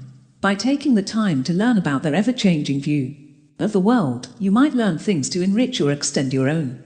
NLP will finally make you accept someone as they are without having the urge to change who they are. This is a particularly frequent failure in life. Partnerships. Remember that, because of their potential to be the person you wanted to be, you did not choose the individual You got together because you enjoyed each other and concentrated only on the stuff you knew about them in the first wave of love. How, then, are we beginning to live together? Or marry and starting to crowd up the good points apostrophe lists, becoming increasingly obsessed with listing and reminding them that we don't like things about them.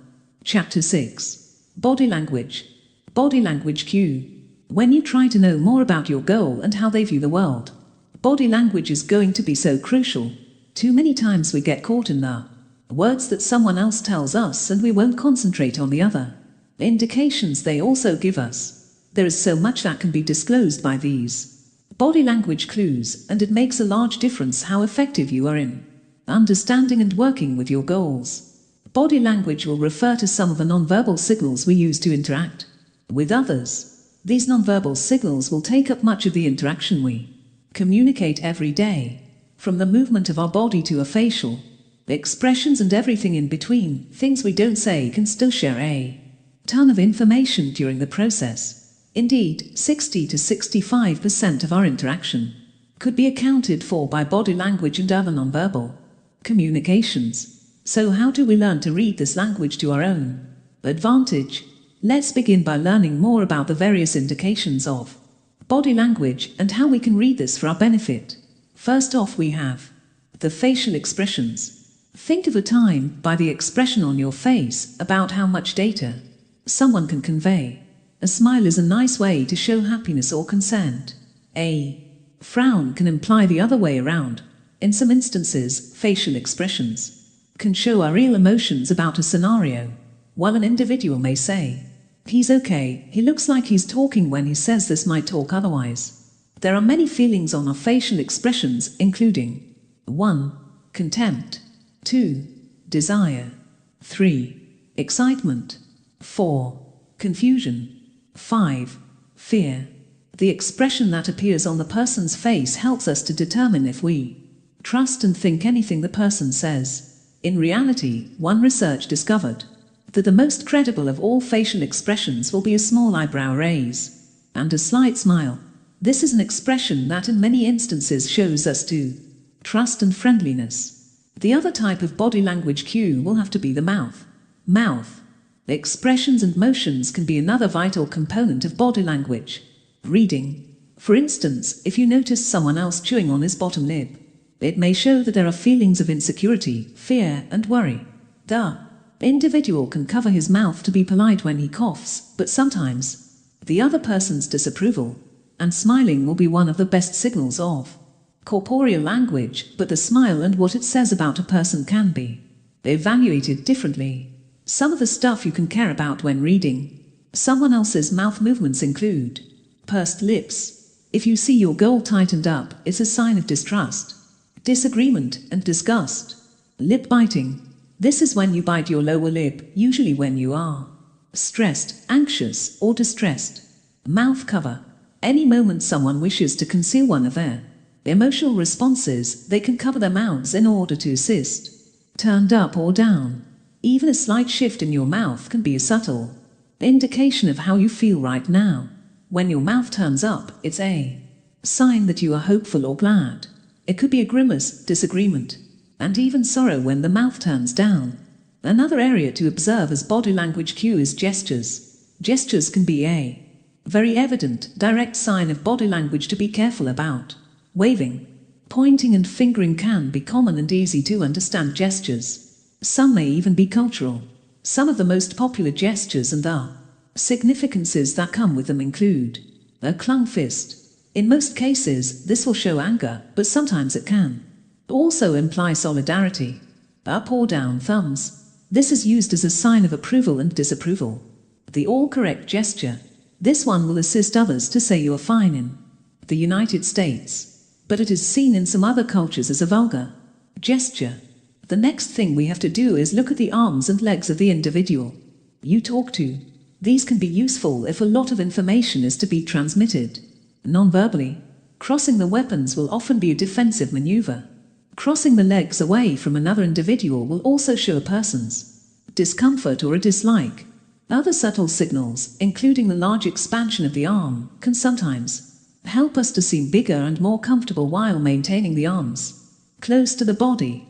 When you try to measure your body language a little, be careful about some of the following signals that your legs and arms will transmit to you from the target. Crossed arms. This will give you a signal that you are closed, safe and defensive.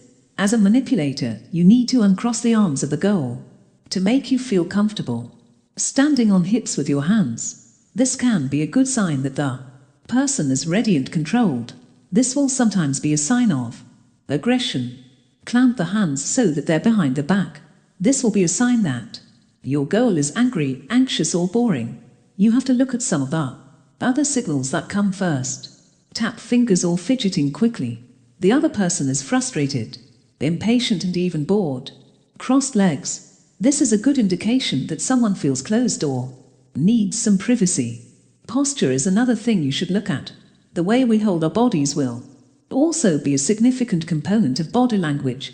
Posture refers to how we hold our bodies and to a person's general physical shape. Posture can give a wealth of data on how someone feels and also suggests that a person's features are submissive, open or confident. For instance, if you sit directly, it can show that an individual is concentrated and is attempting to look after what is going on. Sitting down with the body on the other side will show that someone is most of the time indifferent or bored. Looking at your goal will assist you to understand whether you are interested in what you do or say, or if you need to move on to find a different destination. Whenever you attempt to read some of the languages of your body, attempt and find out some signals that your goal's position is attempting to tell you. Some of them are open posture. Open posture. This includes keeping the body's trunk exposed and open. This sort of closed position. This one will require hiding the body's trunk and hitting the legs and arms. This posture will be more indicative of anxiety, discomfort, and depression in the objective. The eyes clues to revealing true intentions. The visual gateway to the globe around us is our eyes. When we are born, we scan for data in the familiar face, motion or novelty, color, shade, symmetry, and always for aesthetic pleasure. Our visual cortex, which is big in ratio to the remainder of the brain, is looking for fresh things and fresh experiences. Our eyes demonstrate love and compassion and fear and contempt.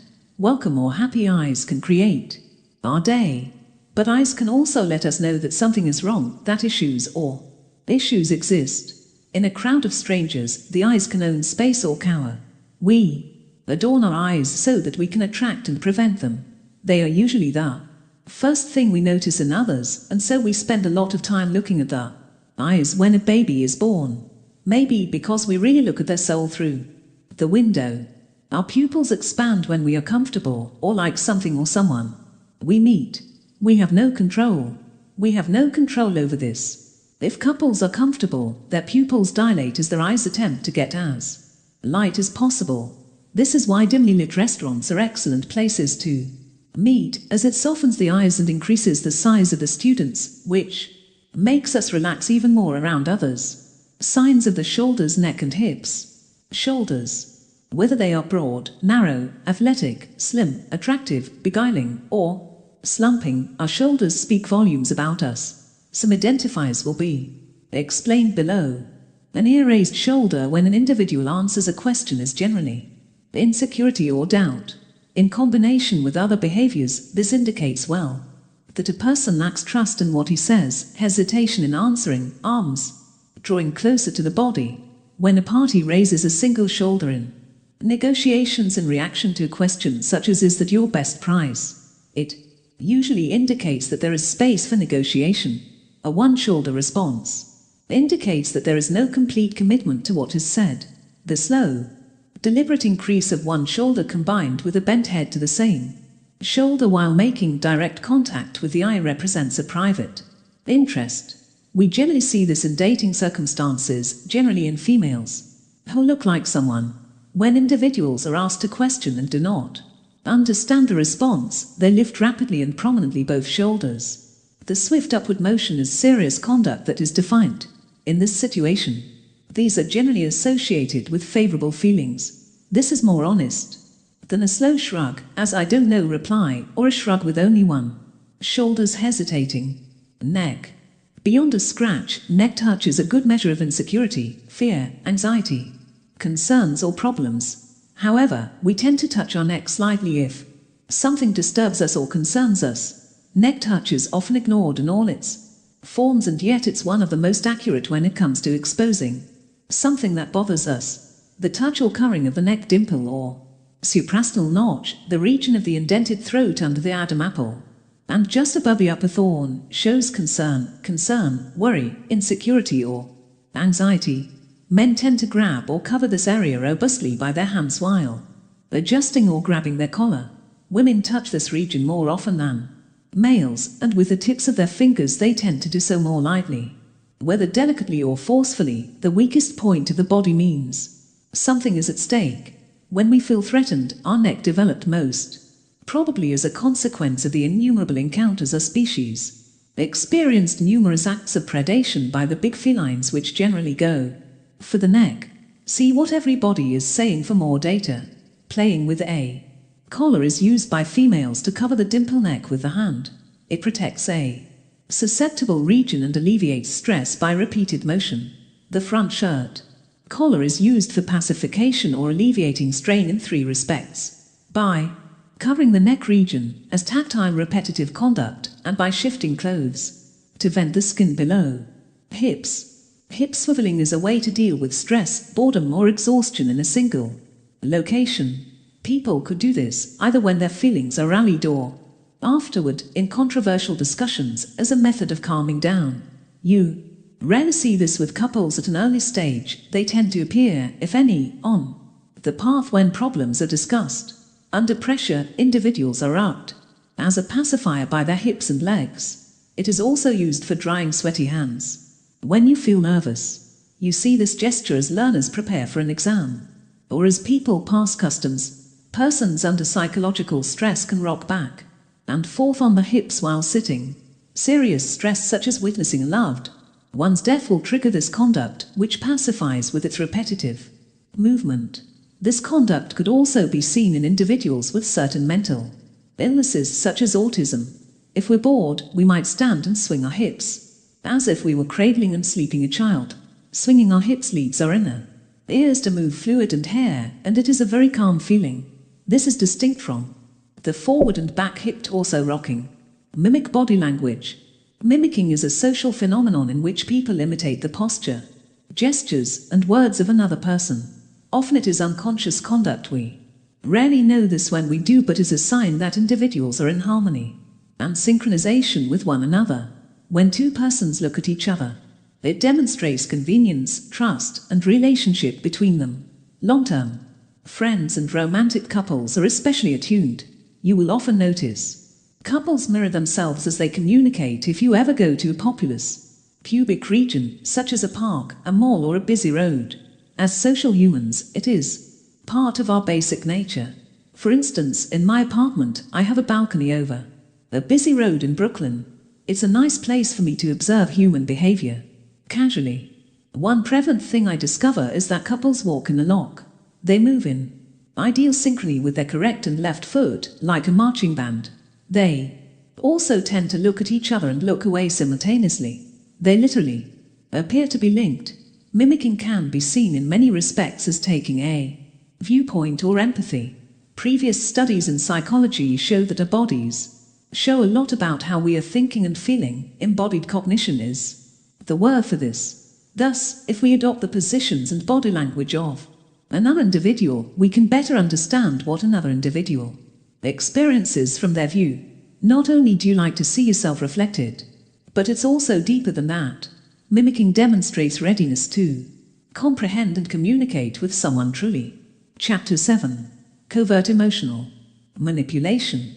The first step to fully understanding dark psychology as a whole is by first fully grasping what covert emotional manipulation is. This because many techniques of dark psychology we shall talk about in this book often makes use of covert emotional manipulation in more than one specific way. Learning more about this particular theme will grant you a higher understanding of what it actually consists of, as well as recognizing its various manifestations across the board. This is, therefore, a very crucial step in understanding this wider topic of dark psychology in general. What then have people often beloved covert emotional manipulation to be? This is defined as an attempt by an individual to influence the thoughts, feelings of another person in a sneaky yet undetectable way. Breaking down each of the three keywords will perhaps assist in handling the very base of this theme. Covert simply refers to the way that these manipulators are able to hide their true nature as well as intentions from their target victim. Not all emotion manipulation, however, can classify as being of a covert nature. The victims to this type of emotional manipulation will in most cases not be aware that they are being controlled from the shadows, nor aware of the manipulator's motivation as to why he is doing it. The emotional part of this theme refers to the specific focus of the manipulator. Other possible types of manipulation usually include people's willpower, beliefs, and behaviors. This type of manipulation is mainly centered on impacting a person's emotional state as well as their perception of reality.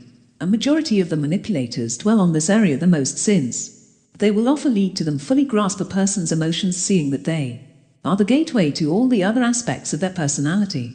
This ultimately makes the manipulator take full control of the victim from the word go.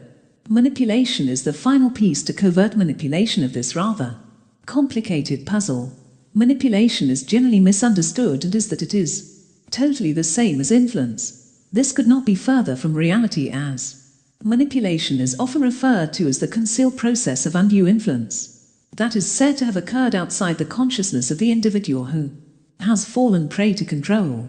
There are also distinct intentions for both manipulation and impact that drive them. An individual who regards himself as an influencer will often try to help a person in one manner or another only in general. A manipulator is a reverse opposite, since their purpose is to regulate their victims secretly for their own gain, mostly without consideration for their victim. Therefore, in the difference between whether or not a specific action is of a manipulative nature, intention is something important to consider. More generally speaking, situations where this type of manipulation can be used are within the scope of the private, professional, romantic and family life of an individual. Romantic covert emotional manipulation is undoubtedly the most lethal and common type of emotional manipulation, but once toy understands both its fundamental idea and its practical adaptations, you will at least be able to erect mechanisms that can be used to protect yourself against this regardless of the scenario in which you are. Just like these prevalent cases where it is frequently manifested, there are also some prevalent kinds of people who express the thoughts that support covert emotional manipulation. The trick to understanding this theory fully will require one to be able to find a relationship between this complex theory to the actual individual portrayals of its ideas. Such example of these personal portrayals of stealthy manipulation is in the broad field of relationships. Normally, if two people are in a relationship and one notices that the other is trying to assert a certain type of control in one way or another, the victim of this attempted control often chooses to leave said relationship, since that is a line crossed. It is because of this very reason that most manipulators decide not to be open on their approach, but instead approach manipulation in a very clandestine manner. The victim often gets subjected to complete emotional manipulation without having to realize what is going on. This is often beneficial to the manipulator, since he is able to get his heart's desire of controlling another person while at the same time managing not to lose the victim. A friend may use this sort of manipulation, and not only romantic relationships, to get whatever they are out of friendship. This is frequently implemented to plant the seeds of guilt, compassion, and guilt towards themselves within the victim. There will be no singing the clue to the friend in this scenario as to whether or not they are being manipulated. Because of this impact, the victim may not usually be able to understand why they may feel or behave towards their so-called friend in some manner. Covert emotional manipulation also is seen at play in the professional world. Since the beginning of time, employees have raised the issue of having certain superiors who have made them at one time or the other feel a certain unexplainable feeling of fear, duty or overall guilt. Due to the busy nature of these professionals, they are often oblivious as to the reason these feelings exist within them, as well as where they seem to originate from. The most delicate situation we will discuss is the family dynamic scenario. This is an extremely difficult situation since, because they share blood, one could never suspect a family member being manipulated by one's own flesh. And blood usually has serious severe outcomes for a victim because of the level and intensity they are likely to be influenced by. The issue we are asking ourselves is how these manipulators succeed in inculcating such extreme amounts of control over their victims. Usually this is seen to be implemented using a number of otherwise diabolical tactics that are both difficult to identify and difficult to withstand. One such tactic is known as the love bombing tactic. This, put simply, is merely the tactic involving the intense, sudden and powerful display of favorable feeling towards their victim. It is essential to remember that manipulators generally deploy this tactic at the very beginning of their communication with their victims. This tactic seems a little odd when you actually think about it. This is because an individual who intends to harm their victim is not anticipated to be intensively positive at first. Well, if it is to serve their own selfish interest, why not? The theory behind this is quite easy. Because its main aim is to generate an otherwise intense impression of affection, trust, and compliance for the manipulator within a victim. The extent to which love bombing is used as well as the person on which it will often be used relies on whether the situation is assessed by the manipulators. What am I going to mean here? Take a person, for example, who seems to be very desperate, hopeless and solitary. The manipulator is more likely to choose this person as his victim as he is conscious that, as opposed to their more fulfilled counterparts, they will be extremely receptive to him too.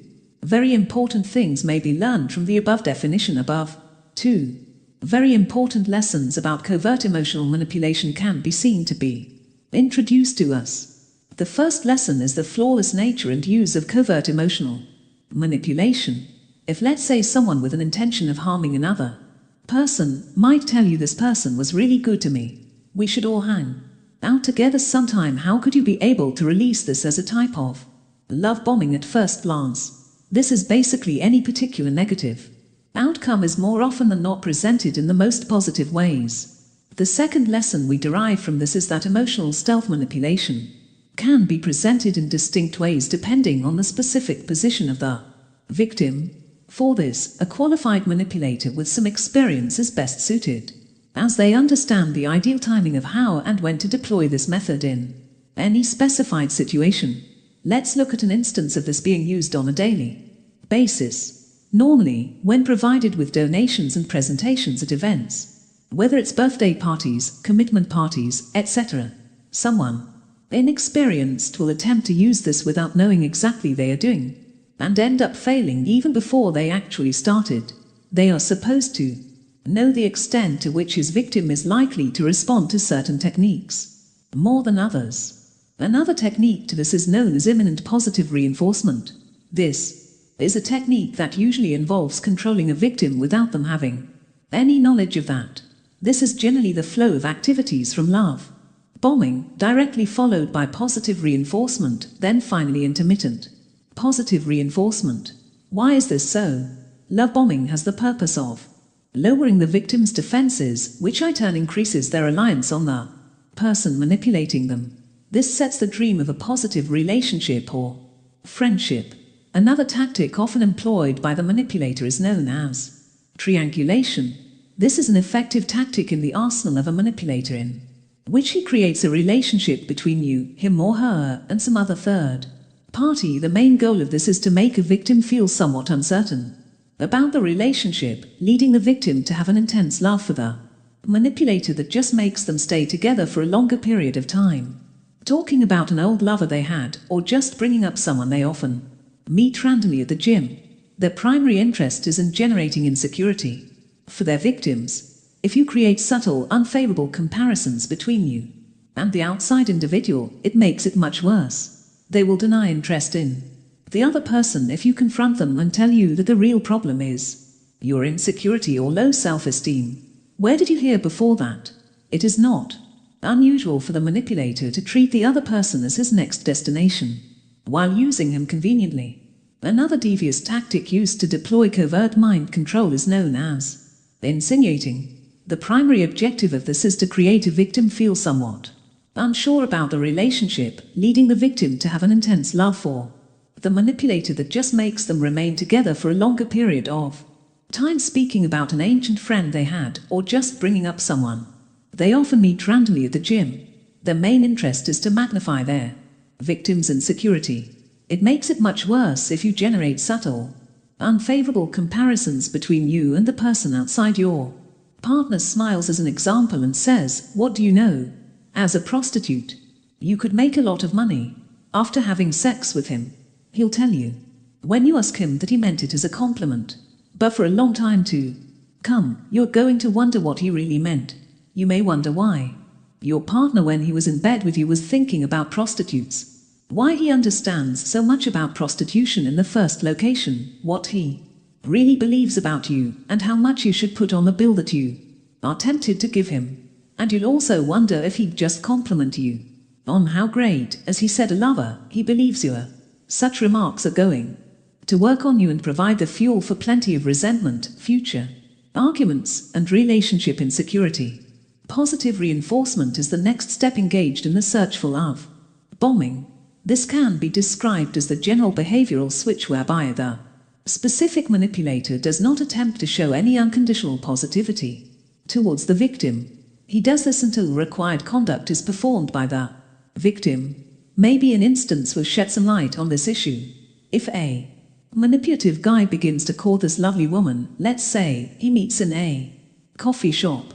If he wishes this woman to call him regularly, all he has to do is demonstrate that he has no more immediate impression, which leads her to call him to fulfill his wish. He will only exhibit a positive reaction when this happens. The victim will be in such a deep psychological manipulative trap that they won't be able to tell if the positivity is being used against them. All these are all factors that make the victim subservient to the wishes of the manipulator in order to experience the good feelings that are available on offer. Chapter 8. Favorite victims of manipulators. Behavioral traits. Manipulators are often socially withdrawn individuals who have a macabre notion of what human relationships usually work. The main form of connections with others with the intention of using them for their own personal gain, who then can be said to be the preferred victims for these manipulators. Manipulators often tend to be drawn to two particular sets of individuals. The first group is those that desire some certain level of love, as well as those people in relationships. Love is universal. Love is universal. It is an instinctively desired primordial emotion. We are designed for love as human beings. We love and feel loved. We love. No one is as happy as a man or a woman in love who knows that they are in exchange loved. Some people work together for procreation. Some people squat to deny social pressure. Some even foster the alliance of powerful families. However, the main reason for relationships is love. Having said that, it is easy to degrade things to the point when love is used as a negotiating chip for more power over another person. And this is where dark psychological elements come to play. You heard the saying, use what you're supposed to get. This kind of thinking comes with the terrain in the business world. But in relationships, manipulation is called. Let's look at this example. A woman knows she is sexually attractive and irresistible to her partner. Maybe there's been something she wanted from him for a long time. But despite long discussions, she couldn't achieve her willingness to comply. Let's say what she always wanted of him is his physical contribution to the work of the house. His stubborn position leads her to devise a way of making her partner compliant. She has to do it without saying anything like vacuum the living area or there will be no sex tonight. Although this has been known to happen in some houses, it would certainly backfire, especially if you deal with people who are not naturally fond of being instructed by others. Regardless of how well it is phrased, she bids her time instead. She hangs on him when she finds him in the middle of a random chore. She gives him sweet praises and says things like how she finds him so appealing when she does, and then she indulges in her sexual longing. The impact of this tactic is even greater if he usually worked to excite her. If she does this consistently, he subconsciously receives the message that he could do homework for good sex afterward. Over time, he is programmed to do the work that his partner naturally refused to do because of sexual motivation. This is an apparently harmless scenario. But dark psychology has been used here if you observe closely. The fella was manipulated for sex to do things, though willingly. She understood and played her strength to get what she wanted. The good thing is that everyone is happy in this case, because the woman gets her partner's valuable contribution, and the man gets the sex he wants with a woman he desires. But when it comes to dark psychology, things are not always mutually beneficial. For the victim, this can get really dark. Let's look at this other pair. I'd call this new Dave and Maya couple. Dave and Maya have very contrasting characters. Dave is a housemate, and Maya is a lively extrovert with many friends. On the surface, it seems that their personality differences perfectly complement each other. Dave felt that he needed to exercise more control of Maya, but he knows, probably because he's tried it already, that he can't use full force to get what he wants. Therefore, he starts a campaign to get Maya under his thumb. He begins with picking small details about her, like her choice in clothing, makeup and hair, and of course, makes snide remarks about her weight in love. This affects her trust, and when she brings up her friends, she uses flimsy events to illustrate and back up her theory of fictional feuds among them. These small seeds of doubt grow and thrive to a coin that further divides Maya and her friends. Because of her newly found lack of confidence, she feels that Dave is the only one who really cares about and accepts her for whom she is. This makes Dave want to do all she can to put her exactly where he wants her to be, under his thumb and totally under his control. In both cases, we see instances in which relationships supposed to be between the two involved people become a way to fulfill the wishes of a partner by manipulation and disappointment. Both relations began with good intentions and, although for both parties the end result of the former was satisfactory, in the later story it was the opposite. The similarities here are that all the victims did what they did for their partners. Therefore, our desire to be loved can make us vulnerable. It can be manipulated and used for other people's gains. The other group of people that manipulators tend to have an affinity towards is those individuals who seem to have strong religious beliefs. Those overly religious people, so to speak, are usually seen to follow their teachings devotedly without question. No matter what faith you practice, there is a fact that sometimes our faith creates a blind spot that distorts the reality and causes us to decide that if we were in our right and proper state of mind, probably we would not. But let's see why. Before we get into what, when I spoke in a previous chapter about vulnerability, I said that what makes us human is something that makes us vulnerable and vulnerable to machinations of dark psychology. These influences are obvious to some people than to others. Even the earliest civilization precedes our belief in deities. Man has always viewed his existence as a small part of the universal scheme of things, so we believe there are forces that are greater, larger and more divine. If you looked at things logically, it made sense because it helped our minds deal with the inexplicable things around us. You see a beautiful flower and wonder how exquisite and delicate something can be without thinking or pattern. We look at the great expanse of heaven and wonder what lies beyond. Is it going forever? Or does it simply tap into an endless end? When you listen to the powerful roar of the waterfall or the sound of a thunder blast, even with the progress and knowledge that we have, we are still terrified in fear and amazement. At that time your choices were either to let fear make you foolish or to streamline the situation by putting it on a sovereign being that is greater than you. Some of the braver people chose science to explain them. Staying with this same line of thinking, we are forced to face our own mortality if someone we love dies. Our sorrow is compounded by life and death questions. Is the journey here finishing or continues into the afterlife? This was a strong motivating force behind today's beliefs. The fear and consideration given to live following this life led many people to make right choices here so that when death comes, the life we hope will continue. It is a way to, so to speak, manipulate the final result. Because the alternative, as it has been depicted, is so grim, some people take our fear of the afterlife to manipulate us for what they want. If we hold this theory of afterlife so highly, you can imagine how we treat people who are considered as mouthpieces of the deities who control afterlife. Pastors, imams, rabbis, and all other religious leaders are so reverent that the words of the God concerned are regarded as the words. These religious leaders are generally intended to apply morally sound principles in accordance with their respective offices and act in the best interest of the members, if not, at least for any other reason, to promote the principles of faith which they claim to represent. This is not always the case. However, as we have come to understand, many religious leaders abuse their roles and influence by deceiving their members to make decisions that serve only their egotistical agenda.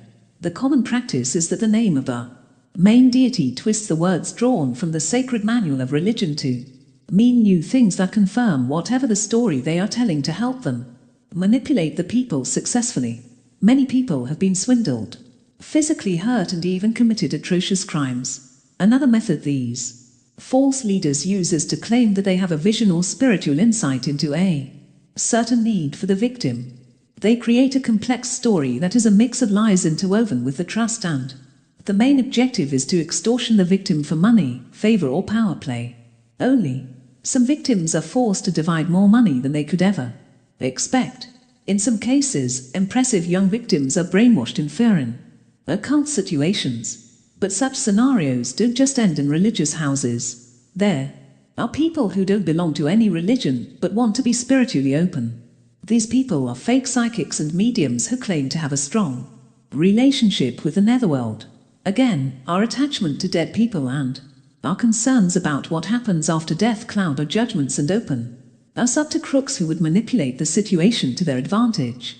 They use the same trick of false religious leaders to manipulate their victims with disappointment and lies. Victims take a 10-minute psychic reading of their horoscopes and palms to keep their promises, change realities, and false expectations for years that they spend thousands and thousands of dollars on the search for the elusive truth. People who hope for science are not immune to manipulation. You cannot be influenced. Think again, because your faith is anchored in a legible and factual science. When there is a crisis, people come back to what they trust. You naturally turn to science for a scientist. Some people with a weakening health condition are looking for unconventional medicine to survive the disease. As they know that the best of conventional medicine has failed, they turn to those outliers who claim to have the solution for their experimental medications and never have been done before. These procedures are unfortunately too risky, too costly, and often uninsured. But every penny is worth the slim chance of life. And this is what the fraudulent people exploit. And it's not only in crisis. You have found wonderful solutions to mass problems like loss of weight and so forth. You argue that your latest dietary fad, pill, or technology can transform us using scientific theories not tested and verified. Many people purchase this transformation promise based on information specially manipulated for extorting victims. The main difference between religious leaders and these suppliers of false science is that they use science in swindling their victims instead of a deity. And sadly, most people don't realize how badly they are affected until it's too late. When it comes to faith, those who use and exploit the dark key to their deepest needs, they use the sacred thing to manipulate your thinking process.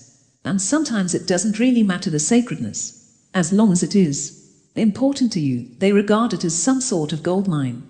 And there is no greater time for me, or for anyone so to speak, than when this person experiences a crisis. This is because, in your moment of crisis, you are at your weakest and most influential, and people know how to handle things for their own benefit.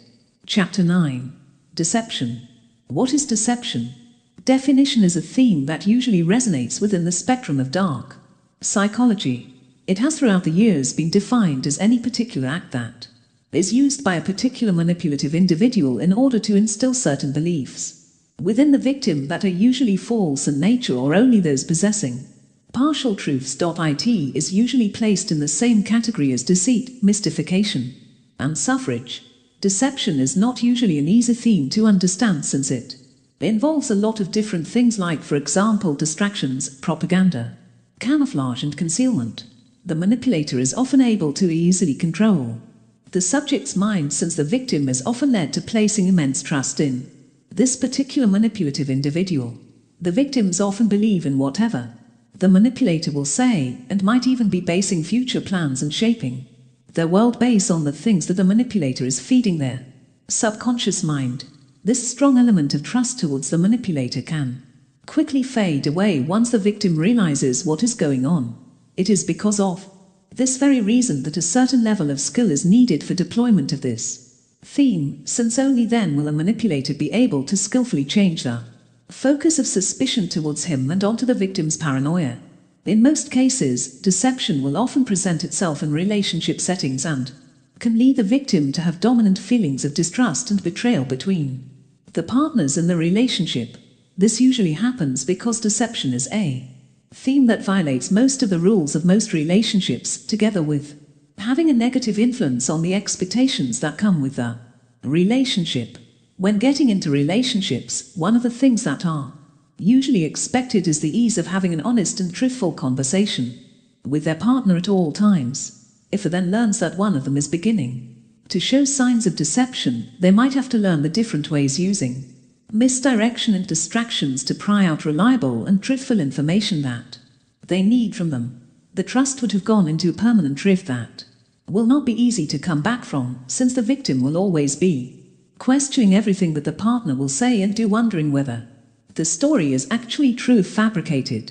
Most relationships will end as soon as the deceptive partner is found out. As we described earlier, this is a form of communication that is reliant on lies and certain omissions to make the victim believe whatever he is being led to believing by the deceptive individual. Seeing as this the case, there are 5 main types of deceptive tactics that are seen to exist. We shall briefly touch on each one to better understand this theme. Concealments. Probably taking home the medal of most used type of deception, concealment is basically when the deceptive individual knowingly omits information from his stories that are often relevant and important to the context. They can also engage in certain behaviors that would signal to hide irrelevant information to the subject at that particular time. A skilled manipulator is experienced enough to know that he will have to be clever to know that it's safe not to be directly in their approach, but rather insinuate the lie, leading the victim to their own conclusion, which is predetermined. Exaggeration. What can be said about this? This is where an individual in a sense stretches the truth a bit too much with an intended goal of leading the story towards a direction that best caters for their needs. The manipulator will make a certain scenario appear to be more severe than it actually is, so as to avoid lying directly to their victims. This is usually done so as to let the victim do whatever it is they want. Lies.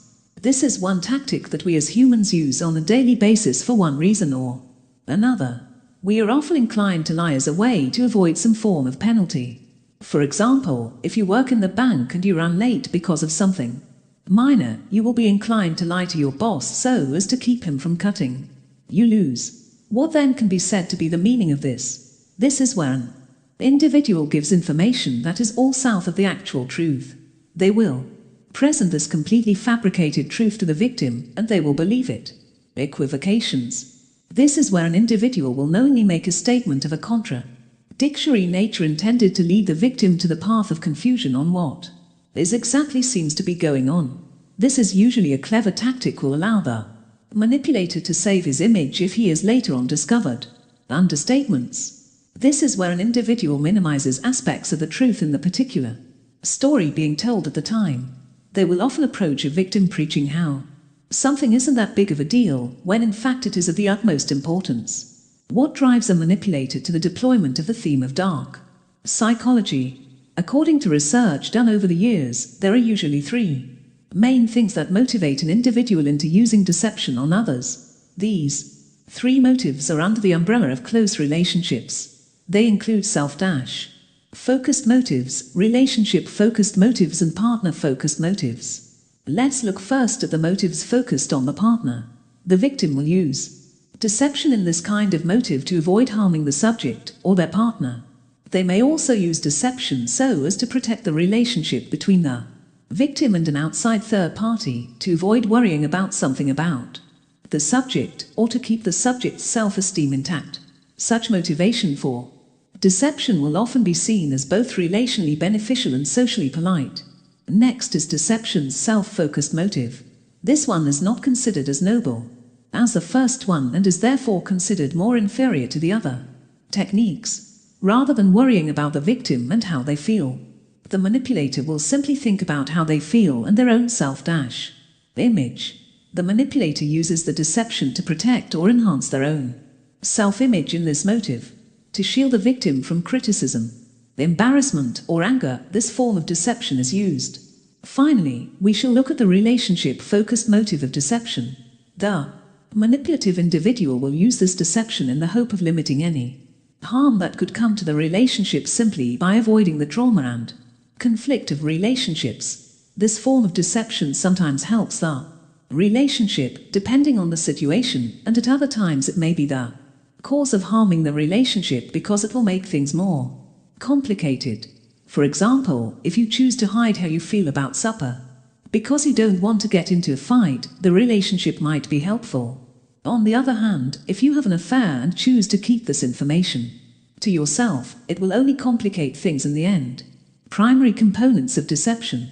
As much as it may be a bit difficult to clarify which factors show clear deployment of deception, there are some subtle components that are immediate identifiers of these themes the victim will come to be aware of these factors only when the manipulator dispatches a direct lie. Let us now dive deep into the particulars of said components. Disguise. The first component we shall unravel is that of disguises. What usually goes on here is that the manipulator works tiredly up to until he successfully creates the impression of being someone that they are not. Manipulators often result in this tactic if they want to bury something about them so deep that no one ever finds out. This could be a dark secret or just something as harmful as someone's name.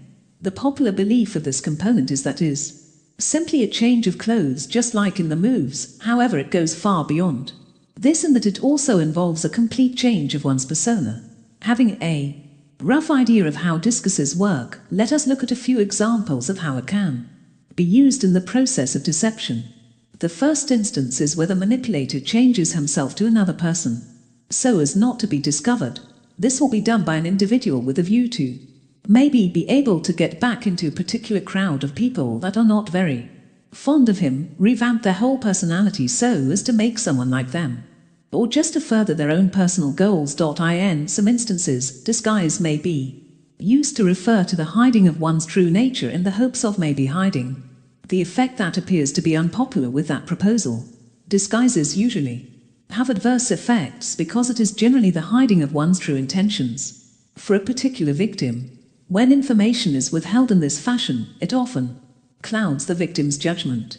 The victim ends up having the feeling of being in control of their decisions when in reality they have been swayed towards the manipulator's directions. This is seen mainly in a political setting. Camouflage. This is where an individual works tirelessly in order to hide the truth in one way or another, leaving his victim clueless as to what exactly is going on. This is characterized by the manipulator's use of half-truths when divulging certain information to his victim. The victim will only be aware that camouflage has taken place later when the actual truths are brought to light. A skilled manipulator with a lot of experience using camouflage is more likely to be undetected in performing certain actions. Simulation. The third component of deception is what is commonly referred to as simulation. This is simply the process where the victim is constantly being shown subject matter that is false in every way. Further on, we get to see that simulation consists of three other techniques that can be used. They are mimicry, distraction, and fabrication. Fabrication is the scenario where the manipulator takes something that is found in actual reality and chafes it to become this completely different thing. The manipulator will seek to either give detailed events of something that never happened or add some exaggerations that either make it sound better or worse than it actually sounds. The core of their story, however, is usually true. If the teacher gives them a bad grade, these manipulators may further the story by stating that they were given the bad results on purpose. The reality is that the manipulator did not study for the test, hence his bad grade. Mimicry is another tool that manipulators use when deploying these tactics of Deception. The manipulator here usually portrays a persona that it is quite close to their own, but not their own. They may present an idea that is similar to someone else's and give him credit for thinking about it first. This form of stimulation may be able to take place through visual and auditory stimulus. The last tool we shall look at is that of distraction as another form of simulation in deception. This is where the manipulator tries to get the victim to only focus their attention on everything else but the truth. How is this usually done? This is usually achieved through baiting or the offering of something more tempting than the truth itself. The best example of this is that of a marriage situation, where the husband is involved in extramarital affairs and thinks that the wife has caught a whiff of this. He may start graving her with random gifts such as designer clothes so as to distract her from thinking about his cheating. One flaw to this is that it often tends not to last as long as intended. Detecting deception. If you may be interested in looking for the right defenses against deception, then the first thing you would do is have a clear conscience that allows you to detect deception as it's being deployed. It may be difficult in determining whether deception is occurring or not. This is of course unless the manipulator becomes a bit sloppy in his approach and levies sufficient breadcrumbs, showing that he is indeed Langer of Groot's contradiction of statements. As much as it may be difficult for a manipulator to deceive his victim for an extended period of time, it is something that we practice on those closest to us on a daily basis. What makes detection of deception a bit hard is that there are really no solid indicators that are 100% reliable to tell when deception has happened. Deception, however, is capable of placing a large burden on the manipulator's cognitive functioning, as they will have to figure out how to recall the agents functioning, as they will have to figure out how to recall all the statements they made to the subject in order to keep the story credible and consistent. One slips up and the subject can say something is wrong. Due to the strain of keeping the story straight, the agent is much more likely to leak information to tip the subject through either non-verbal or verbal indications. Over the course of time, researchers have given us sufficient reason to believe that detecting an attempt of deception is usually a process that is cognitive, fluid, and complex. These processes are not usually constant, as they will often vary depending on the message that is being relayed. The interpersonal deception theory describes deception to be an iterative and dynamic process of influence between the manipulator, whose sole purpose of this is working towards twisting information to a version that best suits them but is different from the truth, and the victim, who will then attempt to figure out if the message being relayed to them is of an accurate nature or quite the contrary. It is during this particular exchange that the victim is going to bring to light all the non-verbal and verbal information that will cue the victim into the deceit. At some point in this process, the victim may be able to tell that they are being lied to by the manipulator. One of the few renowned scholars of this theme of deception, by the name Alertridge, his view of the detection of deception. He was of the opinion that there were no known non-verbal behaviors that could be associated solely with deception. This is one of the many reasons as to why it is not possible to tell when an individual is being deceptive. While there exist certain non-verbal behaviors that are associated with acts of deception, these same cues may also present themselves when other behaviors are present. This is what makes it difficult to determine whether or not a manipulator is using deception unless they utter a direct lie. Another scholar who weighed in on this enigmatic theme of detection was Mark Fanck. He focused more on how deception can be detected at the victim's cognitive level. When deception takes place, it usually requires a conscious behavior that is mainly deliberate on the victim's side, so the listening to words and paying attention to the body language that is going on are both critical when trying to determine when someone is in the process of deceiving you. If, for example, a manipulative person asks a question which the victim doesn't feel comfortable answering directly, you can tell that they are lying just from the manner in which he repeats words a lot, has very poor structure of logic, and generally uses less time talking about that particular question. Basically, when attempting to figure out when deception occurs, there are not many signs that can be considered. There are, however, few non-verbal signs that may be present when someone deploys this tactic of deception, but they may have other issues like nervousness or shyness as well. Chapter 10. The dark triad. What is the first thing that comes to mind when you hear the dark triad? Probably some fictional realm created by Hollywood, right? Well, this is actually a key concept that ties together all aspects of dark psychology. The dark triad in a nutshell is the theme that houses the three most destructive and harmful psychological personality traits known to man. The concurrent pages shall seek to bring these traits to light and better understand them. For adequate preparation against them. By the time we are done, you will realize that all other themes of dark psychology stem from this very theme. These traits are psychopathy, narcissism and Machiavellianism. The majority of individuals by the mention of these very traits will have a stereotypic description of psychopath as a murderous person and a narcissist as a human who is just obsessed with themselves. There is, however, much more to these antisocial disorders than just the stereotypes. Each of these concepts must be respected and understood for their power to become apparent. Machiavellianism. This is a technique that traces its origins from the famous political philosopher known as Machiavelli.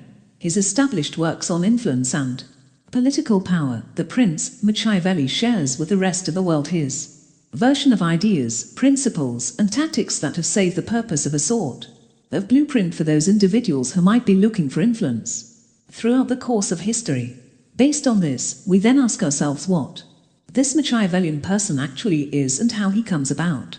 What puts this particular tactic on the map is basically the manipulator's affinity to only focus on one's self-interest at all times, the exercise of ruthless power and cruelty, one's understanding of the importance of image and the perception and superficial appearance. In a nutshell, Machiavellian individuals are people whose approach to life is widely strategic, meaning that the ramifications and consequences that they take are usually well thought out and assessed in terms of how they might end up impacting their lives if they do it in a particular way. You may simply identify a Machiavellian individual since their speech often revolves around something like, how will this benefit me? And how will my public reputation be impacted by this result?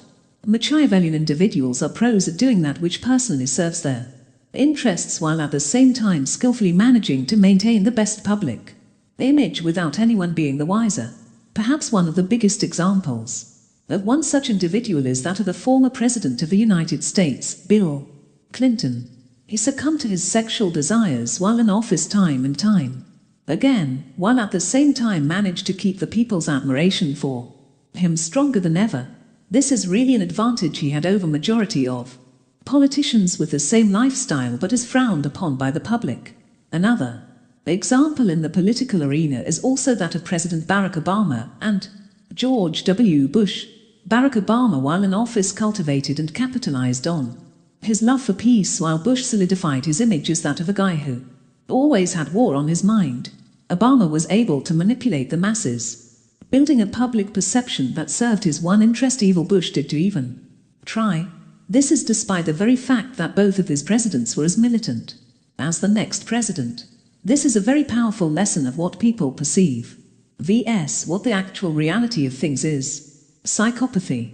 To be able to tell you in black and white what psychopathy really is would be difficult, but the very basic definition of what psychopathy really is, or rather, who a psychopath really is that particular individual who seems to be suffering from a type of psychological disorder which heavily involve a superficial charm, impulsivity and a lack of commonly held human emotions such as empathy and remorse. These psychopaths can be regarded as the most dangerous people on the face of the earth, as they are the best examples of two-faced sons of bitches. Pardon my language. When majority of people hear the mention of these individuals, the first image that usually comes to mind is of a haggard-looking individual wielding a machete and wearing a mask like John Wayne Agency. But the reality of their identity is far from this. They are most likely to be very handsome strangers who win over their victims by being just the right amount of charming before eventually ruining or even ending their victims' lives. Surprisingly, based on a series of tests, experiments, and observations, it has been discovered that there exists a high number of these individuals at the very helm of the business world. A majority of people are just now beginning to view psychopathy as more of a problem to the whole society than for the very psychopath's own selves. They are usually programmed in such a way that they can survive in any field they chose to go into. This is mainly attributed to their indifferent views they have regarding normal human feeling of love, compassion and so forth. Narcissism.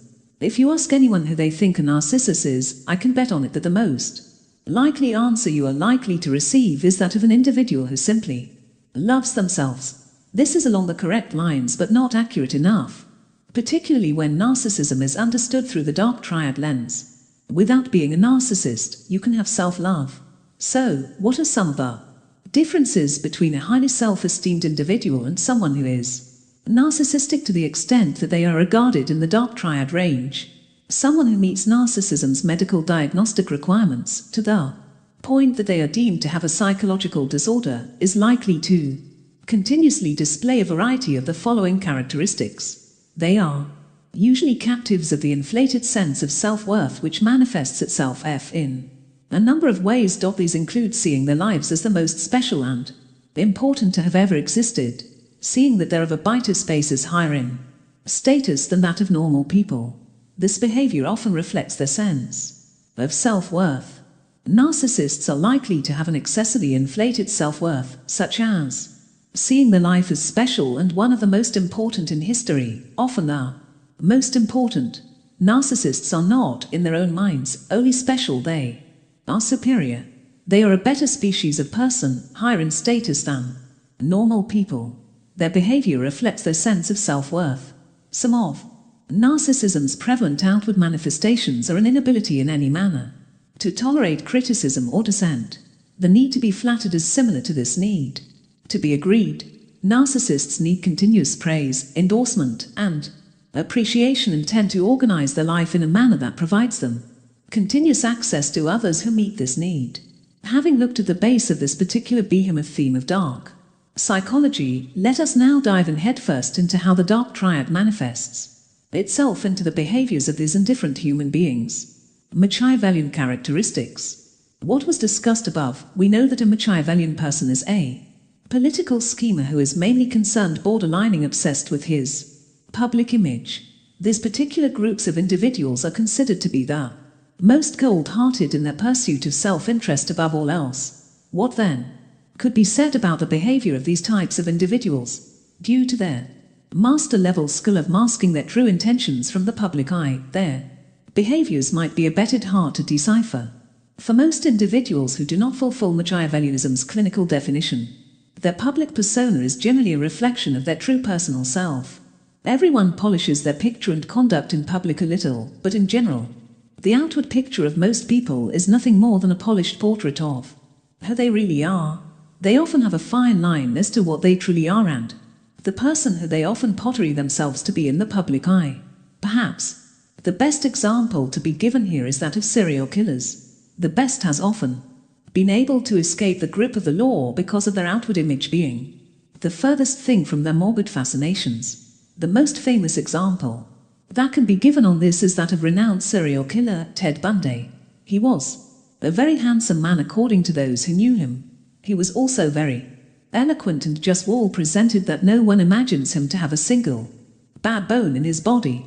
This is what enabled him to murder an upwards of 30 women before he was eventually caught. Examples of such a distinction between intent and appearance can be found in areas less extreme than serial murder. There are countless tales of leaders in the world of business who manage to ruthlessly cut jobs and pursue profit over people whenever possible. In terms of Machiavellianism, the very best of these bosses can actually get individuals to purchase into the idea that they behave by necessity or even compassion. Such rulers are almost role models for those who only want to serve their own wishes while simultaneously appearing to be a person of the individuals. A willingness to exploit people is another hallmark of Machiavellian individuals. Let us look at an example to have a better understanding of this. A newcomer in a particular office who possesses these Machiavellian traits would see each individual colleague, boss or team member as a resource or piece of a puzzle to use and utilize. The Machiavellian person would see a sequence of strategic threats and weaknesses to handle, exploit, or neutralize, instead of seeing others as fellow human beings. This is a big component of the reason why Machiavellians are so conscious of how they find themselves. They understand that this outward depiction is the key to exercising impact and exploiting everybody they come across effectively. Another characteristic of Machiavellian people is the installation of fear in the people around them. This comes straight from the prince, which urges individuals to simultaneously be both feared and loved. If this is not feasible, then it is better to love the book states that are feared at the same moment. This notion of the desirability of being loved and feared is directly related to the Machiavellian characteristic of dividing a public and private perception in the very individuals who would truly pretend to feel greater love than fear.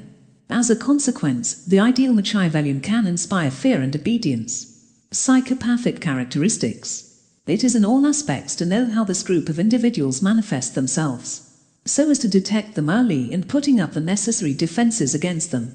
Charm is one of a psychopathic person's most prevalent behaviors. It must be understood that this charm is superficial rather than profound, real charm.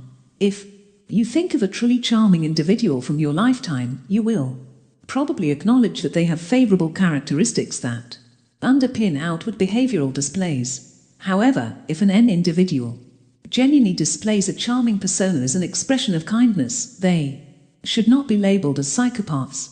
Psychopaths can show all the outward indications of charm, such as physical appeal, obvious warmth, and interest in others. The inward motive behind these outward displays is why it's such a red flag.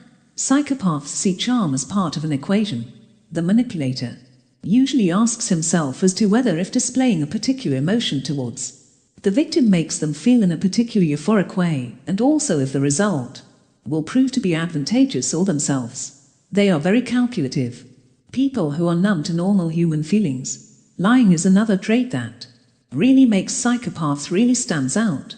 We all lie in our day-to-day lives. This doesn't necessarily mean that we are all psychopaths. However, it can show a psychopathic personality when coupled with other characteristics. Lying comes for a psychopath as naturally as breathing for most individuals who are psychologically healthy. A psychopath can convincingly present the reality in a specific time as anything they need it to be. Also, psychopaths do not demonstrate outward indications of lying because they do not have any emotional attachment or emotions of shame, guilt, or excitement about their lies. Lying is just doing what's required at the moment for psychopaths. Another signature aspect of psychopathy is a lack of impulse control. Most individuals have processes and inner controls that stop them from acting rationally. These mechanisms of prevention are lacking for a psychopath. If a psychopath sees a chance they want to exploit, they will behave without hesitation or a second thought. This may require murdering someone they want to kill, violating someone they want to rape, or stealing something they want to steal. This cruel impulsiveness is what makes psychopaths in areas such as the army and company globe some of the most efficient individuals. Automatic adoption of decisive intervention is a feature that much psychopaths lack, and this absence are, in fact, detrimental to life advancement. Another characteristic that distinguishes psychopaths from no psychopathic people is a lack of remorse. Many individuals who have committed atrocious acts, such as murder, feel a profound feeling of guilt and shame about what they have accomplished because of these emotions, and even take their own lives. Psychopaths do not choose to be remorseful, they are physically unable to do so. Asking a psychopath to feel remorse is like asking to listen to music from a deaf individual. A lack of guilt is closely associated with a lack of remorse. Usually humans feel guilty when they break some kind of moral standard they value personally. Since psychopaths do not believe, correctly or wrongly, only helpful or unnecessary, guilt is an alien notion for them. The nearest thing that a psychopath may convey to guilt or remorse is regret that they have not performed their psychopathic acts to their own high standards. Narcissistic characteristics. One of the most prevalent characteristics in almost all narcissists is the fantasies of their absolute power and elevated sense of importance. Most of these individuals lay blame to the constant praise they got as children while talking about these fantasies. As adults, these individuals will still demand praise from all around them, since they have nurtured the feeling of being most important of their peers to the maximum. The inflated sense of self-worth experienced internally by narcissists also has consequences for their external reality. This typically manifests in two ways. The need for consent and praise, and criticism or rejection hate. For the narcissistic ego, praise and consensus are like oxygen, while criticism and dissent are like poison. Picture dictator in a hermit state in order to comprehend what narcissism looks like when taken to its logical conclusion. Such individuals request worship from those over whom they have authority, statue building in their likeness, and full obedience and recognition. Any act of dissent or disagreement shall be punished quickly and brutally. North Korea would be an ideal contemporary illustration of narcissism's extreme manifestation. That nation's rulers request reverence like gods and execute and torture anyone who even dares to convey a thought or concept that is not entirely consistent with formal doctrine of the state. Chapter 11. Mind Games. When a person plays mind games on us, it is attributed to being innocent. Many people have come across this at some point in their life. Taken example, when someone is planning a surprise party and doesn't want the other person to know, and he does this by playing mind tricks in order not to give away what the surprise actually is. This is merely considered innocent and silly. Dark psychology mind games are not in any way innocent. Mind games in dark psychology are attributed to the hypnotist toying with the will, power and sanity of his victim. This differs from other dark psychological manipulation in the sense that the manipulator is playing with his victim for his own pleasure and enjoyment and is not invested in what the outcome will be. His interest in the victim would be to test the victim, so to speak. Mind games are used by a hypnotist when other forms of suggestions to the victim are not effective and may decide to use mind games which are rather less obvious to the audience. The manipulator may decide to use mind games to his own pleasure and amusement. Mind games are very effective in reducing the assuredness and psychological strength of the victim. The victim is deluded into thinking that he still has control. Manipulators are able to satisfy their twisted amusement when playing mind games. Such dark psychological manipulators do not see their victims as equal human beings, and instead chooses to see the victim as a toy and a person who can be manipulated, and therefore watch with amusement when victims do what they tell them to. Sometimes a dark manipulator will have known mind games all his life and knows no other forms of dark psychology manipulation. These manipulators can be dangerous because they know not of any other option, and therefore no need of changing and being more humane. Let us dive into the specific types of mind games used by dark manipulators. Ultimatum. An ultimatum can be defined as a final proposition or condition. 1. Therefore, is presented with a severe choice. They are viewed more as demands other than a request.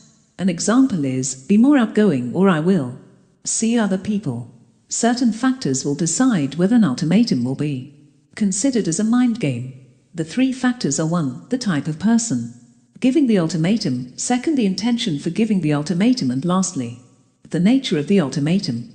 Persons who give ultimatums and genuinely care about the persons and have a valid reason for doing so, and then it will fall under the non-dark manipulation. These persons will generally include spouses, parents, siblings, or close relatives. However, if they fall into any of the categories mentioned, it does not necessarily rid them of dark intentions from the ultimatum given. What was the intention of the person giving the ultimatum? People with good intentions are often driven by the desire to help or assist in bettering the life of a person. Where a person gives an ultimatum to, for example, stop smoking or drinking too much, then this is seen as good intentions. Being able to tell the intention of an ultimatum is difficult, and so looking at the nature of the ultimatum itself is the surest way to be able to tell whether it is dark. Dark manipulative ultimatums will involve the person doing something that goes against what they stand for and goes against what their self-interest. The victim ends up comprising their moral standards in the process. Manipulators test their victims to see how far they go in compromising what they believe in. As we have seen, non-dark ultimatums are usually to benefit another person, and the does not have to go against what they know is wrong. What is a dark psychological ultimatum? The person giving the ultimatum will be a friend, a boss, or a person who the victim is in a toxic relationship with. It could also the form of a spouse, a parent, or a sibling. The manipulator will often give ultimatums that go against the victim's moral conviction or that which can possibly be dangerous to the victim. Here, the dark manipulator will notice a disinclination towards something and take advantage of this to make their victim do their bidding. An example will be a girl who is not comfortable in wearing costumes or revealing clothes. Some of the ultimatums will be, it's an only costume party, it is either you wear one or you are not invited. Some ultimatums lead to harm to others, such as assault and even murder. At very extreme cases, the victim ends up taking his own life and completing a suicide pact in which the manipulator does not honor his end. The external breakup. Everybody likes to be in a relationship where there is that sense of security and knowing that your partner is content. A manipulator will know this but will use these for their dark intentions. A manipulator will ensure that their partner will be powerless by instigating feelings of instability and negativity within their relationship. This technique of the external breakup is often deployed in a romantic relationship. It manifests itself when the partner continuously scares the other that he or she will leave them. This is aimed at creating feelings of anxiety and instability within the relationship. This mind game takes the form of promised breakups, implied breakups, and actual breakups that do not happen. Implied breakups are those that are not expressly stating the words break up. Instead, the manipulator throws hints there and then to create some doubt in the partner's mind. They can do this by making statements that exclude their partner from future plans together. Promised breakups happen where the dark manipulator scares their partner that they instead to break up with them somewhere in the near future. Words like, "Don't worry, I won't have to deal with this anymore because I'll be leaving soon," show the intention of a breakup in the future. Promise breakups fall in between the implied breakups and the actual breakups, where the dark manipulator mentions the idea of cutting ties with their partner, either by divorcing, separating, or breaking up, but does not follow through. Then it calls under the promised breakup. The actual break is the most severe compared to the implied and promised breakups. It happens when the manipulator decides to leave their victim without actually leaving in the end. They may pack up their clothes and belongings in the attempt to leave, but once they see the sadness all over their victim's face, they decide otherwise. After going through and understanding the tactic of the external breakup, we ask ourselves what therefore is the end game for manipulator when they use this tactic. The manipulator aims at having the upper hand in the relationship by creating feelings of uncertainty and lack of security from the life of the victim, and therefore reducing their power in the hands of the manipulator. By repeatedly simulating a breakup with the victim, the manipulator is trying to test the waters of how far one will go in putting up with being treated like a toy. In the end, when the manipulator gives in to the victim's begging for the relationship to continue, they make themselves look like the generous ones. This works so well for the manipulator because his or her victim is not thinking rationally to be able to figure out why the relationship should end. They are therefore willing to continue with the relationship. Many people do not understand this concept of dark psychology and why a person would want to continue to be in a relationship with a dark manipulator in the first place. The impact of this on the victim includes the likelihood of developing serious trust issues where they will have a hard time trusting another person. This could take a toll on the victim's professional relationships and family relationships as well. After a long period of constant threats, the victims become almost like a slave to the manipulator, in which the manipulator eventually grows tired and moves on to the next prey. Hard to get.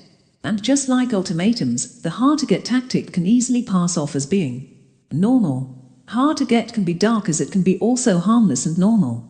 Hard to get when it is harmless, it occurs when a person will want to make them seem trying to be with them is not as easy. They will do this by making themselves less available, by not making to every date and leaving the phone to ring a couple of times before finally picking up. The hard to get dark psychology is much riskier. The manipulator will use this tactic during the relationship rather than at the beginning of the relationship. Unlike the innocent hard to get where the intention is to eventually be in a happy relationship, dark psychology hard is far from taking into account the well-being of the victim. When used at the beginning of the relationship, it is innocent because no expectations are infringed at this point. At this point, no one is dependent or reliant on either of the person, so no harm comes from playing hard to get further along in a relationship when things are going on. Well, then suddenly a person is unreliable and oftentimes tries to make themselves busy. This kind of behavior is not normal because relationships are about making and spending time with each other, as this will firm up the relationship. A manipulator will be very cunning and start pulling away when their partner is already reliant on them. The victim will therefore put an extra effort to reconnect with their partner. In the end, the manipulator has the upper hand and will use this power to his or her own purpose, while the victim is left in deep confusion and instability. Chapter 12. How to defend yourself from persuasion and manipulation. We are indeed human at the end of the day. It is because of this very reason that we get it well a lot on the opinion of others in everything that we do.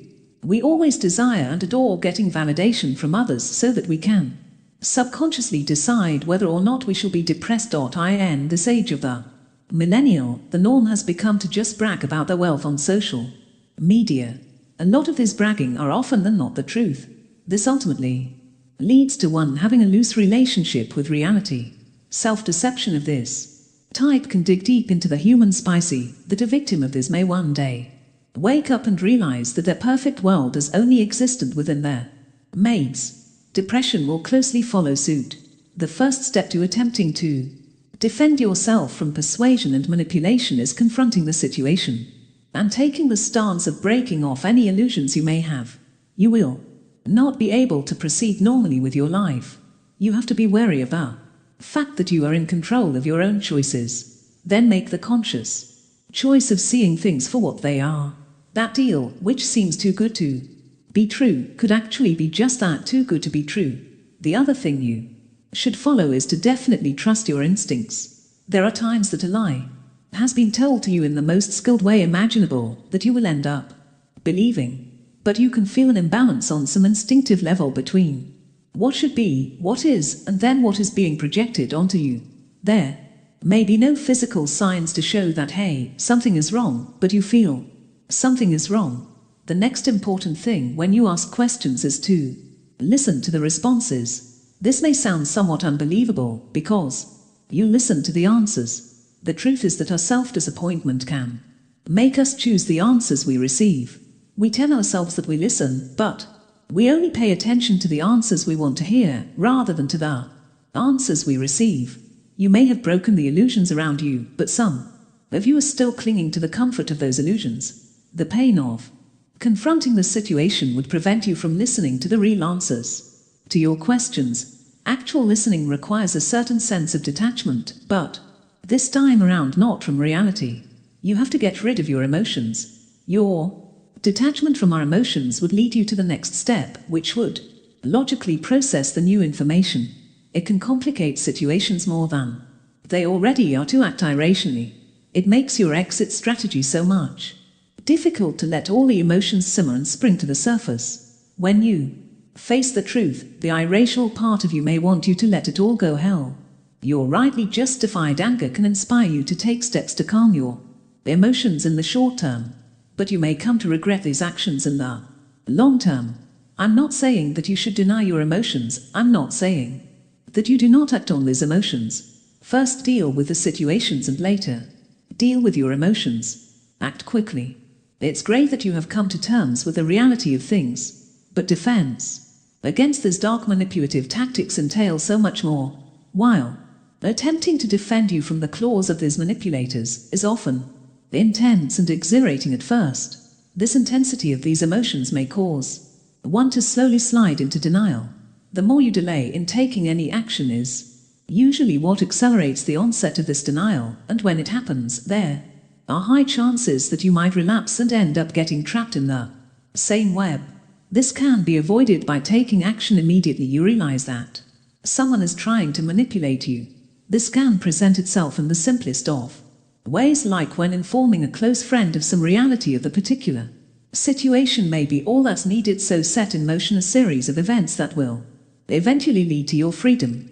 You should know that the fabric of illusion is made from tougher material than glass after making the choice to act. The illusion could work its way back into your heart with your emotions in high gear by using fragments of your emotions to fix it. When a liar is caught in a lie, he or she may attempt to recruit others to enforce that lie when they feel that they are no longer holding you. A deceptive partner with whom you have recently broken things off would at this point try to use the other mutual relationships in your life to change your mind. If you want to get out of this unscathed, you will need both your logic and instincts. Although the truth of the situation is that when you discover that you've been lied to consistently, you become emotionally scarred, so the issue of leaving the situation unscathed becomes silent. Priority should be given, however, to take the route that allows you to leave this toxic situation without harming yourself further. You're all over the place emotionally. Rage, anger, hurt, and deception is the iceberg's tip. But logically, you need to think. Keep your head above the water and warn yourself. Get help fast.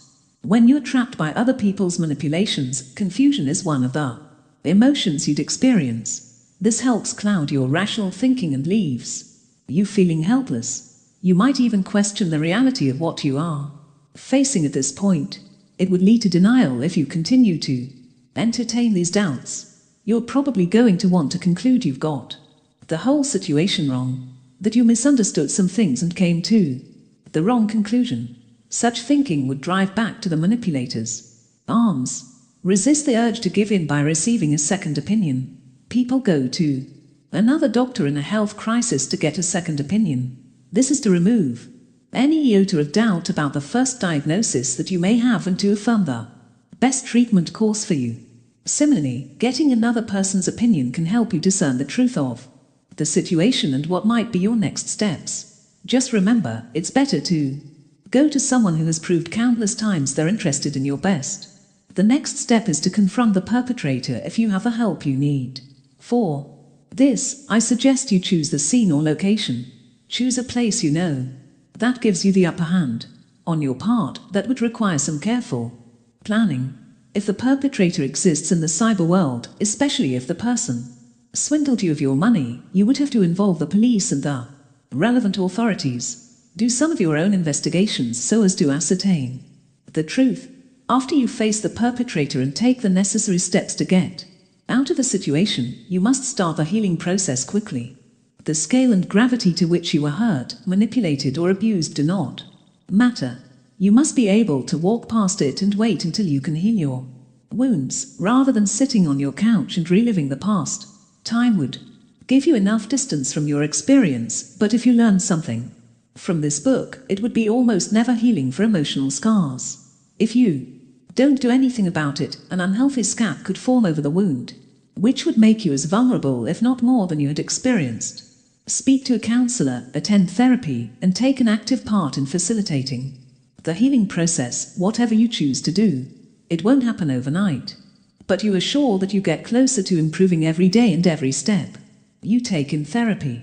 Trust your instincts. While your brain interprets signals based on facts, logic, and sometimes experience, your heart works in the opposite direction by screening information through an emotional filter.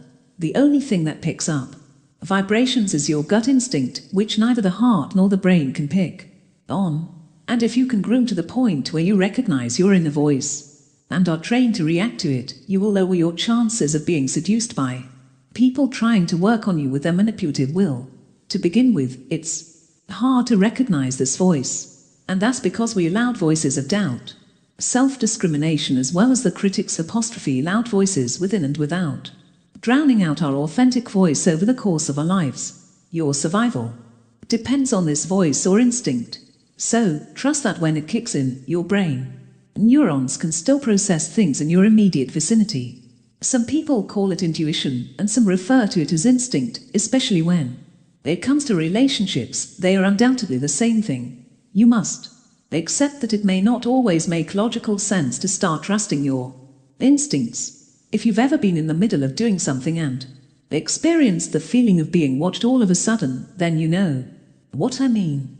You don't have eyes at the back of your head, there's no one else with you in the room, but you get the tiny shiver running down your spine and the sudden knowledge you're watching That's what I'm talking about. The first step to connect with your instinct is to decode your mind with the voices you've let in. With meditation, you can do this. Forget the chatter of he said, she said. Concentrate on your center. You are the voice. You know. Next, be careful about your thoughts. Don't just throw away the eclectic monologues in your head. Rather go with the thoughts flow. Why do you think of a certain person in some way? How do you feel so deeply about this person, even if you only knew each other for a few days? What's that nagging feeling about this other person that you have? You get more tuned to your intuition as you explore your thoughts and understand when your instincts kick and how to react to it. You may need to learn to take a step back to pause and think if you are the kind of person who prefers to make spur decisions at the moment. This moment in which you pause gives you the opportunity to really reflect on your decisions and evaluate them. The next part is a hard part, and it couldn't be followed by many people. Unfortunately, you can't skip or navigate around this step. This part has to do with trust. You need to be open to the idea of trusting yourself and trusting others to be able to trust your instinct. Your failure to trust others would just make you paranoid, and it's not your instincts that kick when you're paranoid. It's the fear of you. Fear tends to turn every molehill into a hill. You must let go of your fear, embrace confidence, and let that lead in your new relationships. You are better able to hear the voice inside without the roadblocks put up by fear in your mind. Finally, your priorities need to be re-evaluated. If your mind is at the forefront of money and material possessions, you may not be able to see the past. Any interaction you have with people would be interpreted as people trying to take advantage of you. And if you dwell on that frequently enough, it will soon become your reality.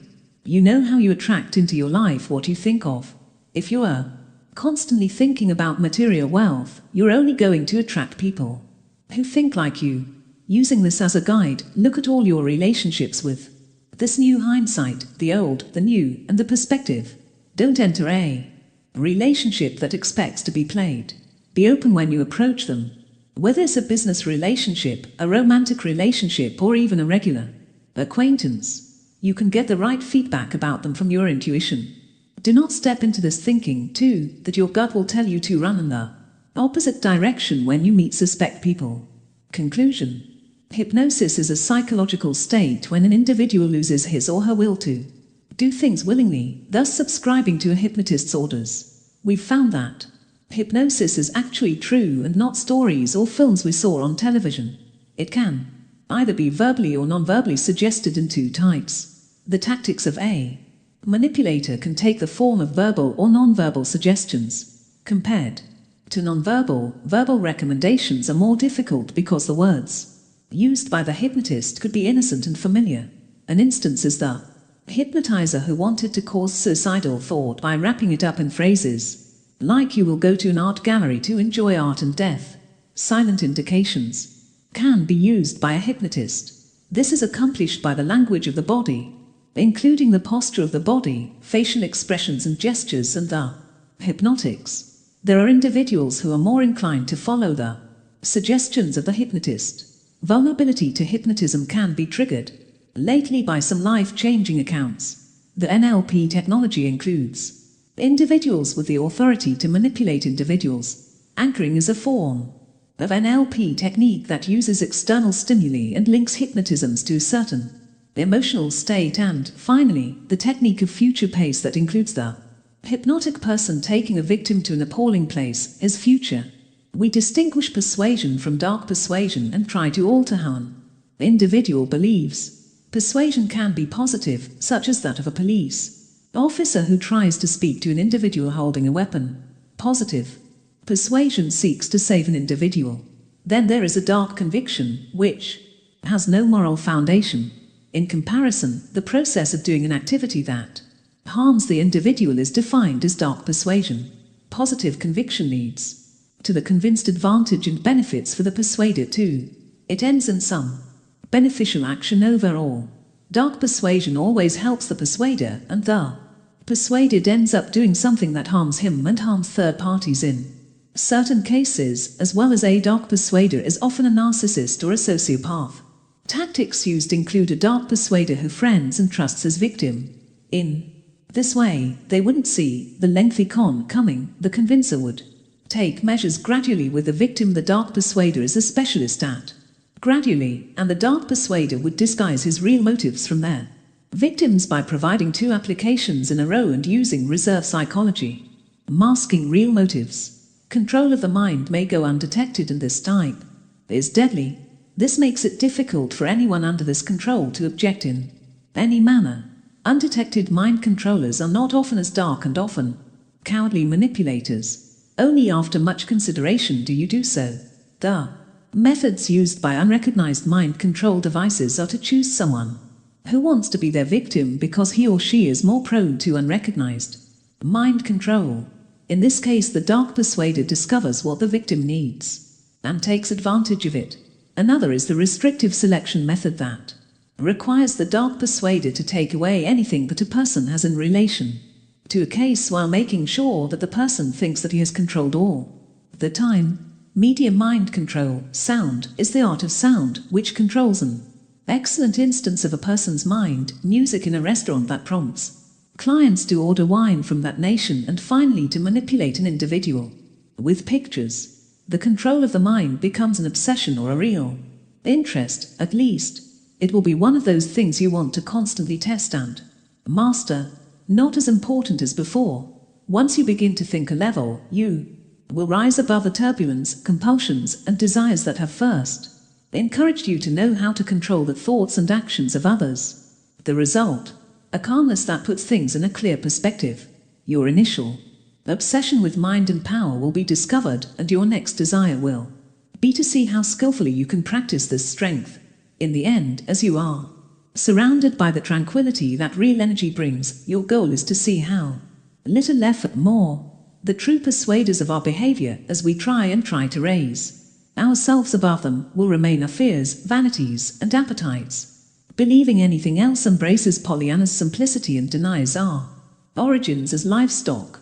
People attribute to playful and stupid mind gammas like attempting to surprise somebody without giving away what the surprise really is. In the dark globe of psychology, mind games are not near to innocent, like teasing.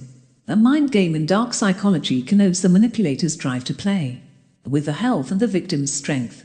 The manipulator plays with health and wants his victim's authority for his own pleasure and pleasure. Specific kinds of intellectual games include ultimatums, which reflect a requirement. Whether an ultimatum constitutes psychology relies on the purpose of the ultimatum, the individual who gives the ultimatum, and the ultimatum nature. The internal rupture is another mind game strategy used by manipulators, which takes the form of threats that end a connection. It is used in a romantic environment and creates fear. The difficult to understand the mental game of dark psychology should not be confused with the ordinary game difficult to come to, where the female wants the effort to be worth it in most times. Dark difficult to get uses when a couple has had a relationship, and often happens when the handler begins to pull, so his or her partner makes more efforts to save what he or she believes is a failed relationship. There is, unfortunately, no certain way to know what another person thinks, and the best thing a person can do is try to take control and understand their thoughts and remain true to what they trust, because the heart of the man hides his true purposes. It is true that we have the ability to do excellent evil, but also the ability to do excellent good. There may have been someone who has betrayed you in the past. It may have been your best friend, or even family, but that doesn't mean you have to obsess it and stick to the past. Dark NLP. The art of reading people. How to analyze people, spot covert emotional manipulation, detect deception, and defend yourself from toxic people who know NLP. Dark psychology. Introduction. Welcome to the world of dark psychology. While it may be scary to delve into it first, this is your ultimate manual for safe passage from beginning to end. You may be wondering what exactly dark psychology is, and is it as menacing as it sounds?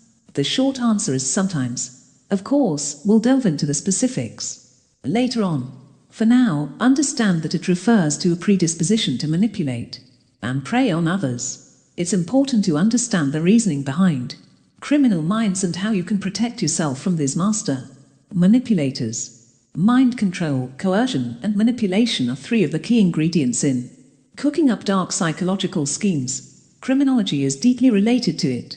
Because of this, if you are interested in true crime, you've landed upon the right book. Have you ever heard of the dark triad? It's central to the theme of dark psychology. This refers to the three worst traits to see in a person: narcissism, Machiavellianism, and psychopathy. Each has a crucial role to play in understanding the mechanisms of dark psychology. He uses these methods and how they affect your everyday life. Luckily, this book is a guide on how to protect yourself from the darker elements of a human nature. You're going to learn exactly how these brains are formed, what to watch out for, and how to analyze situations as they arise. The world is a scary place, it's true, but with the right tools you can navigate even the most troubled waters with the assurance of safety. Let this book be a guide for you through each challenge that lay ahead. People around the world have been practicing the science of psychology for basically ever. Understanding the human mind and what makes it tick is no easy task. Over the course of time, the thoughts and ideas in the world of psychology have changed drastically. Many people rely on psychologists to help them understand their behavior. In addition, they rely on them to help them figure out ways to deal with the problems of the world that weigh them down. Most people know that there are many types of psychologists. You may have even spent some time with one in the past to work on your family, marriage, daily struggles, or issues that are much more sinister in nature.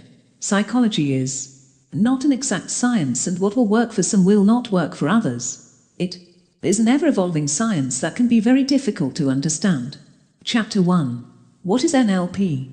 Dark psychology is not standard psychology. It specifically deals with individuals who thrive on taking advantage of others. It looks at the parts of our brains that are wired to do bad or misleading things. We all have our own capacities to do evil. However, some people are much more dangerous due to a lack of empathy, remorse, and a strong will to control everything around them. Learning what makes these people behave the way they do can help us all to be safer in the future. Dark psychology is working on doing exactly that, understanding. Now, you are probably thinking about rapists and serial killers at this point. And you aren't wrong. These types of people certainly give in to their dark tendencies. However, there is actually something far worse. The people that are less obvious about what they are doing are exponentially more dangerous. They make calculated moves and don't act or look as if they would harm a fly. They are charming, witty, and oftentimes loved by those around them. Having the ability to see the traits and understand them through things like dark psychology is a benefit to everyone. When trying to truly understand dark psychology, we need to start with understanding NLP. NLP stands for neuro-linguistic programming. NLP has been part of the world since the 1970s. We see it in our daily lives. However, most people don't even know it is happening. It is especially prominent in marketing, pyramid schemes, and other scams throughout the course of its time. NLP is like a kid glove compared to the hard ways of typical hypnotherapy. It relies on subtlety and manipulation. Think of it as a suggestion that you just can't seem to get out of your head until you are doing the thing you are thinking about. We will look at NLP in more detail in the next chapter. The dark triad. Another area of importance in the world of psychology is the dark triad. The dark triad is a set of 3 particular personality traits that are associated with some not so great things. As noted, they are psychopathy, narcissism, and Machiavellianism. Each of these traits have their own set of characteristics. Let's take a minute and look at each one to gain a better understanding of why they are considered dark. We have all met people in our lives that are narcissistic, or that others refer to as narcissists. A person who has the traits of narcissism is one that thinks a lot of themselves. It is not always thinking you are the most beautiful one in the room. However, many narcissists do find themselves to be insanely attractive.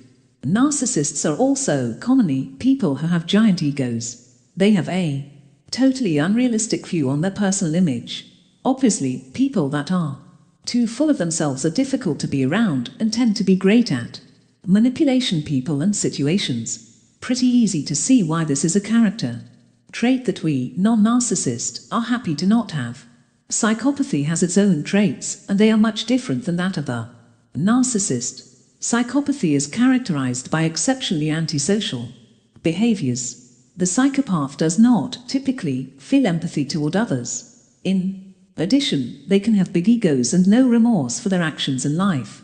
Unlike sociopaths who tend to come unhinged easily, psychopaths are calculated and oftentimes very charming. This makes them dangerous. Machiavellianism, or Hymek, is the master of all manipulators. They don't choose to be that way, they simply are that way. This type of person will go to extremes to gain power. Lying, cheating, stealing, and treachery are nothing to them. If the choice is between doing something moral to eventually meet your goals or stepping on and deceiving people to achieve goals more quickly, they will choose the latter every time. Hymeks are calculating. They can be charming, but they will also use guilt and pressure to get what they want. When it comes down to it, people that are part of the dark triad will do just about anything in their power to get what they want. You can easily see why. This is dangerous and detrimental to the people around them. Having the ability to recognize these traits in people can help to keep you protected from their poison. It's crazy to think how difficult it would be to deal with someone with only one of these issues. If you are around, in love, or working with one that falls into all three categories, it can cause serious damage to your mental health. Hopefully, with more understanding, those of you that deal with this type of behavior will be better prepared. Dark psychology and criminology. Dark psychology and psychology play major roles in the world of criminology. When you are trying to catch a criminal, it is easier if you understand how they think. Therefore, it is easy to see why these three things go hand in hand. Getting into the mind of a criminal, killer, or rapist can be very difficult for those of us that do not have these extremely dark tendencies. So, the fact that there is information accumulating for us to research is critical. It is hard to wrap your brain around how a human being can be wired so much differently. Until we find the ability to do this, it can make catching the really bad guys difficult. With advances in understanding the darker tendencies of human nature, it has become easier for criminologists, police officers, and others to find these ugly individuals. Psychology, and in turn, dark psychology, have been around for a very long time. In fact, as far back as histories go, there have been people working on understanding why humans do what they do. We all have the capability of doing bad things. Some of us have a much easier time doing these non-moral acts above others. Finding examples of people from the past to present day that have the qualities studied in dark psychology is easy. It doesn't matter what time frame you look at, you will be able to pick out the characteristics easily with a few obvious examples. Once you see it on a large scale, you can start to look at the people around you every day and see some of the same features. It is actually quite unsettling to realize how many people around you are prone to dark desires. One of the most obvious examples is Adolf Hitler. Obviously, he committed awful acts. However, he had more than an entire country under his thumb. Why is that? Well, he was charismatic, he spoke articulately, and he was an amazing manipulator. He completely understood what he needed to do to have control over the masses. He built a core group of like-minded people to help him along the way. While these people had a better look at what the truth was behind his tactics, we can't believe they knew everything. A person such as Adolf Hitler would never let all of their secrets out. When looking for a prime example of a person that falls into all three categories of the dark triad, he is perfect. With fear, power, charisma, likability, and laser focus, he managed to convince his people to commit atrocious acts against humanity. It's odd to think that on an individual level, his followers were normal good people. When bombarded with propaganda, well-thought-out words, and intimidation, they bent to the will of a madman. If people were better able to understand what was driving Hitler, there could have been a stop to his reign much more quickly. With more information in dark psychology, pinpointing the traits of a person like Hitler is easier than ever. Another great example of a person that truly tapped into their dark nature was cult leader James Warren Jones, more commonly referred to as Jim Jones. Many people are familiar with the phrase drinking the Kool-Aid, and we have him to thank for that. He He ran a cult that consisted of around 900 people. They all, literally, worshipped him. His cult was called the People's Temple. He made promises of utopia for all of his followers. He relied on his charismatic attitude, well-spoken words, manipulation, and deceit to rope a large group of people to his calling. From the outside, he appeared to be doing and saying things for all the right reasons. He was vocal about issues like racial integration and homelessness. He truly looked like a man of God with good intentions. This was heinously inaccurate. He was after power and control at any means necessary. Once he had amassed a serious following, he relocated everyone to Guyana. Here, he started to rule his cult a bit differently. Instead of appearing like someone who was doing righteous acts, he started to manipulate his followers in a more obviously dark way. He would use threats of physical violence, blackmail, and even death to control the people that were following him. Most people are pretty familiar with how this story ends. Upon worrying that the authorities were going to become involved with what was going on in Jonestown, he coerced his following to drink arsenic-clad punch. His dark nature prevailed, and they did indeed drink the Kool-Aid, which resulted in 900 deaths that included men, women, and children. One last great example of a person pursuing nothing but power is seen in Delphine LaLaurie. Some people have probably never heard of this woman, and many wish that they had not. When you're looking for someone that seeks total control over people and takes pleasure in their pain, she is the person you should look toward. Born as Marie Delphine McCarty, this Southern socialite married a few different men in the course of her life. Eventually, she was simply known as Madame LaLaurie. She maintained a great standing with the people of New Orleans. She was very in touch with everything that was going on, and people held her in seriously high regard. Little did they know something much more sinister was going on behind the scenes. LaLaurie owned more slaves than most other people, and she loved to torture them. With little to no reasoning, she would perform awful acts against them to show true dominance. Oftentimes, it led to months of torture for these poor souls, just to be ended in death. What LaLaurie looked like to the common public and what she really was were two completely different things. Chapter 2. Dark Psychology. Wearing two faces is not uncommon for people that fall into the dark triad. It has been seen in many of the dark psychology theories that this is common.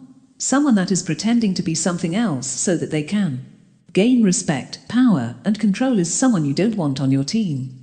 You need to be careful when dealing with people you don't know and understand that there are red flags to help you avoid becoming close with this type of toxic persona.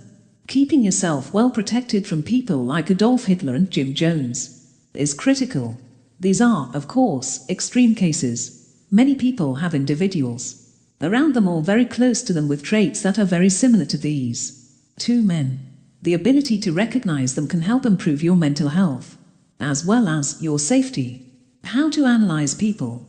The ability to analyze the people around you can help you determine their true motives. It can be very difficult to read people, and, let's face it, some people are excellent at covering up the truth. Nefarious plots and schemes can be seen in your everyday life. Whether you are at work, at home, or out with friends, we assure you deal with people constantly who are trying to manipulate you in one way or another. Putting time into understanding dark psychology can make seeing these truths about people and their intent infinitely easier. It really does play a critical role in your ability to lead your best life. Staying protected from people that have dark tendencies is important, especially in your work life.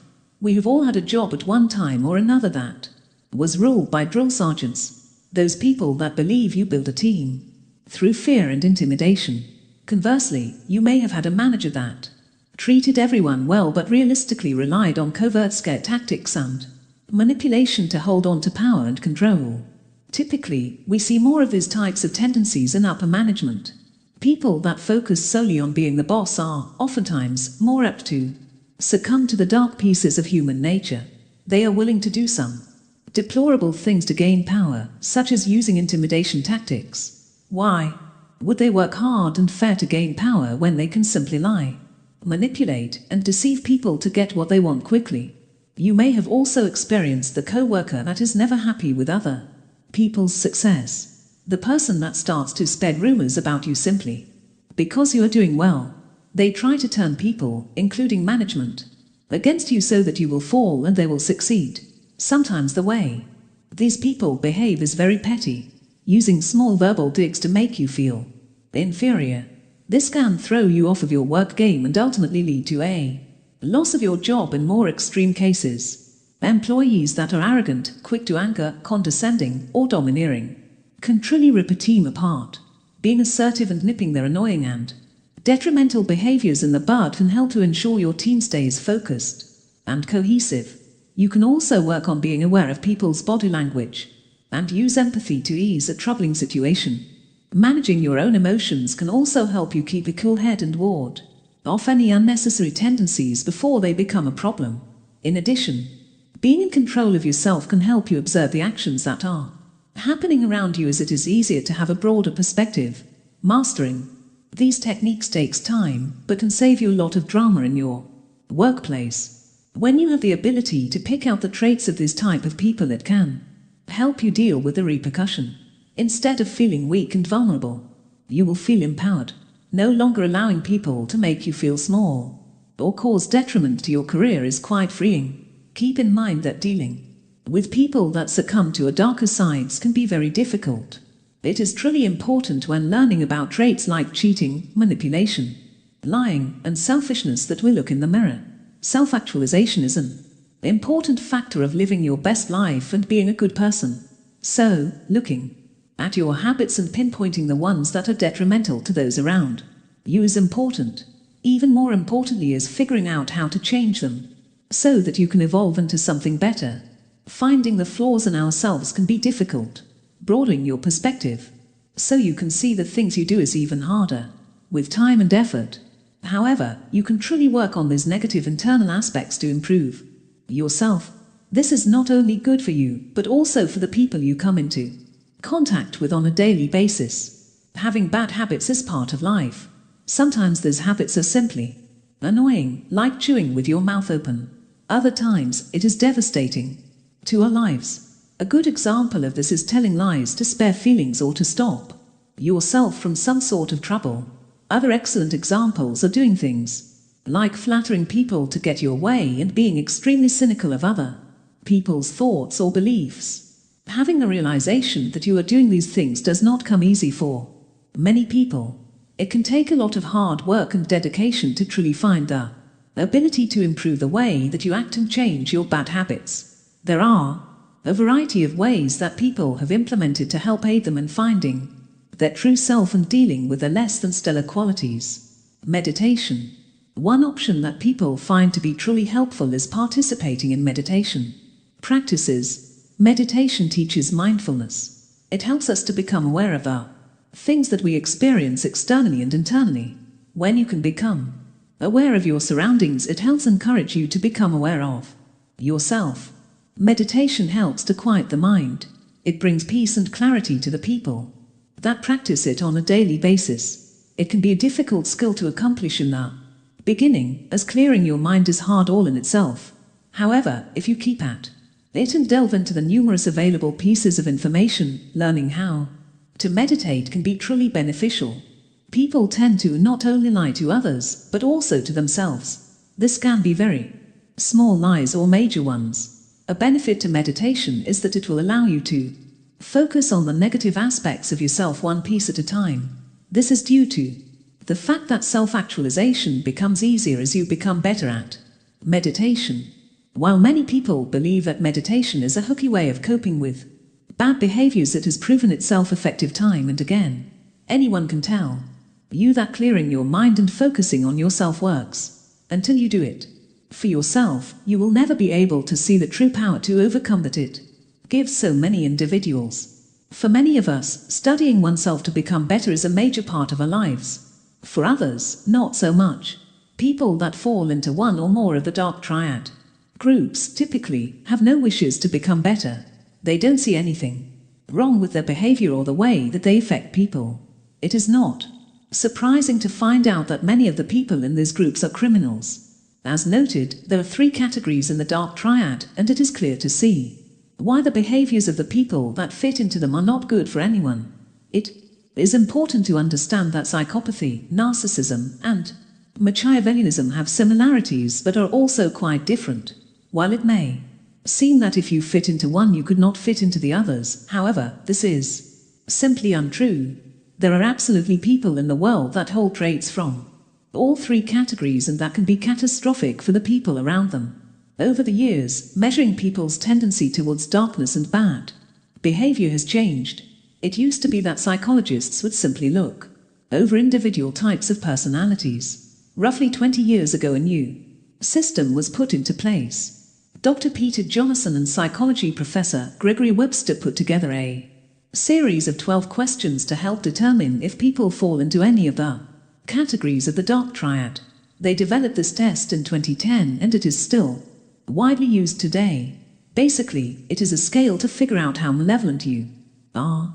If you were to participate in this series of questions, you may be surprised at your own responses. It can help give you an idea of what you may need to work on to become a better person. You will find a better sense of self by looking over how you act with other people. As noted, there are 12 different statements that you will rate yourself against. It asks that you respond to statements like, I flatter people to get what I want out of them, and there is nothing wrong with manipulating people for my own gain. With these types of statements, it is easy to piece together how people react to situations and whether or not they are wired towards the darkness or the light.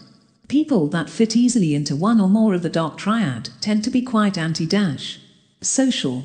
This is especially true of the psychopath. However, it could be seen in any of the three categories. When someone excludes themselves from others, it becomes easier for them to lose empathy and emotion. The differences in right and wrong can become more and more difficult to see when you seclude yourself. Antisocial behaviors are one of the key signs to the fact that someone may be struggling with the negative behaviors we see. It can lead to dramatic outbursts. In addition, the few people they do keep around can be in serious trouble. When a person doesn't know how to interact or chooses not to, it will impact every part of their life. When that same person is prone to violence, manipulation, deceit, or exploitation, the negative impact on those around them is devastating. Criminals are typically antisocial in their behavior. It is seen throughout history and it's sure to be seen in the future. People that are inclined to commit crimes almost always have traits that put them into one of the dark triad categories. Due to this fact, understanding each category is critical in developing solid strategies to track down and stop criminals. A large piece of what has allowed law enforcement and other organizations to track down these dark presences is dark psychology. Knowledge is power. And when we can identify what things like body language and verbiage mean, tracking down criminals can become easier. The connection between criminal desires and the dark triad are clear to see, and with the institution of dark psychology it can be easier to deal with. Dark psychology, the understanding of malicious people, is a good thing for everyone to understand. While the big baddies of the world certainly fall into the dark triad, so do many other, much more common people. Not every person will become an Adolf Hitler, Jim Jones, or Charles Manson, but they can make your life increasingly unattractive. In addition, they can cause serious mental and sometimes physical harm to you and the people you care about. Deciding to spend the time to learn how to recognize these behaviors and how to handle them is advantageous to every person in the world. Regardless of your lot in life, taking a good hard look at the people around you can help you uncover their true intentions. While we would like to say everyone in your life is there for a positive reason, it is very unlikely that it is actually true. Chapter 3. NLP and You. Neuro-linguistic programming is used today for a variety of different things. It can be helpful in helping people overcome issues like anxiety, PTSD, and fears. These are only a very few issues that neuro-linguistic programming can help with. While some people use it for good, others use it for darker desires. We would love to say that the only place you will find NLP is in your therapist's office. However, we actually see it in everyday life. From your workplace to the ads on your social media accounts, you can actually see it everywhere. NLP does not only focus on what people say, but more importantly, focus on what people are doing. Our body language says more than our mouths ever could. NLP has been under the debate of whether it is an actual science or if it is considered a pseudoscience. The debate still exists today, and it is hard to pinpoint this science due to the fact that it has not gone through the same rigorous testing as therapies such as CBT, cognitive behavioral therapy. There is a pretty broad range of techniques used within NLP, and this also makes it difficult to lock down which pieces actually work. There have been some studies performed, and oftentimes the results were inconclusive. In some, it appears as if NLP had made a true improvement in subjects with psychosis, instability, and other unwanted traits. Others worked on looking at its effectiveness to help issues like PTSD and anxiety. The results came back exceptionally varied. Neuro-linguistic programming has been around for more than 40 years. For something to be around this long and continue to be used throughout many people's daily lives means there has got to be some validity to it, right? We see it used so widely on a commercial level, and it certainly does have an impact. It also has its place in the world of psychology and dark psychology. Due to the fact that it is quite unstructured, it is difficult to show true proof of its success. There are also a plethora of different ideas and ways of executing NLP. For some, it is a very effective form of therapy that truly helps them lead better lives. For others, it may not benefit them at all. These people will need to look at more traditional therapies to work through their issues and lead a happier and mentally healthier life. NLP history. NLP is, in a way, a method of mind control. It was developed by a team of people. However, the majority of the credit is given to two California boys, John Grinder and Richard Bandler. In the 1970s, they decided to combine the works of Virginia Satter, a therapist for families, Friedrich Perls, a psychotherapist, and a hypnotherapist by the name of Milton Erickson. They wanted to take the heart of linguistic therapy and improve it, find the pieces that truly worked and make something better. The three people that they studied were chosen due to the fact that they had better results with their clients than most others in their field. In fact, people found their success to be odd and uncommon. Naturally, inquisitive minds wanted to know what these people had in common and why their methods worked so well. They studied them in live sessions and via videotape. NLP is subtle. When we think about normal hypnotherapy, we think about people falling asleep and acting out strange and silly acts. Realistically, it is used for much more meaningful purposes. For example, people use hypnotherapy to help them stop smoking or to deal with traumas of the past that may have not been coped with. NLP does things a bit differently. It is much more suggestive and not so in your face. In the beginning, neuro-linguistic programming was thought to be as helpful as products like snake juice from the days of the Old West. However, as the 70s turned into the 80s, it became more and more accepted. Businesses were jumping on the bandwagon to learn about it so they could, in turn, use it to help them gain profits from consumers. In addition, everyone, from therapists to political figures, started to want the information on this type of programming. It seriously started to blow up in terms of popularity. Companies became interested in NLP because it can help them communicate more clearly. This helps to improve the performance of employees and the overall performance of the business. Businesses that use NLP have experienced better growth in their companies as a whole. Not only can it help people become better negotiators, it can also help them stay motivated. When you feel comfortable at work and you feel like everyone is giving it their all, it's easy to build a solid team. Being a confident leader that pays attention to tone, body language, and verbiage will help lead to better success. Implementing the practices of NLP can promote growth for companies. As people started to employ these tactics, they started to notice changes in their teams, boosts in morale and productivity. Now we see NLP happening around us every day. This is not necessarily a bad thing, as people that practice NLP tend to be more self-aware. In turn, they tend to make better choices that are made from rationality rather than emotions. There are 4 main points to NLP. They are referred to as the pillars of NLP. They are behavioral flexibility, rapport, outcome thinking, and sensory awareness. Each one is of equal importance as the others. Taking the time to look briefly at each one of these points gives a better understanding of NPL as a whole and how it can help you weed out the fakers in your life. The first pillar we are going to look at is behavioral flexibility. Basically, this means to go with the flow. When people can see that the tactic they are currently using isn't working and adapt their behavior, it can have great results. Being able to quickly change your perspective will allow more people to understand you. The next aspect we are going to look at is rapport.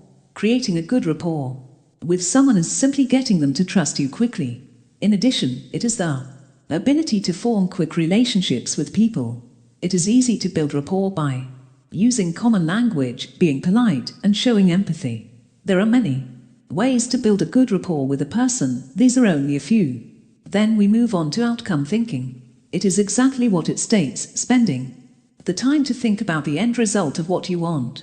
Oftentimes, people get stuck on a certain point that is commonly negative.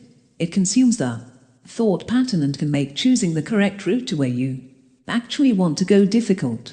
With outcome thinking, you are always working toward an end goal. This can promote better decision-making along the way. Lastly, we have sensory awareness. Being aware of your surroundings plays a major role in knowing what is actually going on. When you walk into a public place and you take notice of the tone of the room, the colors surrounding you, the groups of people, it can be very enlightening. It can also help you easily understand how you need to behave in that situation. The more you learn about these 4 pillars, the more success you will have. With NLP, they are the foundation, and anyone who wants to learn NLP will spend a lot of time on each one. The more you broaden your knowledge, the more you will be able to apply what you have learned to your daily life, and the more protected you will be from the ones that want to manipulate you, control you, or cause other burdens in your life.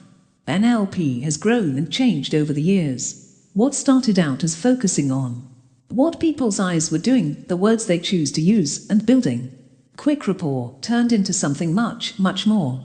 All sciences grow and change over the course of time, and we imagine that this one will also continue to evolve.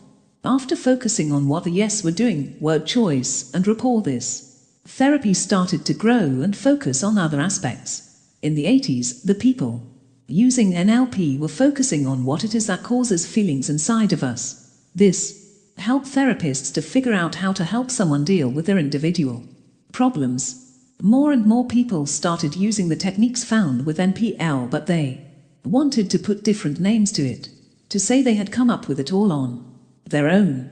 When it comes down to it, no matter what you call it, NPL is the same across the globe.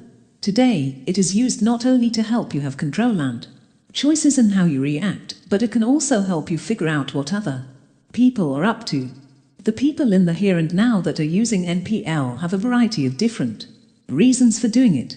Some of it is to help themselves become better people, while for others it is about weeding out the rats in their lives. Businesses use it in team building and marketing techniques. Here again, we can see how vast the world of neuro-linguistic programming really is. It has been said that people who study neuro-linguistic programming live freely. They have the ability to access all different types of situations and make choices in how they choose to proceed instead of being led by instinct and emotion. How you think, feel, behave, and speak can all be choices you make that can help you lead the best life possible.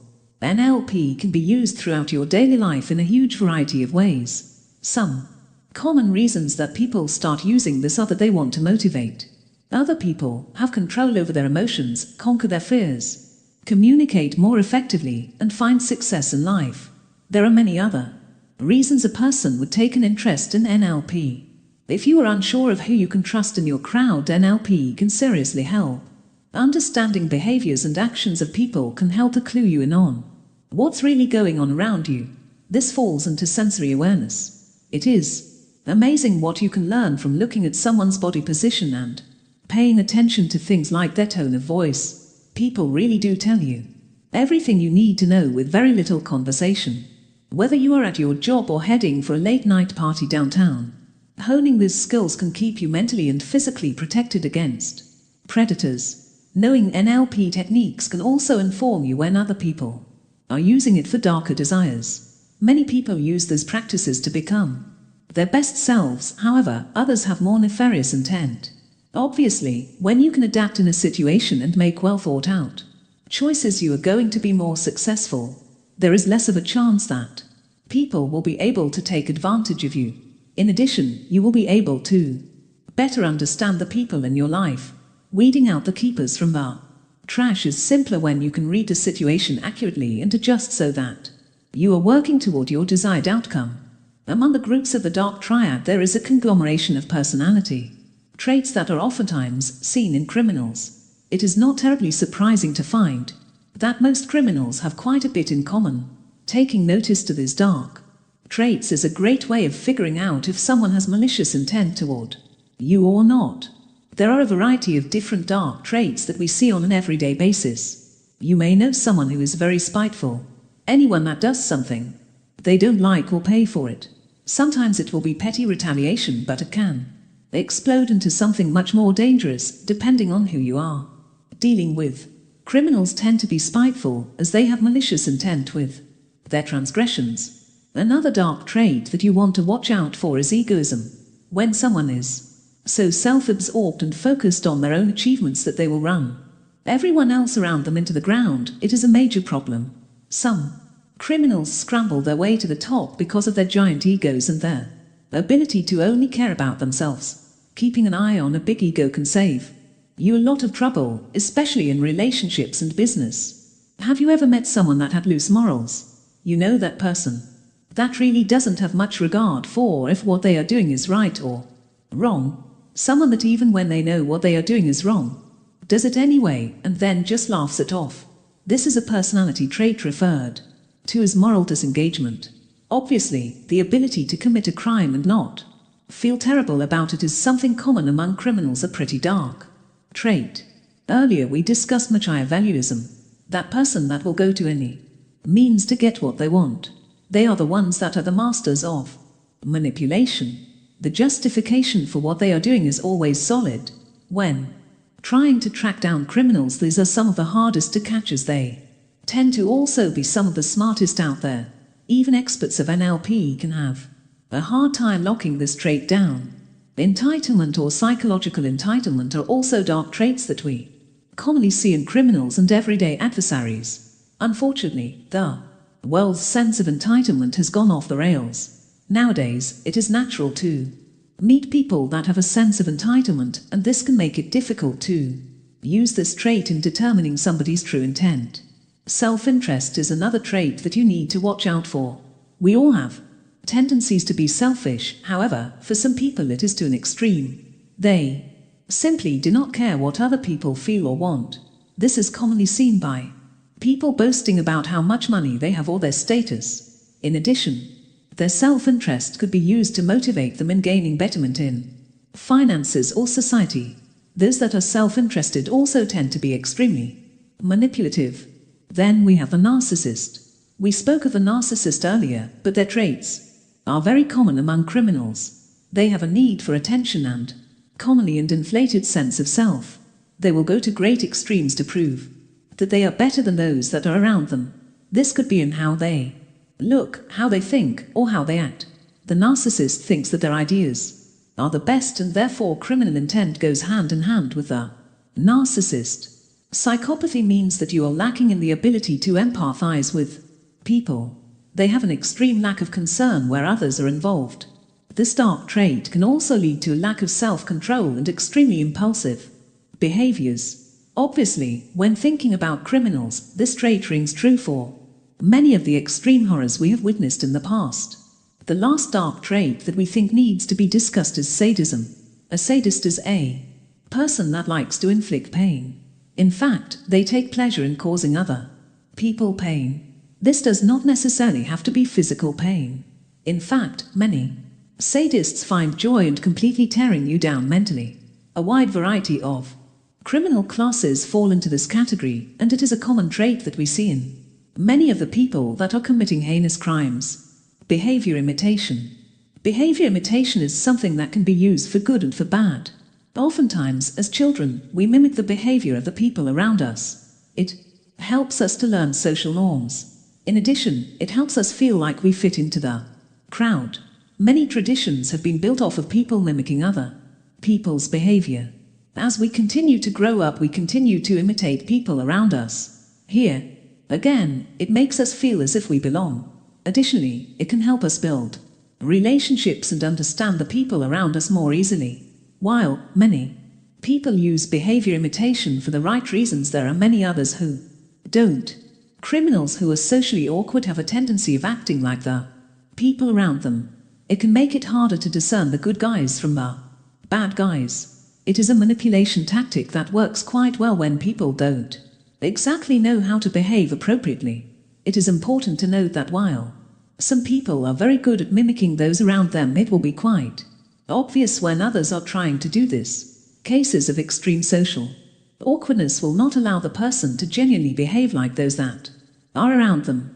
This can be a tip to seeing what they may have planned. Next, another way that behavior imitation is prevalent with criminals is when they idolize someone or something. They will change their very persona to reflect that of which they have admiration for.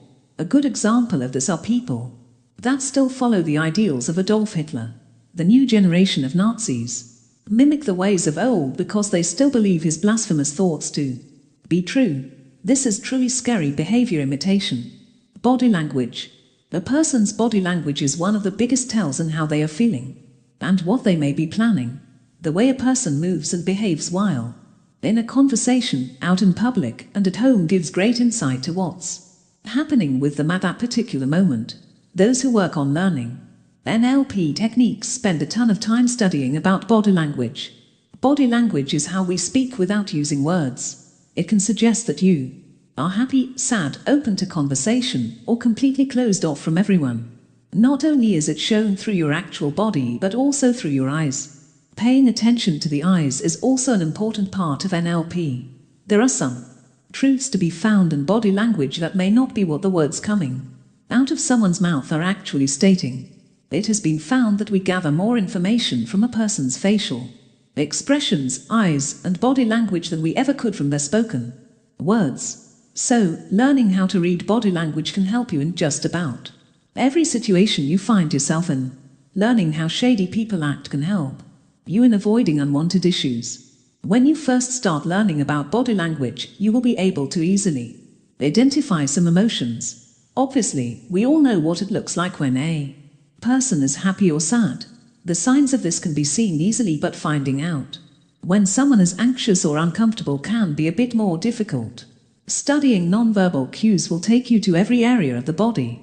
For example, slightly dilated pupils may not be from a bright light, but may in fact be due to arousal. If someone is constantly biting at their lip, it could be a sign of stalling or high levels of anxiety in the current situation. How a person is standing or sitting also gives us some clues as to how they are feeling. A person with their arms folded around them is less likely to want to be approached, whereas an open stance with your hands on your hips means you are likely in control of the situation, or you may be aggressive.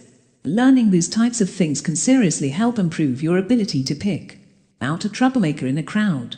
If you have ever been in a room and noticed someone was acting kind of shifty, like moving around the room frequently, and during conversations they are unable to hold eye contact, your ability to notice these. This is because most people have at least some basic knowledge on how to read a person's body language. Your posture also plays a key role in what your body is saying to other people. People who slouch and tend to wrap their arms around themselves are typical closed off. They may be feeling unwelcome or anxious. On the other hand, an open posture with your chin up and shoulders back is very welcoming. It shows that you are open to conversation, friendly, and approachable. Not only does your body language help people decide how to approach you, this helps you decide about them. There are a plethora of different aspects to be considered with body language. The more you delve into NLP, the more pieces of body language you will pick up. It can seriously help when trying to identify those that are threatening and may have malintent. Language imitation. Language imitation is another piece of NLP that should be taken into consideration. When we talk to someone, even if we speak the same language, it can be difficult for us to understand each other. Each individual has what is referred to as common language. Common language is simply the words a person uses frequently and understand better than others. When you are in a therapy session or at work and you are listening to someone talk, understanding what they are saying can be hard. It can feel as if they are speaking in a different language. This doesn't work well for anyone, as the person listening is actually learning anything. This is a major issue and can cause massive detriment to a company or a person's mental status. Working to hear how someone talks, the phrases they use, and the tone that they have can help you succeed in language imitation. When you can speak in common language to the person or people you are addressing, you will be much more successful. Understanding will be promoted, and what everyone gets out of what you have to say will be more beneficial. Mimicking someone's language is more difficult than mimicking their body language. The more time you spend talking with a person, the easier it will be to pick up on their vocal habits. Someone that is very good at picking up other people's common language can be a danger if they have intentions of doing harm. When we speak in a common language, it promotes trust. Putting trust into someone that wants to use your language against you is obviously something you want to avoid. So, be careful when dealing with people that quickly change their voice to match those that are around them. The ones that pick up on little pieces of context and repeat them to gain sympathy, trust, or control. It may be hard to recognize at first, but the more aware you become of your surrounding, the easier this will be to spot. Criminals tend to be good at this parrot-like behavior. They understand that too. Get people to like you, they absolutely need to understand you. If control is what someone is looking for, this is a good place to start and get their hooks in. So, while language imitation can help you and your therapist or employees relate, it can also be used to manipulate situations in favor of the person using this tactic. Chapter 4. The behavioral bases. There are some behavioral bases that people that are prone to take advantage of others tend to have. The tactics they use can be quite varied, however. There are some that are persistently seen. Learning about these techniques, what they are, and how people around you may be using them can help keep you protected from their detrimental effects. While there are a ton of different tactics, there are some that are more frequently seen. These are the ones that we will be focusing on. They are the ways that individuals influence and coerce you into doing exactly what they want, even if it is not particularly what you would choose to do. Avoiding this type of thing can help you maintain control of your own life and future. Brainwashing. The first area that we want to look over is brainwashing. Brainwashing is defined as someone being pressured into doing something wildly different from their beliefs. This is often accomplished by persistence and oftentimes force. Obviously, avoiding the effects of brainwashing is important to each and every one of us. Some have found limited information of brainwashing happening in the early 20th century. However, it was not something that really had many people interested. It was not until quite a while later that people started to see the true and terrifying nature of brainwashing. In the 1950s, the scare of brainwashing became a real thing. Other countries were using brainwashing techniques to control their soldiers. Basically, they were turning them into puppets that would do any and all things without question. America started to have true nerves about this when trusted military members started stating truths that were absolutely false. After this occurred, you found the words brainwashed and brainwashing everywhere. It is when it became a word that the world knew. It was cropping up all over American newspapers, and there were more and more stories coming out about brainwashing and the things it could get you to do. Brainwashing, at this point, was almost entirely geared toward controlling governments. However, as time went on, people started to see that it was not only used in politics and war settings. They were seeing brainwashing happening all around them. The definition eventually led to include the thoughts of persuasion or propaganda to get people to purchase items or follow ideals of others. There are a variety of different ways that one may be brainwashed. Here, again, some are easily recognizable while others are much more subtle.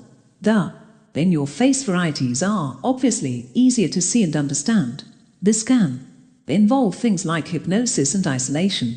The more subtle varieties are increasingly harder to see and protect yourself against. Hypnosis is the version of brainwashing that most people think of when they hear the word. It is a common practice to help change a behavior in someone. It can, obviously, be used to do very good things. Conversely, it can be used to completely destroy a person and make them do things completely against their nature. Hypnosis can be accomplished in a variety of different ways. Typically, there will be a repetitive noise that just about matches a heartbeat. The tone of the hypnotist's voice and the surroundings in the room will also play a role. All of these things are used to cause a trance-like state in the person being hypnotized. From there, once trance state is gained, there is very little that a skilled hypnotist can't get you to do. Another way that people brainwash others is by playing on their own vulnerabilities. Peer pressure is a type of brainwashing. When you make someone feel less than the crowd, they become vulnerable and easily manipulated due to the drive to want to fit in. This can be seen all over the world and in just about every age group. As humans, we have an innate need to fit in. Confusion doctrines and metacommunication are also ways that people have been able to brainwash others. By putting together lectures and written materials that are hard to understand but have a consistent and clear message, you can make people believe a different way. Their acceptance of the clear messages is more easily absorbed due to the fact it's the only piece of what is being said that is understood. Verbal and physical abuse are also ways that someone could brainwash another. By tearing someone down, they become more accepting of other beliefs. Oftentimes, the abuser will also be the one to build them back up. This causes an odd sense of adoration from the person being abused to the abuser. People are also known to be controlled by measures of isolation, fear, or guilt. Unfortunately, there are a huge variety of techniques that people may use to try and brainwash another person. For most of us, we will never experience these darker ways of brainwashing. However, we do experience some of it on a daily basis. Companies use brainwashing techniques to encourage consumers to buy their products. Have you ever gotten the jingle for a commercial stuck in your head and no matter what you do you can't get it out? Well, this is a form of brainwashing. It is sticking an idea in your head that you just can't shake, even if it is about a product you don't want. As it continues to sit and fester in your mind, there is a better likelihood that you will head out and give their product a try.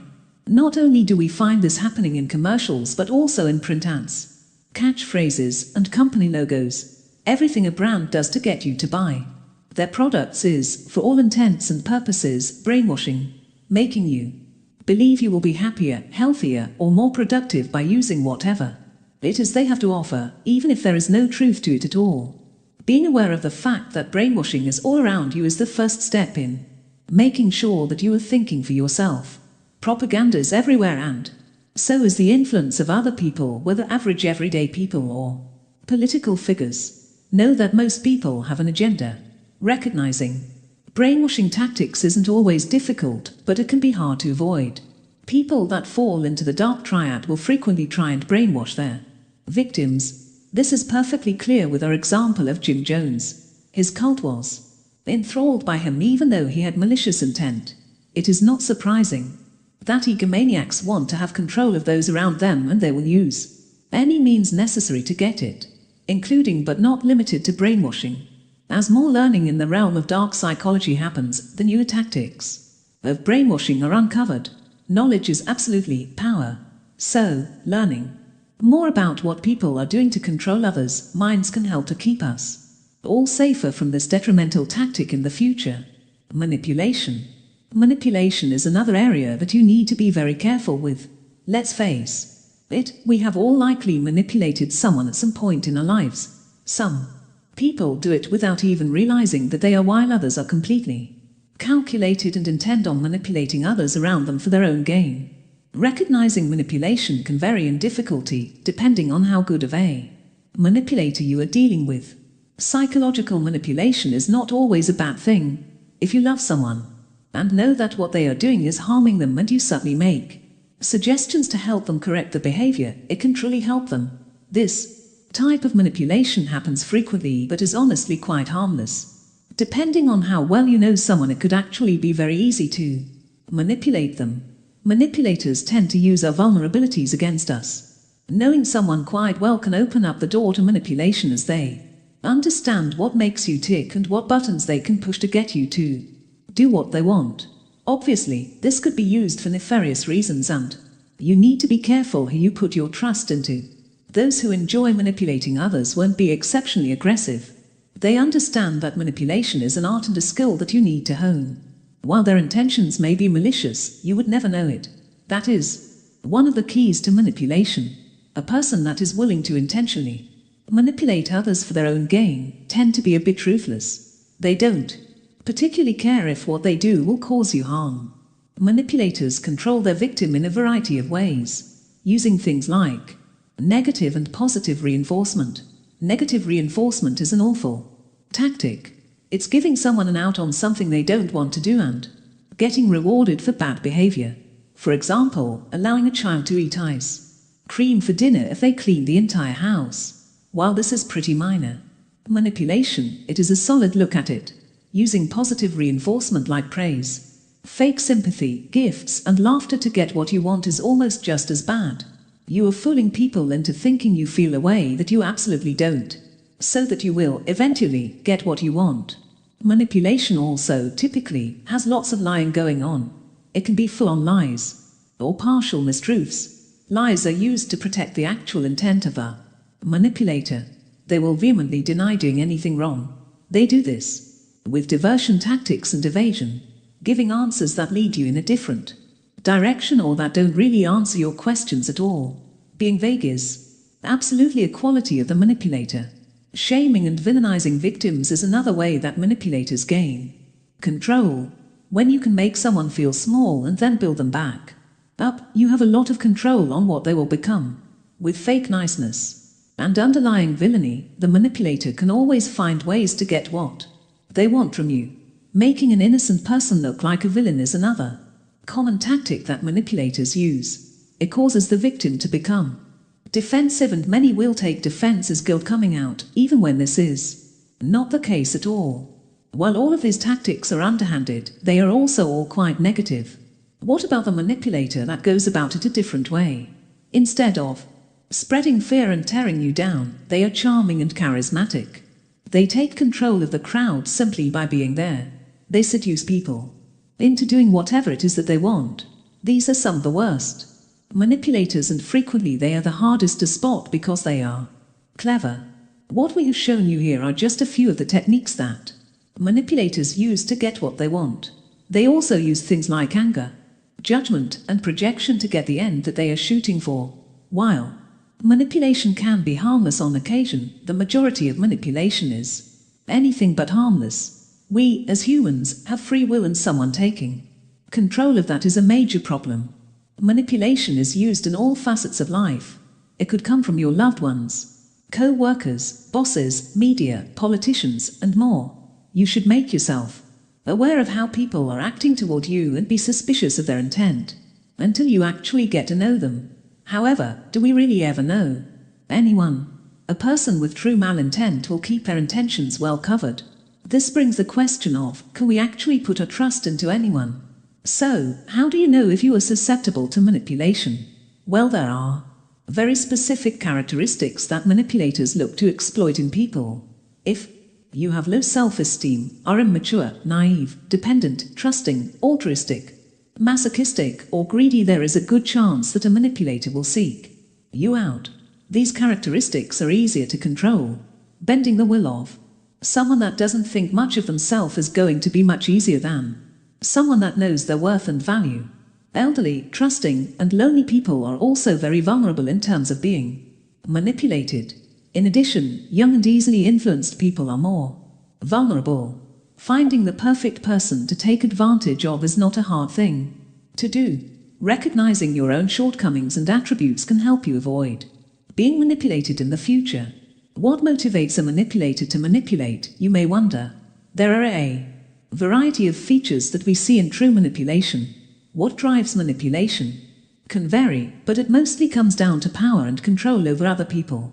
For personal gain, the gain can be financially or socially, but there is almost always some sort of gain for the one doing the manipulation. It's funny to think that some manipulators don't even know that they are doing it. These individuals likely do a lot of lying to themselves.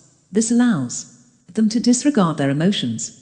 It may also help them deal with issues like phobias or problems with commitment. Most of the time, someone who is manipulating others knows exactly what they are doing. They may just be bored and feel like manipulation is a fun game that no one really gets hurt. However, this is a backwards way of thinking. Trying to force someone to do what you want them to, for whatever reason, is always wrong. When looking at the reasoning behind manipulation, more often than not, it is for the financial or social gains that come with manipulation. Taking advantage of easily influenced elderly people by providing them with company and compassion so you can steal their money is a common way to manipulate for financial gain. Manipulation is certainly a form of control. People that will manipulate others tend to have a need for control. This can be at the workplace, at home, or out in the public. They want to advance themselves and they always want to end up on top. Wanting to do well for yourself is not an issue, but when you will do it at the expense of others, it becomes one. Protecting yourself against manipulators can be easier said than done, especially if someone is well practiced in the techniques of manipulation. Learning to recognize the signs of manipulation can absolutely help you avoid it. In addition, working on your own self-esteem can help you dramatically. Manipulators, as noted, play on your weaknesses. Taking the time to self-actualize and know where you are weak will help you patch up those vulnerabilities. In turn, you will be less likely to be manipulated. Respecting yourself is another great way to avoid manipulation. A person that has respect for themselves is less likely to bend to the will of others, regardless of how well practiced in manipulation they are. Being upfront and assertive can also help you avoid the behaviors of the manipulator. When you know what you want, they don't typically want to take the time and effort to change your mind. They will move on to easier prey, leaving you to lead the life that you want to lead without the influence of a manipulator. One other action you can adopt that will help you avoid being manipulated is to set boundaries from the word go.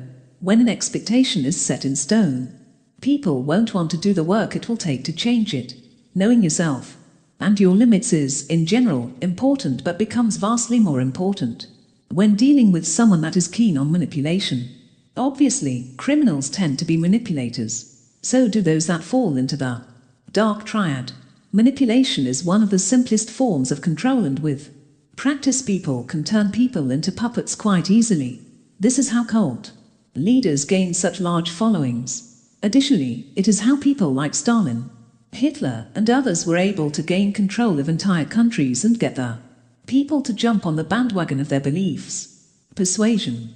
Persuasion is another behavioral base that can be used for dark desires. We have likely all been persuaded to do something in our lives that we didn't necessarily want to do.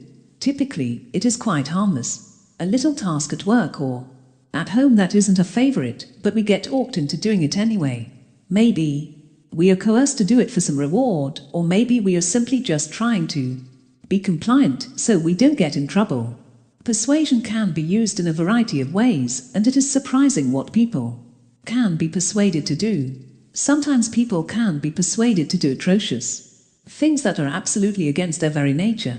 This is, of course, less common but happens more often than most people realize. The techniques of persuasion vary, but there are some that are fairly easy to spot. Others will go without notice, and these are much more dangerous types of persuasion. So, how do people persuade others to do just exactly what they want? Some will use the foot in the door principle. This is explained quite simply as asking for a small favor before you ask for a big one. Once you get a person to say yes once, it is easier to get them to say yes again. The small favor will go hand in hand with the larger favor.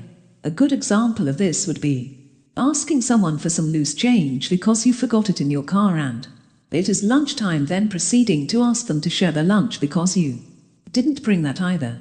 On the opposite side of the foot in the door principle, there is what is referred to as door in the face practices. Rather than asking for something small, followed by a request for something bigger, you ask for something huge, then something small. This tactic works very well. You can ask your best friend for $10,000 and it is likely they will say no. Once they do, you can Ask for a simple 20 and they will be much more likely to oblige. This type of persuasion is dangerous but easy to see if you work on being attuned to what people are doing and saying. You really need to pay attention to what they are actually saying or asking.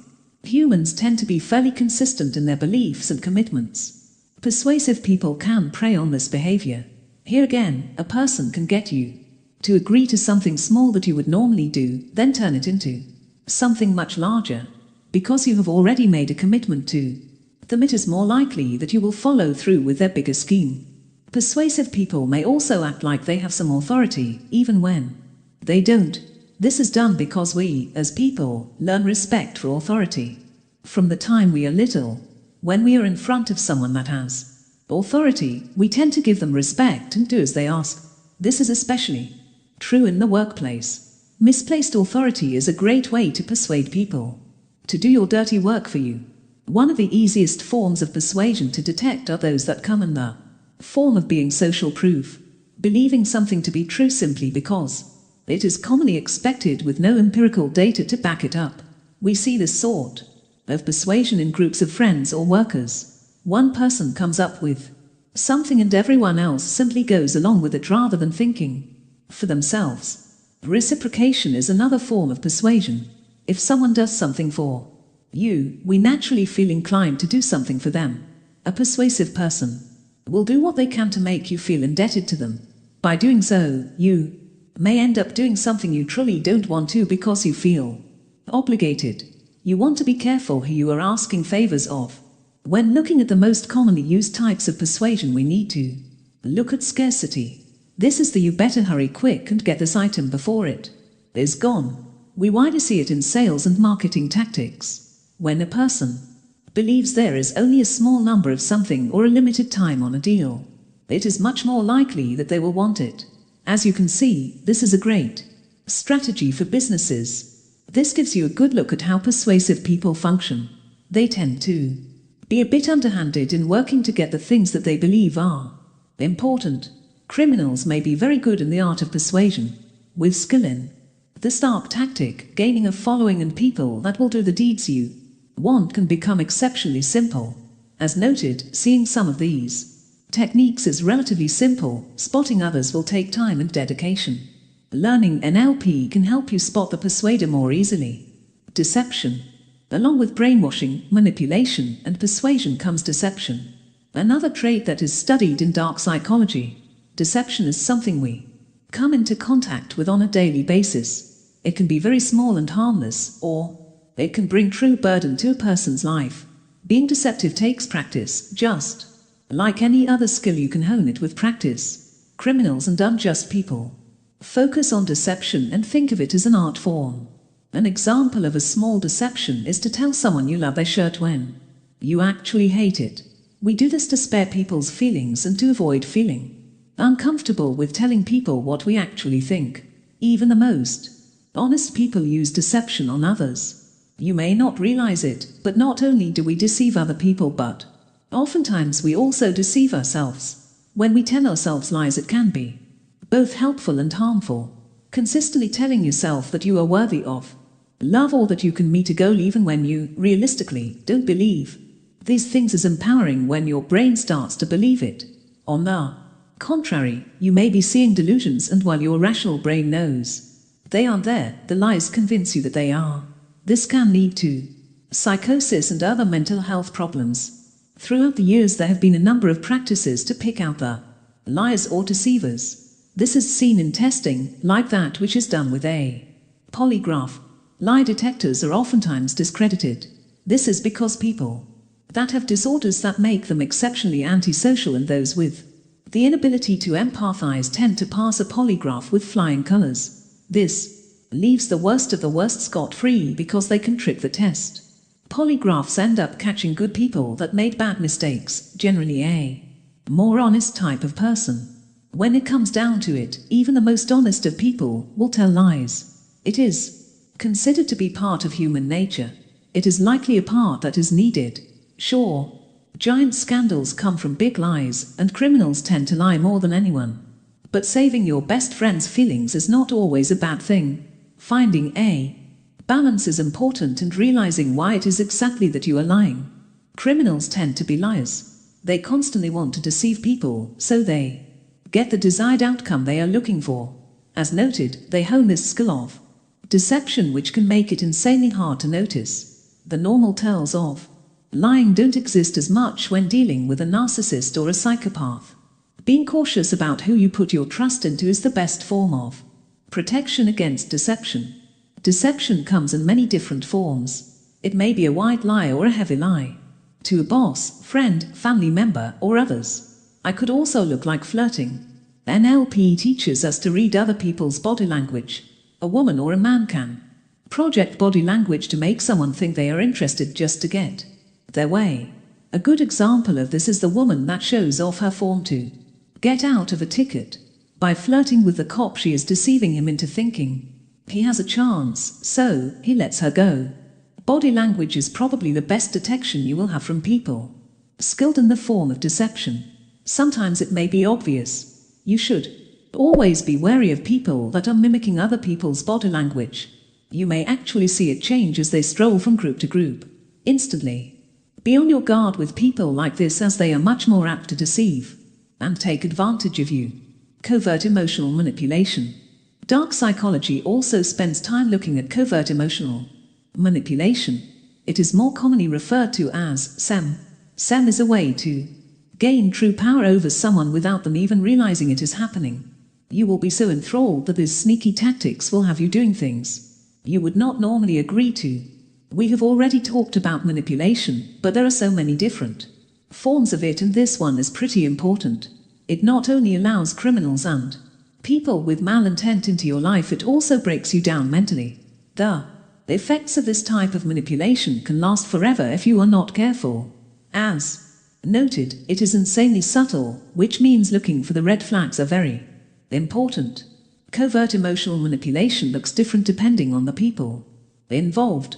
Oftentimes, the victim will be slowly made to feel as if they can't do anything without the other.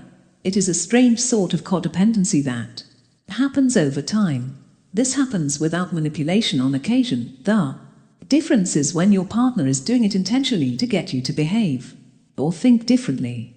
It may start with offers of help for simple tasks that you usually do on your own. They may follow it up with a critique to make you question your ability to do it. It starts small, but they will continue to poke at it until you start to truly believe you can't do it on your own.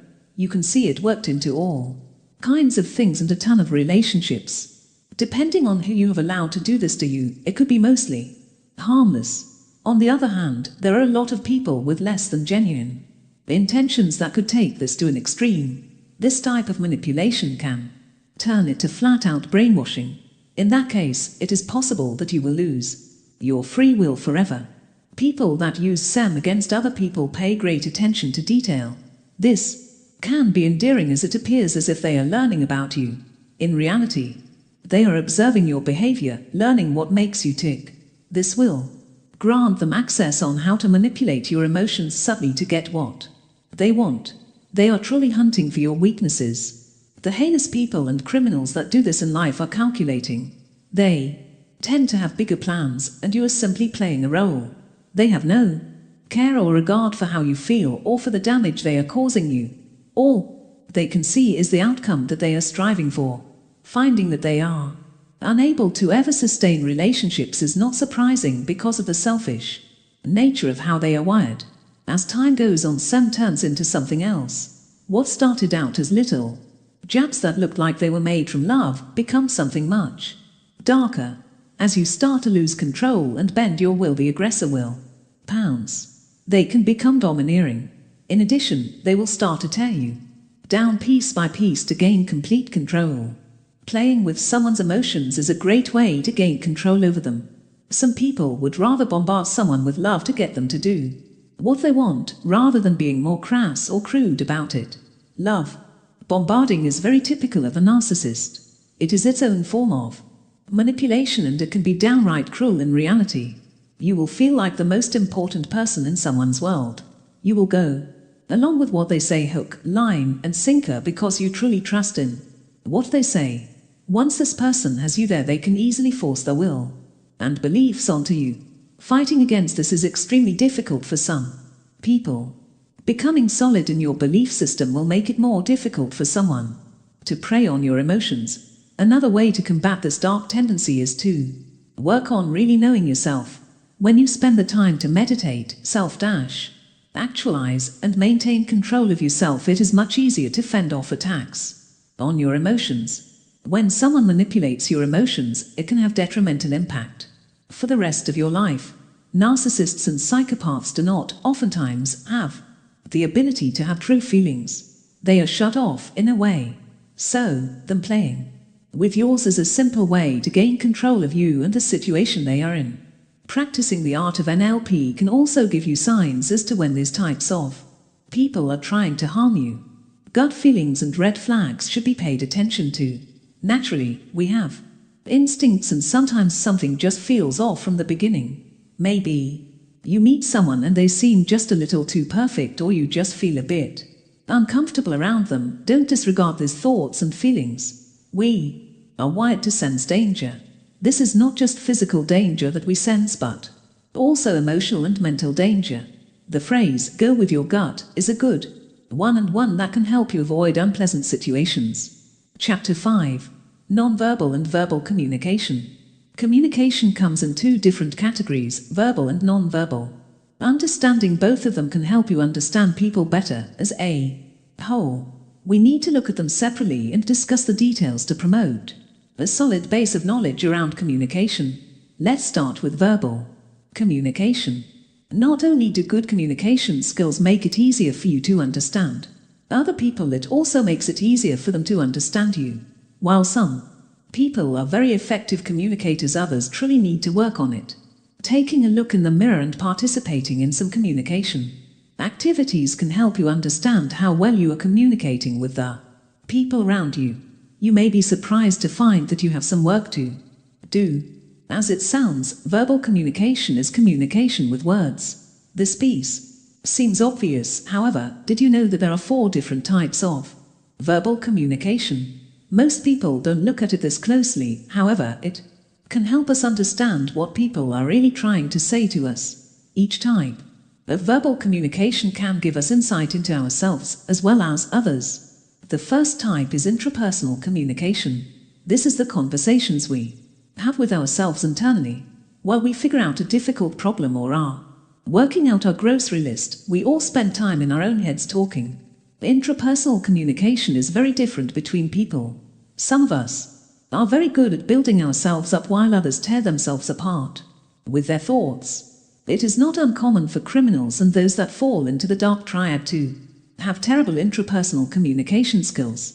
They may literally feel as if they have a tiny devil inside their brain that always wins over the even smaller angel. Intrapersonal communication should not be confused with schizophrenia. That condition is quite different. The next type of verbal communication is interpersonal communication. This is the conversation that you have with just one other person. Sometimes people handle one-on-one conversations very well because it is more personal. In addition to being more personal, it also tends to leave you a bit more vulnerable. This is because the sole focus of the conversation is between the two of you. If someone is trying to manipulate you, it is likely they are going to try and get you off on your own. Working against someone one-on-one is always going to be easier than trying to persuade or manipulate a crowd. On your own, you need to keep your defenses up. People that are trying to manipulate you will spend the time to look at your verbal and nonverbal communication skills. This helps them to pinpoint what they need to do to get you to bend to their will. Then there is small group verbal communication. Obviously, there will be more than 2 people involved here. However, a small group for verbal communication is not exactly defined. It is a number of people that can all be actively involved in the conversation. Think of things like team meetings at work or press conferences. Everyone is taking their turn to give their opinions and thoughts. Small group communication is where most people thrive. It's not nearly as intense as a one-on-one conversation, and it is not as intimidating as speaking in front of a large crowd. You will still need to pay attention to your verbal and nonverbal skills when dealing with a small group to make sure that you are promoting clear and concise understanding of what it is that you are saying. Manipulators that are very charismatic thrive in this type of conversation. They are good at getting the attention of the group. In turn, they are good at getting that group to see things from their point of view. It is more of a game to them than anything else. Gaining control is all they are looking for, and some do it very successfully. The last type of verbal communication is public communication. When dealing with public communication, there is typically only one speaker. They will be addressing a larger crowd. Election speeches are a very good example of this. You need to remember that many people will conduct themselves differently in public than they do in private. Looking for drastic changes can clue you into the darker tendencies of verbal communication. Conquering the art of good communication is hard. There are a variety of factors that equal good communication, and the words you pick are only part of it. Most people need to work on their communication skills, but be aware that those that are scheming against you will focus on it. The way a criminal communicates verbally can make or break their plans. Being careful with what they say, they are able to more easily persuade and manipulate those that are around them. When you have improved communication skills, it can make it easier to pick up on the tricks others are using around you. So, what does it take to communicate effectively in a verbal manner? You need to be friendly and kind in the things that you say. In addition, thinking before you speak plays a major role. Those that prattle on without thinking tend to be looked down on, and people tend to stop listening as they simply never stop talking. If you have this bad habit, you will find that people look at their cell phones more while you are talking, talk with others around them, or simply go into a trance state until you stop talking. Your word choice also is a component that needs to be considered. Thinking about the crowd that is in front of you or the person that you are speaking with individually can help you communicate with them effectively. Knowing what their common language is and the words they typically use can give you clues as to how you need to handle them. When you take these types of things into consideration, people are more apt to open up to you and tell you what is really going on. It gives you some common ground with them and makes you more relatable. Effective verbal communication also takes confidence. When you are solid in the things you are saying, it shows. Be well prepared with your thoughts, and people will be able to understand you. Giving others time to speak their piece is also very important in verbal communication. When someone feels like you don't give them time to talk, they start to tune you out. It's very rude when there is only one person talking and other people have things to say. Obviously, if you are giving a speech, the people that are there are not going to be doing much talking.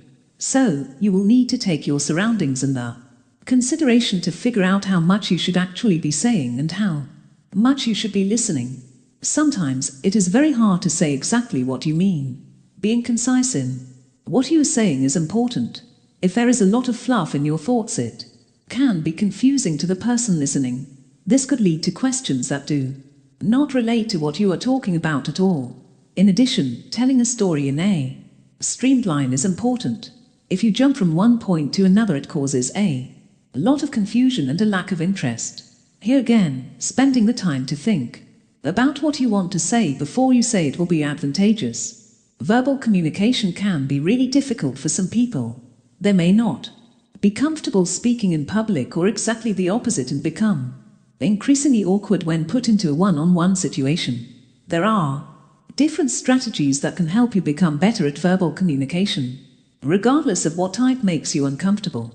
There are a variety of different activities that you can try to make yourself a better and more comfortable verbal communicator. With a few minutes a day, you can find the tact and confidence to say what you really mean. This can be a major benefit in life and lead to less misunderstandings and drama. You can get yourself a word of the day calendar, thesaurus, or use an app for a similar type of thing. By broadening your vocabulary, you will have the words you need regardless of the crowd you are in. Be mindful of things like common language. If you want people to listen, they need to be able to understand what you are saying. So, using the words that the people around you use will ensure they are on the same page as you. Expressing our wants and needs can be difficult, especially for kids and teenagers. This is partially due to all of the electronic devices we are stuck in nowadays. Sending a message makes it easy to feel confident and say what you mean, but when that same thing needs to be said out loud, it can be difficult. Parents can help their children with communication by making time without electronics. In addition, encouraging talking without distraction and taking a genuine interest in what they are saying and feeling without overreacting can promote better verbal communication. Also, making sure that you communicate your feelings, needs, wants, and thoughts with your kids will encourage them to do the same with you. This goes to more people than just your children. Being open and honest with those that are around you will help them be open and honest with you. Of course, you want to be careful and not put too much trust in people. Keeping some things to yourself is advantageous and ensuring that you aren't taken advantage of. We all know that practice makes perfect. If you are trying to become more comfortable with public speaking, you need to practice. You can start by going through your speech out loud but by yourself. Then when you feel confident with what you have, get a group of trusted friends and family members together. Present your speech to them. You can gain constructive criticism from those that care about you, and it can truly help to calm the nerves. You can practice this way many times to build your level of confidence. As you become more confident, it will be easier to address larger crowds. Working on things like your pitch, tone, and pace can also make you a more confident speaker. When you truly believe the words you are saying and can say them with conviction, you will be more confident. Practicing will certainly help here. Confidence is not only seen in these aspects, it also goes with your nonverbal communication. We will look at how to build confidence and self-esteem with nonverbal communication as you move through this chapter. These are only a couple of the many verbal communication skill improving activities that are out there. If you truly want to learn to communicate better, there are a ton of sources out there to help you. With a bit of work and dedication, you will be much more prepared to vocalize your wants, needs, and ideas. This can give you some advantages throughout your life that a lack of communication skills could hinder, including things like promotions at work or getting hired for certain jobs. Heading to a job interview prepared and well articulated is definitely going to help you land it. If you are lacking in communication skills, you can basically say goodbye to that wonderful job you're working for. Nonverbal communication. Now we need to take a look at nonverbal communication. Have you heard of the phrase, "It's not what you say, it's how you say it"? There is true meaning behind this, as what we say matters, sure, but the nonverbal cues we give are even more important. Earlier we discussed quite a bit about neuro-linguistic programming, and your nonverbal communication plays a major role in this. It has been said that more than 60% of what you say is in your body language, not your actual words. Learning about nonverbal communication can help you in a variety of ways. You will be more perceptive to what people are actually trying to say. You may also pick up on lies or deceit more easily. Figuring out a person's true motivation can become much more clear when you start to pay attention to what their body is saying. Paralanguage is part of nonverbal communication. It encompasses a couple of different areas that can help you communicate more effectively. The main pieces of it are tone, cadence, and inflection. All of these elements play a key role in what you are actually saying. The tone of your voice plays a pretty big role in nonverbal communication as well. It can draw a listener in or make them totally tune out. A voice that is monotone does not have any inflection. Every word comes out with the same tone and volume. The cadence of a monotone speaker tends to be slow and steady throughout their words. This can be very hard to listen to. When you are talking with someone, changing your tone can help to give them clues as to how you are feeling. It allows for better communication as we are able to express our emotions through the tone of our voices. In public speaking, having a great tone will get you everywhere. Voice inflection is just as important, and both play a big role in effective verbal communication. If you have a flat voice or you notice that people drift off while you are talking, you can practice this. Find your favorite book and practice reading it aloud with different inflections and tones.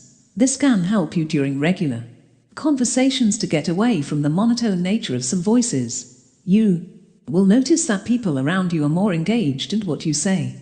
matters more than it did before. Para communication is only a piece of nonverbal communication.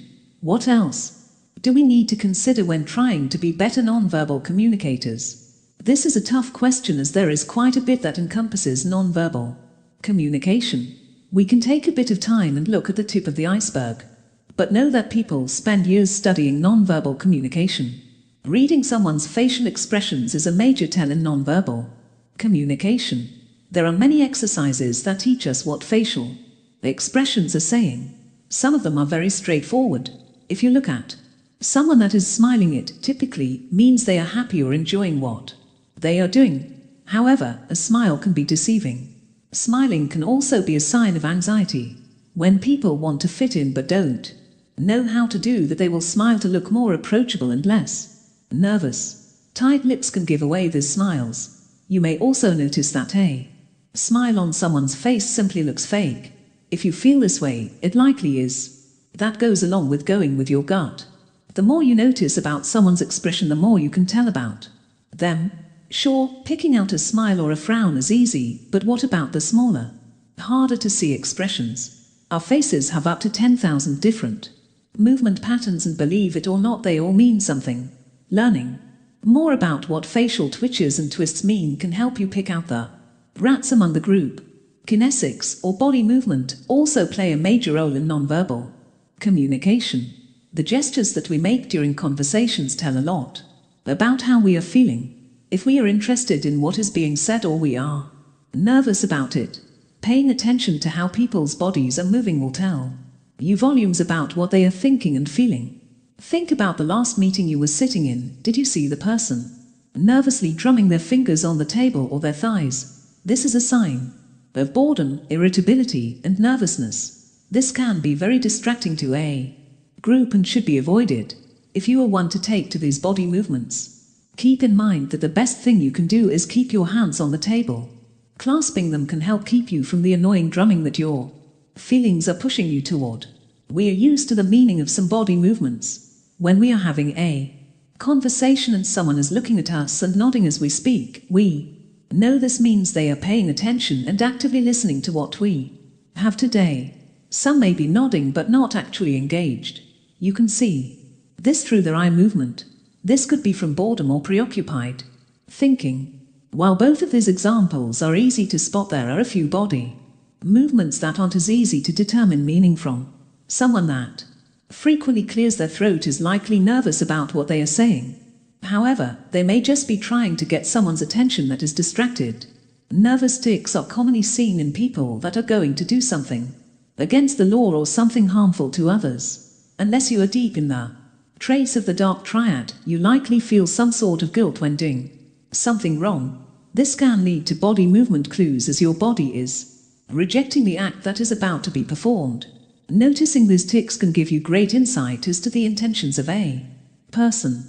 It can be a simple twitch of the hand or odd mouth movements. It could even be a jerking of the head or other limbs. So, while bouncing of knees or drumming of fingers are consistent views that somebody is nervous or bored, there are tells when somebody has something worse on their mind. Another major component in nonverbal communication is eye contact. It can be very difficult for some people to maintain eye contact. This can make you feel as if they are not listening or that they are shifty. For some, it is neither of these things. They simply find it to be uncomfortable to look somebody in the eyes while talking. Maintaining a certain level of eye contact with somebody you are talking to shows that you are interested and engaged in what they are saying. This does not mean that you need to stare at them the entire time that they are talking. However, frequent eye contact can truly help improve communication. Experts have found that when looking somebody in the eye, it can be more comfortable when you look at their other features as well, varying your sight.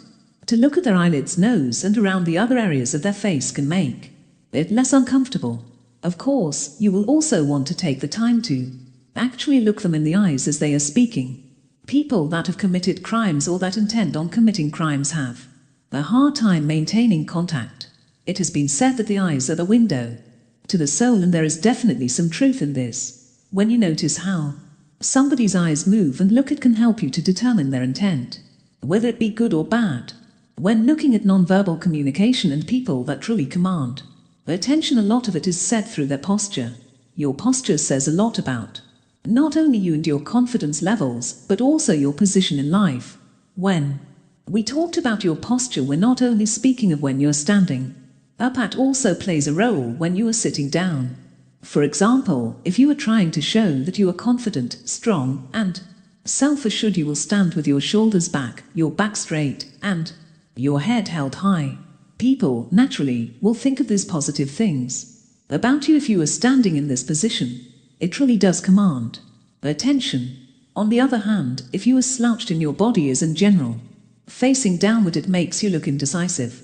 It may also make people think that you are weak and unable to take control of a situation.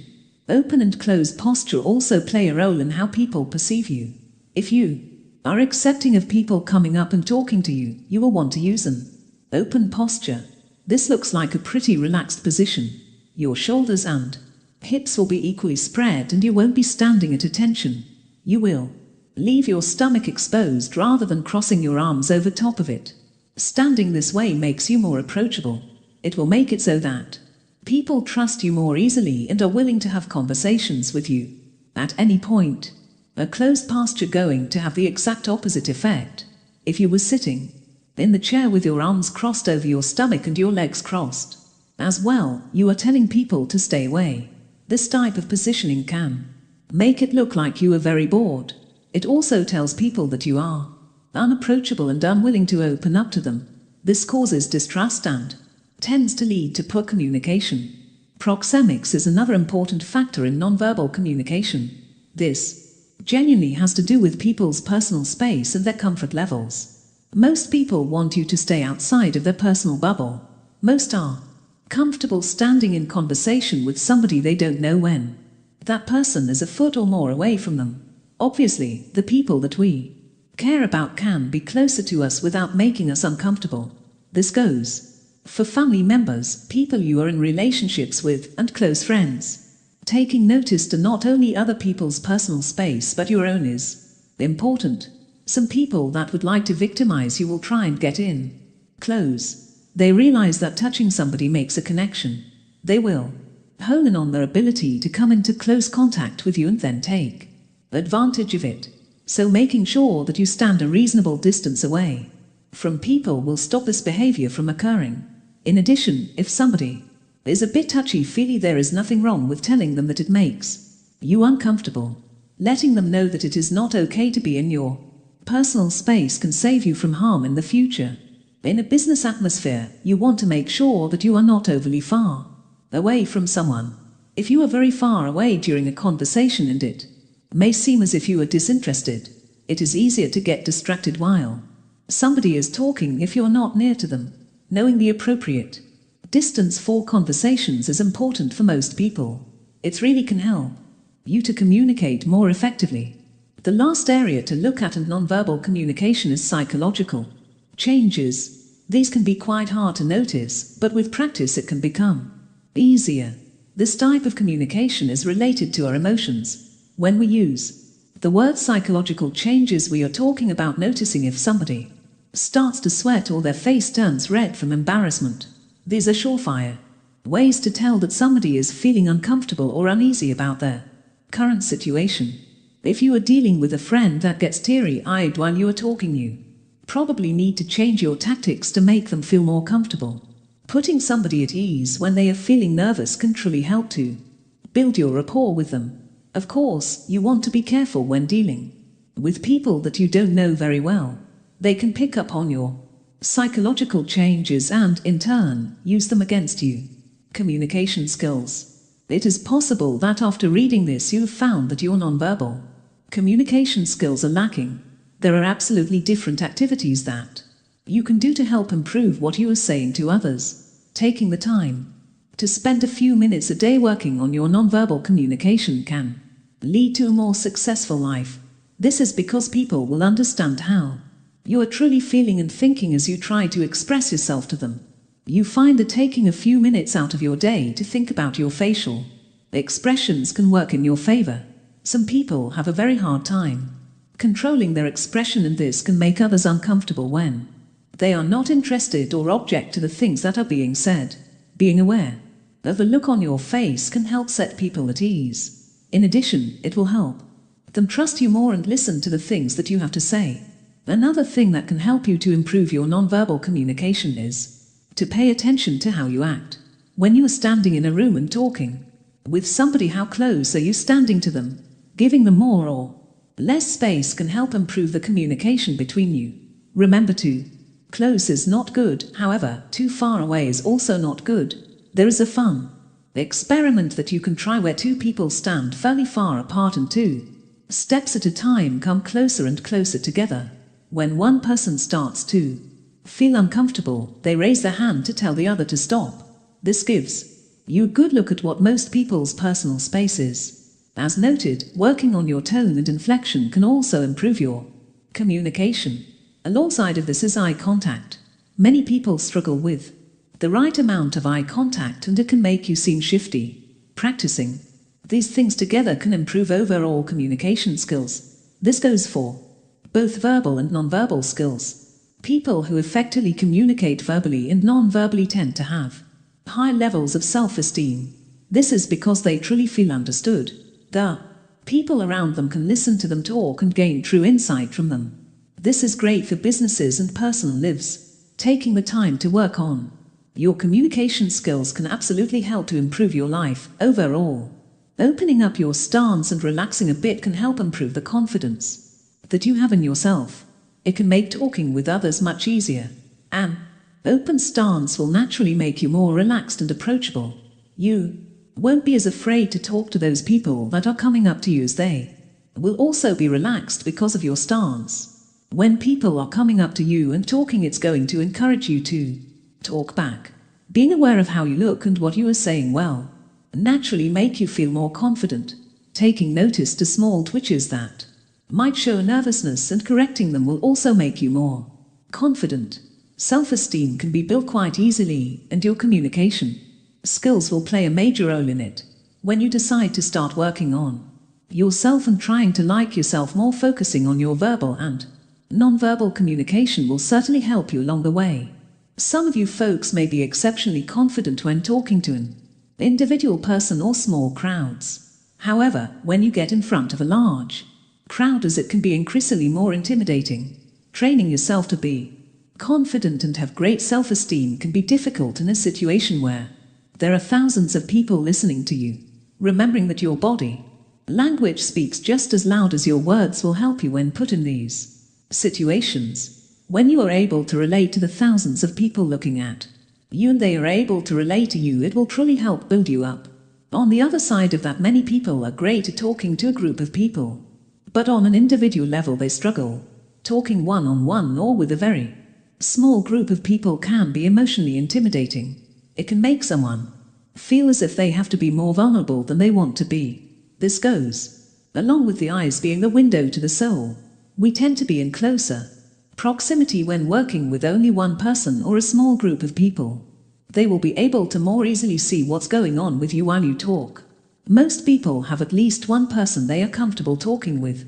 It is great practice to spend time with that person and see how you react while in a one-on-one situation. Paying special attention to the tone of your voice, your body language, your eyes, and your facial expressions can lead you to more confidence when dealing with people you are not so comfortable with. Practicing talking to small groups or to people that are not necessarily your best friends is the best course of action, and learning how to be confident in these situations. As with all things, practice truly does make perfect. There are a ton of different activity that can be used on an individual or group basis to help with communication. Many companies throughout the world use them frequently to ensure that their team understands how well they communicate with each other. Finding these different activities is exceptionally simple. If you are looking for ways for your team to build better communication, I know that there are many resources out there that can help you. Chapter 6. Hypnosis. In this chapter, we are going to get into the wonderful world of hypnosis. There are many different forms of hypnosis, and their applications vary widely. Having an understanding of how hypnosis works, where it came from, and how it applies to things like NLP is important in ensuring you can get through the difficult thing we call life without being taken advantage of or manipulated for darker desires. When we think of hypnosis, we typically think of what is done on a stage for fun. You or one of your friends goes up and sits in a chair to become hypnotized. The hypnotist convinces you that you are some barnyard animal or other silly thing and makes you act it out. Upon the snap of their fingers, you wake up with no recollection of what you had previously been doing. While this is a form of hypnosis, it is not at all what actually goes on with clinical hypnosis. Many people have an issue with clinical hypnosis. This is due to the fact they think of it the way that Hollywood portrays it. However, hypnosis can be very beneficial to a lot of people and helping them solve their issues. Most people don't actually understand what being hypnotized actually means. When you are under the influence of hypnosis, you are more likely to accept suggestions. It is a heightened state of consciousness that allows extreme focus. In addition, it is associated with being relaxed. When you are relaxed, you are more able to take on the improvement suggestions that people make to you. Getting your brain to relax can be very difficult, and a hypnotic trance can help make it easier. Stage hypnosis can make it look like you can get a person to do absolutely anything. However, this is not true. Sure, your brain is more open to suggestions when you are in a hypnotized state, but it is very unlikely that you would do something that is not naturally in your will. If you don't like to act like a fool, it is unlikely that being hypnotized would cause you to do so. It is important to understand that not every person can be hypnotized. Part of the process is that the individual undergoing it needs to actually want to make a change and be hypnotized. For some people, it is simply impossible. They will not be able to reach the state that is considered a hypnotized trance where suggestions are easier to embed. Obviously, if you're undergoing this process, you want to make sure that it is with a person that you trust to make a good suggestion for you. Typically, when people are being hypnotized, it is by their therapist. There are mixed results that come along with hypnosis. Some people find it to be very effective in helping them to stop participating in bad habits. This could be used to help a person quit smoking, stick to their weight loss plan, get past a bout of insomnia, or even help them to find forgotten memories. Hypnosis typically does not work with one session. You will need to undergo this form of treatment several times to reinforce the positive suggestions that are being made. People have also found that getting in control of their anxiety can happen after some sessions of hypnosis. It is also good when managing pain. There are truly many different things that hypnosis can be beneficial to. Some researchers have even found that it can help with the negative side effects of dementia. Helping to jog memories that have been misplaced is great for those that start to lose them. You are probably wondering how hypnosis actually works. If you watch a lot of movies or you have been to a stage show that revolves around hypnosis, you may have seen a slightly villainous-looking person waving around a pocket watch. This, however, is not at all how hypnosis works. Hollywood has done a great job at causing misunderstanding toward what hypnosis actually is. When you are working with a psychologist or a therapist in hypnotherapy, they are not actually the ones that are hypnotizing you. They are simply there to help guide you along the path to becoming hypnotized. You are actually the vessel that causes the hypnosis. They help you learn the skills so that you can have hyper-focus and your mind will open up more easily to suggestion. You can actually practice hypnosis at home by simply laying down in your bed in a dimly lit room and focusing on your breathing. You can reach what they call a hypnotic trance. Once there, because you will still be in control of yourself, you can repeat mantras to help you stick to goals. Whether you are trying to lose weight and not eat that extra piece of cake, or you haven't smoked in a while, but a cigarette sounds really good, hypnosis can help you get past it. Working with a skilled hypnotist in the beginning is pretty important, as they can help you learn the skills you need to be able to do this on your own. It is common to think that when you are in a hypnotic trance you are sleepy or zoned out. That is absolutely not the truth. As mentioned, you are actually hyper-focused. This improved sense of awareness will allow you to accept suggestions more easily. You will find this to be especially true if you participate in several sessions of hypnosis with the same repetitive thoughts. being suggested to you. There truly are some dramatic results that can come from this type of therapy. Hypnosis can affect people in very different ways. Depending on your strength of mind and character, it may not work as well on you as it does with others.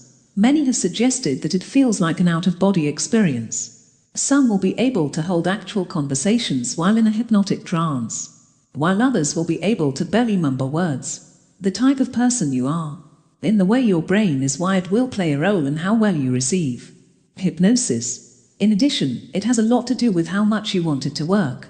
If you are all in on this type of therapy, it is likely that you will get more out of it than someone who feels that it could never work for them. The question of isn't neuro-linguistic programming simply hypnosis crops up frequently. The simple answer to this question is no. The use of NLP may consist of some hypnosis. However, there are several different techniques that are used in this type of treatment. So, now you can see that hypnotizing people can be part of the process, but they are vastly different things. Hypnosis relies heavily on suggestion. It helps you to change your habits or your belief patterns due to a constant repetitive piece of information that is going through the back door of your brain while you are in a hypnotized state. Neuro-linguistic programming works quite a bit different. You will still be in that trance-like state, however, it does not rely on suggestion. When your therapist is using neuro-linguistic programming and put you in a hypnotic trance, they are going to use the same thought patterns that are causing you issues. By altering these thought patterns, you won't have the same bad associations with certain sights, smells, sounds, or other experiences. As you can see, hypnosis and neuro-linguistic programming. Hypnosis are a bit different as they go about helping you improve yourself in different ways. Anchoring is a common technique that is used in NLP. In doing this, a person will start to think about one of their happiest memories, one that makes them feel confident and proud of themselves. The hypnotist would then suggest that the person tuck their hair behind their ear. With repetition of this behavior, when that person tucking their hair behind their ears in an everyday situation, it can help to bring on that feeling of happiness and confidence. This is a great example of anchoring, and it can be used in many ways. The father of hypnosis. Hypnosis is in the roots of neuro-linguistic programming. When they were first researching and developing this method, they studied a man by the name of Dr. Milton Erickson. He has oftentimes been referred to as the father of hypnosis. His works have led to many different therapies, and they have helped a huge amount of people across the world. As a teenager, he suffered from polio. This left him bedridden and unable to do a lot of things that normal healthy people can do. It took away his ability to do most things. Basically, he lay in bed all day and could hear what was going on around him. He could also see and move his eyes around. However, he was unable to speak or truly interact with those that were near. During this period of time, he learned to pay attention to people's body language. He could hear what was going on and surmise a lot more from the way that people were acting. It allowed him to further his theories after he became a psychologist. He learned from a young age that what people are saying is not necessarily what they are thinking and feeling. The importance of reading body language and movement became very apparent to him at the tender age of 17. He found that it was very simple to hear somebody say yes, but realized that their body language was absolutely saying no. As he moved on and healed from this medical disaster, he used this information in his thought process. Working through college, he continued to study people and take notice of their indirect behavior. In fact, it helped him mold many of his thoughts, theories, ideas, and books. The famed psychotherapist and psychologist thought that there was a better way to go about hypnotherapy. Rather than making hard suggestions, he believed in subtlety. Making the effort to change a person's bad behaviors in a subtle way has proven to be more effective than in a more in-your-face type of way. Part of why his ways worked better than others is he truly believes that you need to understand where the person you are working with is coming from. This promotes better understanding on how you need to help them and what specific behaviors they need to work on changing. Erickson believed that a person's history only played a small role in their therapy. You do need a basic idea of what has happened in someone's life. However, a little bit of information goes a long way. He believes that focusing on the past didn't necessarily help to make changes in the present. With this belief, he would only put a small amount of effort into learning about somebody's personal history. He found that focusing on what is happening in the here and now is more imperative to the person you are trying to improve. When somebody realizes that you are truly compassionate about their situation and want to help them, they are more accepting of making changes. Working through issues of the past may be important in some instances, but for the most part, looking at what is happening right now is more important. Erickson worked on a method called indirect hypnosis. He believed that people go through different stages of hypnotic trances through their daily lives. Have you ever been on your way to work and get there without realizing that you drove there at all? Many people call this autopilot. However, it really is a state of trance. While this may be an example of a very light trance, it is still a good one. There are varying levels of hypnotic trances, and depending on where you're at, your mind's ability to take direct or indirect suggestions will also vary. Most people tend to find indirect hypnosis to be more ethical. In a clinical setting, it also tends to be more beneficial. Indirect hypnosis relies on body movements, subtle suggestions, stories, metaphors, and even jokes to help improve how patients are feeling and how they behave. Rather than having an in-your-face way of dealing with people, his subtlety improves the responses that he would get. Naturally, people push against being told something directly if it is not how they feel or what they believe. So, his ability to indirectly influence thought patterns became exceptionally beneficial to not only his patients but others that use his theories. Direct hypnosis is much more abrasive. It is commanding of behavior from a person rather than suggesting it. People tend to fight against this more vehemently. Let's face it, none of us want to be told what to do, whether we are in a trance or not. The indirect approach does tend to have much better results than the direct approach. Typically, direct hypnosis is performed on oneself. There are benefits to this type of hypnosis, however, and a clinical setting it is simply not as good. A good example to look at the differences in these two methods is to think about if somebody told you, "Don't eat that piece of cake," it, as compared to, "You may actually be bored, not hungry, what about doing something else?" You can easily see the differences in these statements. People are much more apt to go with the second question rather than taking a command from their therapist. It is much more comfortable for both people involved to use a subtle type of hypnosis rather than a direct approach. We can't disagree with people when they state that they feel that direct hypnosis is unethical. It leaves the person being hypnotized with very little power. While our brains will not take to this type of hypnosis as easily, it can be done. Put into the hands of the wrong person, it could put you and your safety into jeopardy. Indirect hypnosis empowers the person that is undergoing it, whereas direct can make them feel small and powerless. When NLP was being developed, Erickson was one of the main focuses on the group researching it. They put together what they refer to as the Milton model, which are the methodologies that Erickson was using on a daily basis with his patients. In addition, it is the techniques that were becoming truly successful for him. He was known to have better rates of success with his patients than many others, which is why they focused on his work when putting together their ideas for neuro-linguistic programming. There are three main points that they came up with for this model. The first aspect that they focused on was building rapport. Erickson understood that it was very important for his clientele to trust him and open up to him. He was able to build fast rapport with his people by showing true compassion and concern for them. He would also use techniques like body language, mirroring to make people feel more comfortable. He was naturally relaxed and paid attention to things like his facial expressions and tone of voice. All of these things play a major role in building confidence between people. The next aspect that they focused on was overloading conscious attention. This is a confusion tactic. By confusing the active mind, it opens up the subconscious mind to suggestion. He would do this by speaking in vague ways. He would use complex language patterns and words that most people would not commonly understand. This would throw the rational brain into a motive confusion and open up his ability to impact the subconscious mind. Ambiguity equals out to a lot of confusion for a rational mind.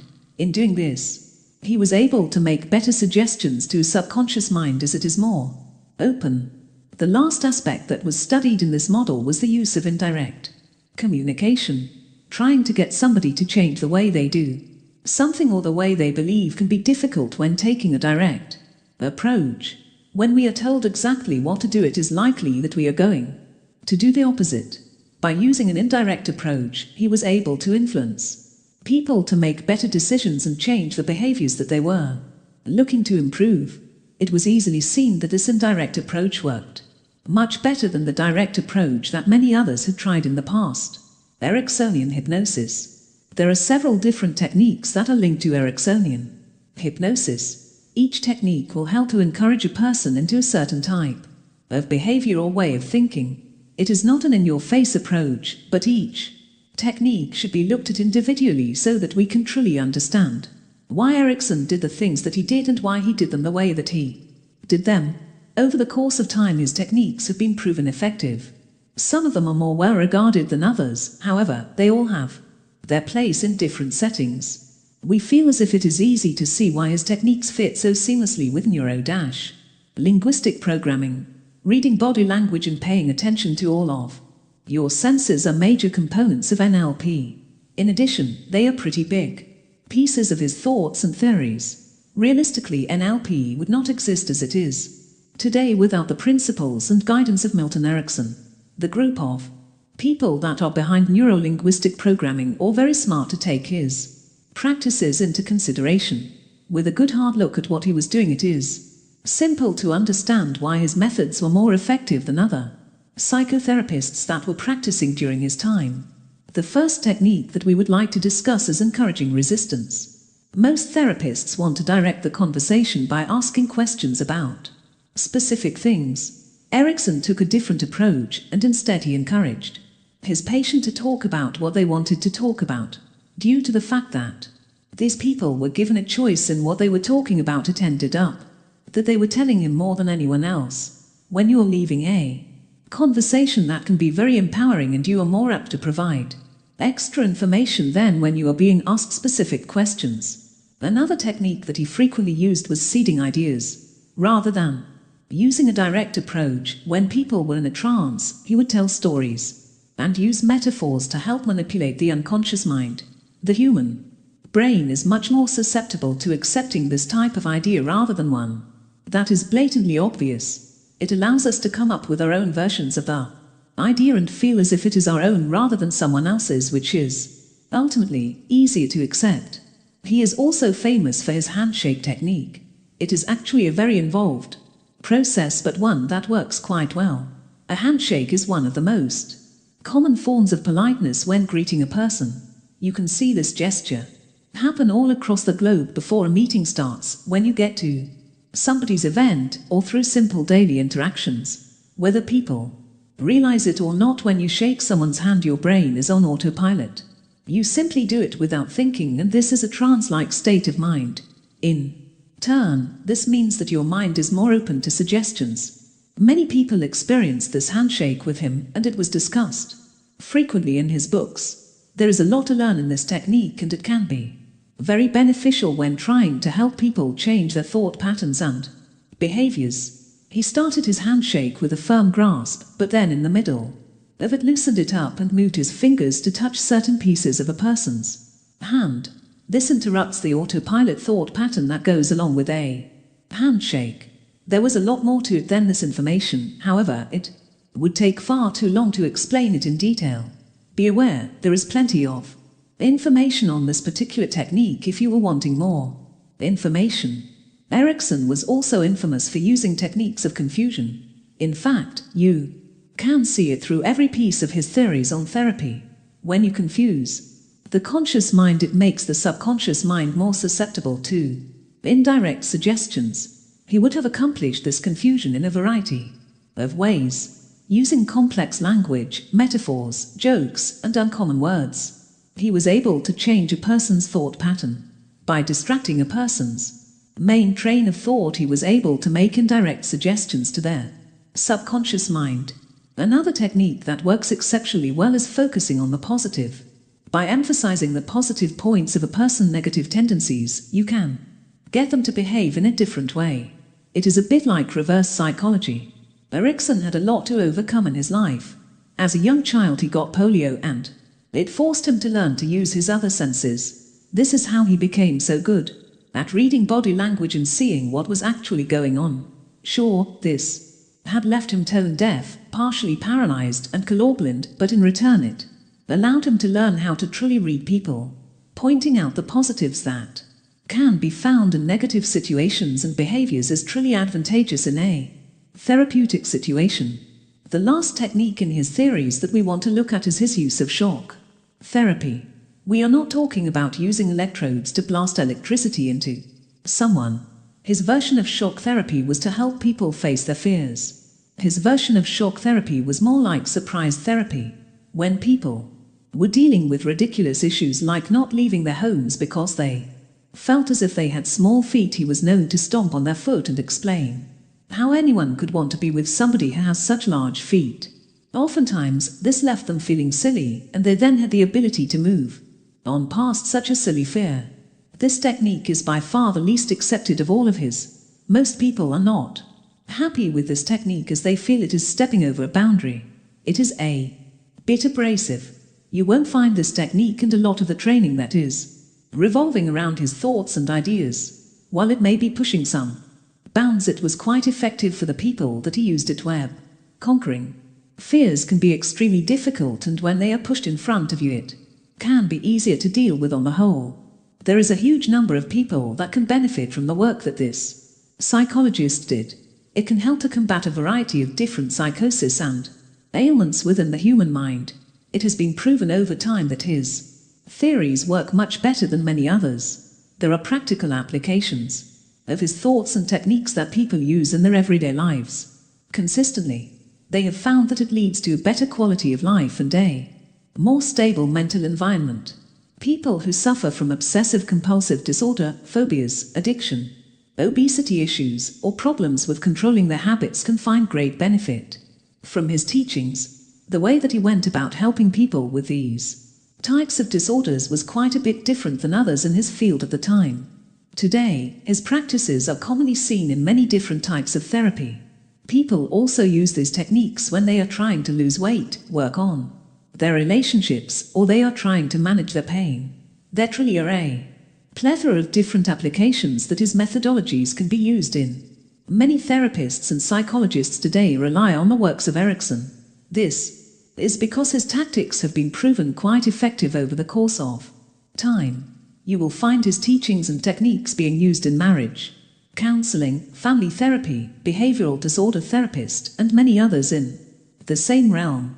You may even find that nurses and medical professionals use some of his techniques when dealing with people. Realistically, you can see his practice is all over the world. This is true because so many of the things that he researched and truly believed in working and helping to make people the best versions of themselves. Additionally, they have helped to correct negative behaviors that people have been struggling with for their entire lives.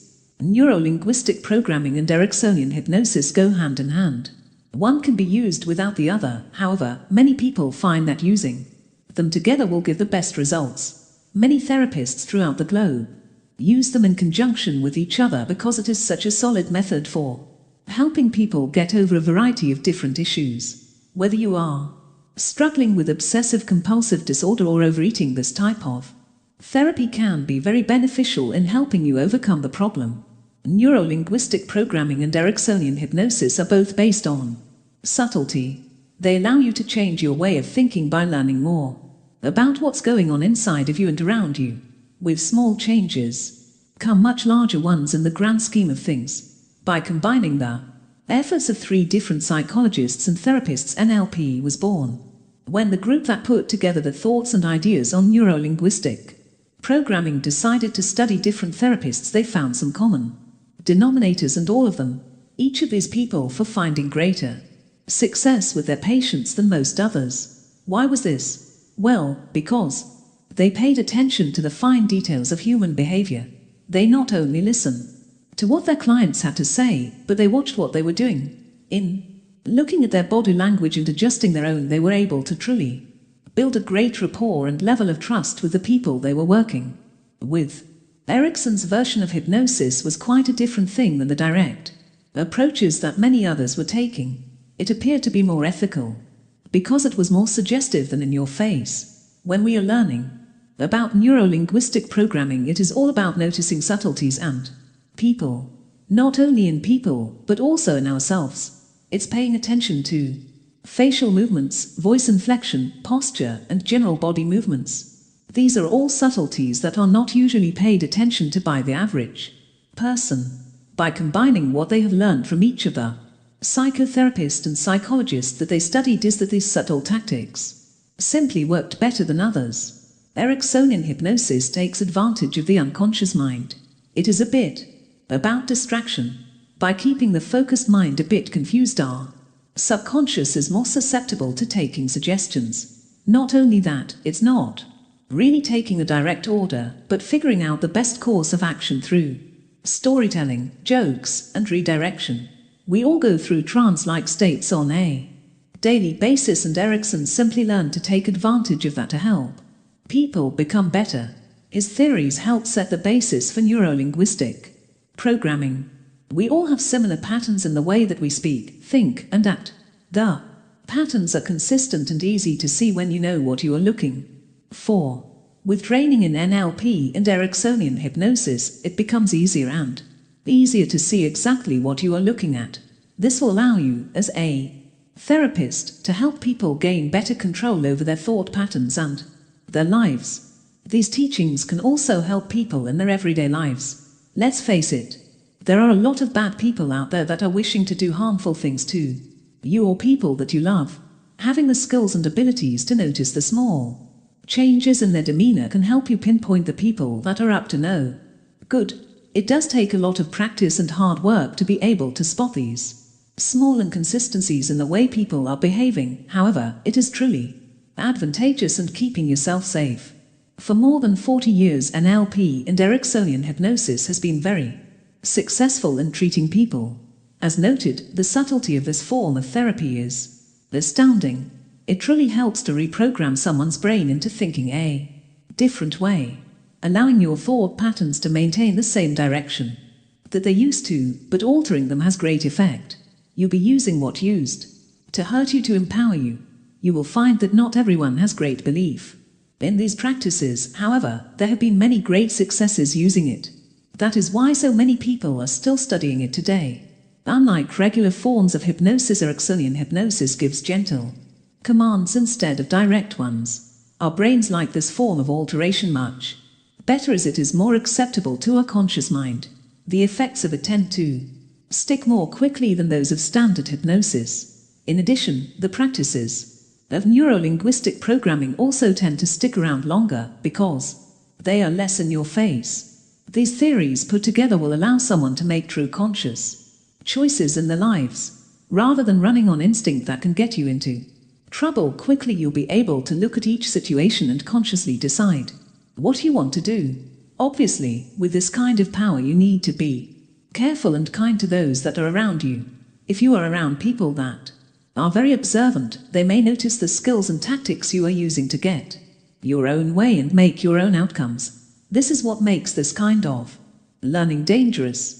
People with ill will in their hearts could use it against you or others around you. Knowing what to look for will keep everybody protected. Ericksonian hypnosis can happen right in front of your eyes. It is not the type of hypnosis that we commonly think of, with subtle changes of everyday actions and the attention paid to the random trances that we go into. Throughout our days it can be accomplished. He was able to do this with simple things like handshakes. So, once you start to learn these techniques, you will start to realize that there are others trying to use them against you. Knowing what you are dealing with is the biggest hurdle. The principles of these two techniques, neuro-linguistic programming and Ericksonian hypnosis, can give you true advantages in your world. It can lead to a happier and much healthier life. That is, as long as you are using it for the right reasons. Chapter 7. Detection and Personality Safety. In our last chapter we are going to look over how to tell if somebody is trying to take advantage of you.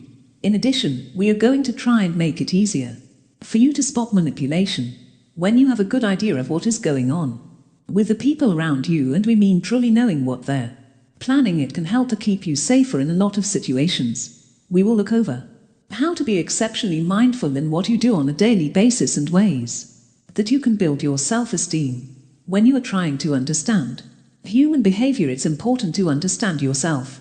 Looking at your verbal and non-verbal skills can allow you better insight as to what other people are thinking, because you won't understand how their bodies work as compared to your own. Trying to figure out when somebody is taking advantage of you can be difficult. There are absolutely signs that you can watch out for. In fact, there are a lot of different great articles surrounding the thoughts of if somebody is or is not trying to take advantage of you. With the ability to see when somebody's intentions are less than pure, you will keep yourself better protected and in turn lead a happy life. It can be very frustrating when you are uncertain of someone's intentions, and even worse when you find out they were simply around to take advantage of you. People are pretty crafty and they will use your emotions against you. Some people love to feign confusion. You may have made it very clear what your expectations are, and they simply pretend that they don't understand. If it is somebody that you know fairly well, it can be easy to see that they are trying to take advantage of you, because you may know that they're quite smart and usually catch on to things quickly. However, if you're dealing with somebody you don't know very well, you may just assume that they're not very intelligent and need a lot of direction to get something done. They're active. Confusion can be frustrating and leave you dealing with whatever it was you asked of them. In a relationship, feigning confusion can be horribly detrimental. Let's say that you know your girlfriend or boyfriend is cheating on you, but they simply play dumb. You may not have exact proof, and in their ability to act confused or non-understanding of what you are saying can leave you too sticking with a detrimental situation. Pay close attention to the person you are dealing with so that you can have a good understanding of whether or not they actually have the capacity to get what you are saying. Some also really like to play the victim.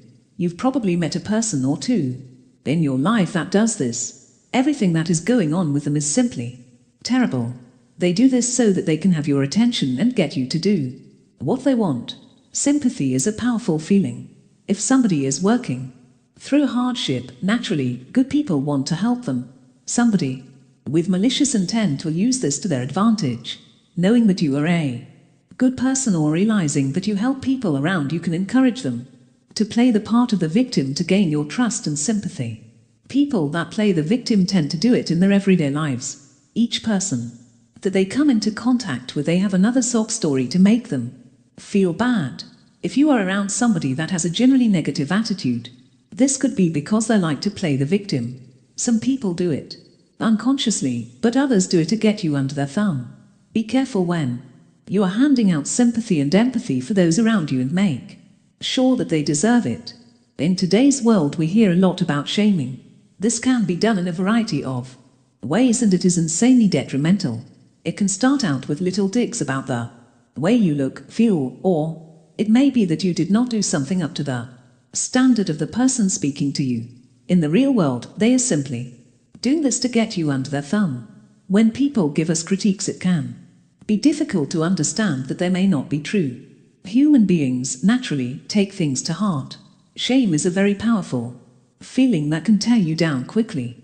Once you start feeling ashamed of yourself, and one way or another it is difficult to pull yourself out of it. So, recognizing when somebody is simply trying to shame you into submission is important for your mental health. Using shame does not necessarily always making digs. If you have met a very sarcastic person, they could be using their sarcasm to make you feel ashamed. This type of behavior is unacceptable, and it should be acknowledged from the very beginning. There is a time and a place for sarcasm, but when it is making you feel terrible about yourself, you need to put a stop to it right away. Otherwise, you may be given control of yourself and your life to somebody else. Divert attention. When people are trying to take advantage of you, they may use diversion techniques. By throwing you off of a certain thought or path, they can easily change the subject and get the eyes off of them. Being aware and staying on Track of what you were saying is important. This goes hand in hand with knowing what you are going to say and spending the time to think before you speak. With clear, concise thoughts, you won't have to worry about people trying to divert your attention away from them. When people try to divert attention, often they are trying to pass the blame on to somebody else. This is a very dangerous game and can end up pitting you against a friend, co-worker, or family member. So, as noted, it's extremely important to have your thoughts collected before entering into any sort of serious conversation. It really can help to ensure that you do not get taken advantage of by those that are skilled in diversion techniques. Some people will do their very best to make you feel guilty in order to be able to take advantage of you. This commonly happens with people that know you better than others. When those around you are aware of the fact that you strive to be a good person, it can absolutely be used against you. There is nothing wrong with wanting to be a good person, but it does tend to make people feel more guilty when they've done something wrong. Everyone has moments in time where they're not the best person, and that's okay. Accepting the fact that everyone makes mistakes can help to ensure that those around you cannot use guilt to control you. Sure, most of us want to make good decisions and do the right thing by not only ourselves but those that are around us. Knowing that this is not always the case and we all have screw-ups is very helpful. Guilt is a common denominator in taking control over somebody or using them to your advantage. Denial. Denial is another component that people frequently use to take advantage of others. If you don't have hard evidence against somebody, what is to stop them from simply saying, "No, I didn't do that"? It then comes down to your word against theirs. If somebody is vehemently denying what you are saying, eventually you start to believe it. You may question the information and where you got it. This can cause distrust among those that you trust the most. Denial is dangerous, especially when you trust your sources. Hearsay is a difficult thing to prove, however, it can be very detrimental to someone's psyche. As you start to doubt whether or not your accusations are true, you may also start to doubt other things in your life. This allows control to the person that is making all of the denials. They can prey on this to try and bend you to their will. In addition, once they have made you accept the fact that their denial is true, they might start looking for favors. Neuro-linguistic programming skills can really help in this department. Most people that are quick to deny something have some facial movements or body movements to give them away. When you start to study these techniques, it can be much more simple to figure out who is riding the denial train.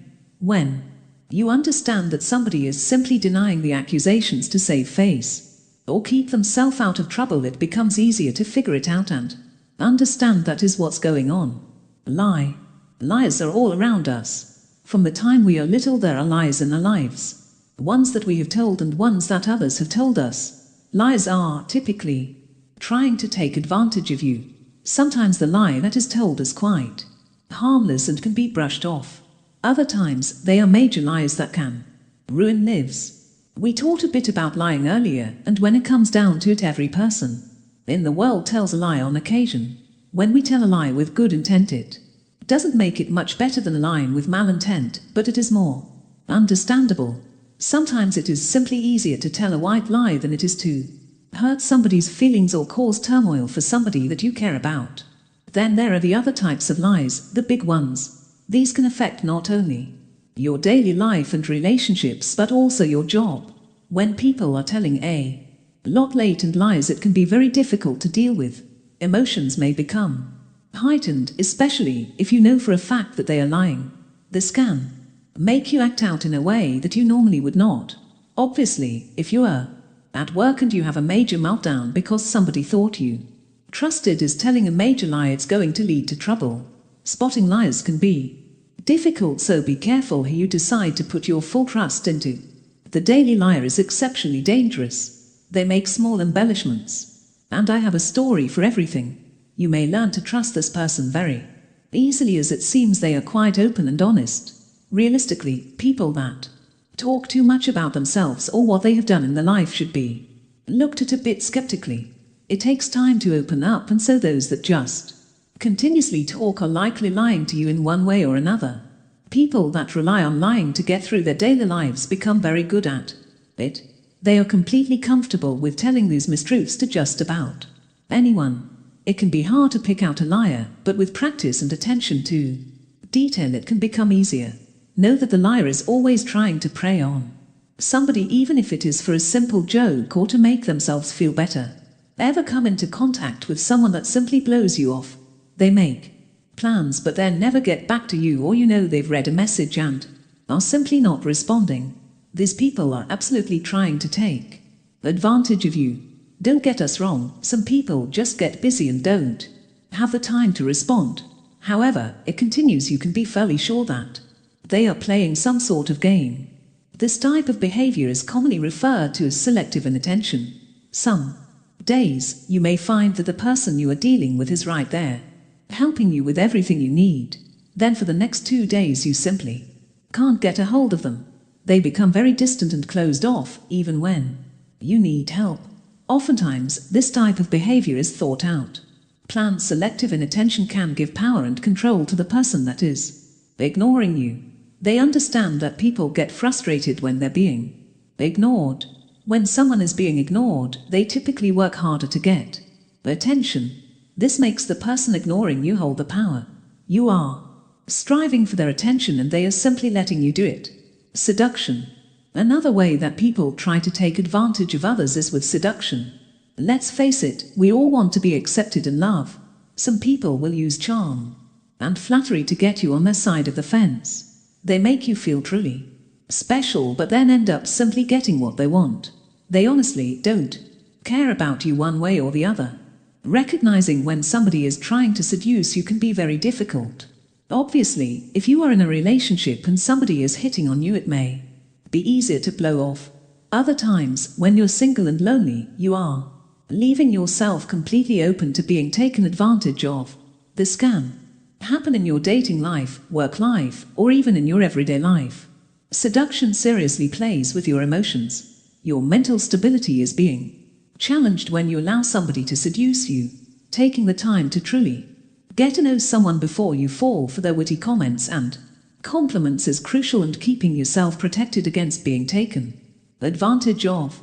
You can ward off this kind of behavior by setting clear ground rules from the beginning. It doesn't matter if you are talking with a future lover or your boss. When people understand the ground that you keep, it makes them less apt to try and take advantage of you and your emotions. Those that take advantage of your emotions are the worst, as it can be very difficult to separate your rational thinking from your emotional thinking.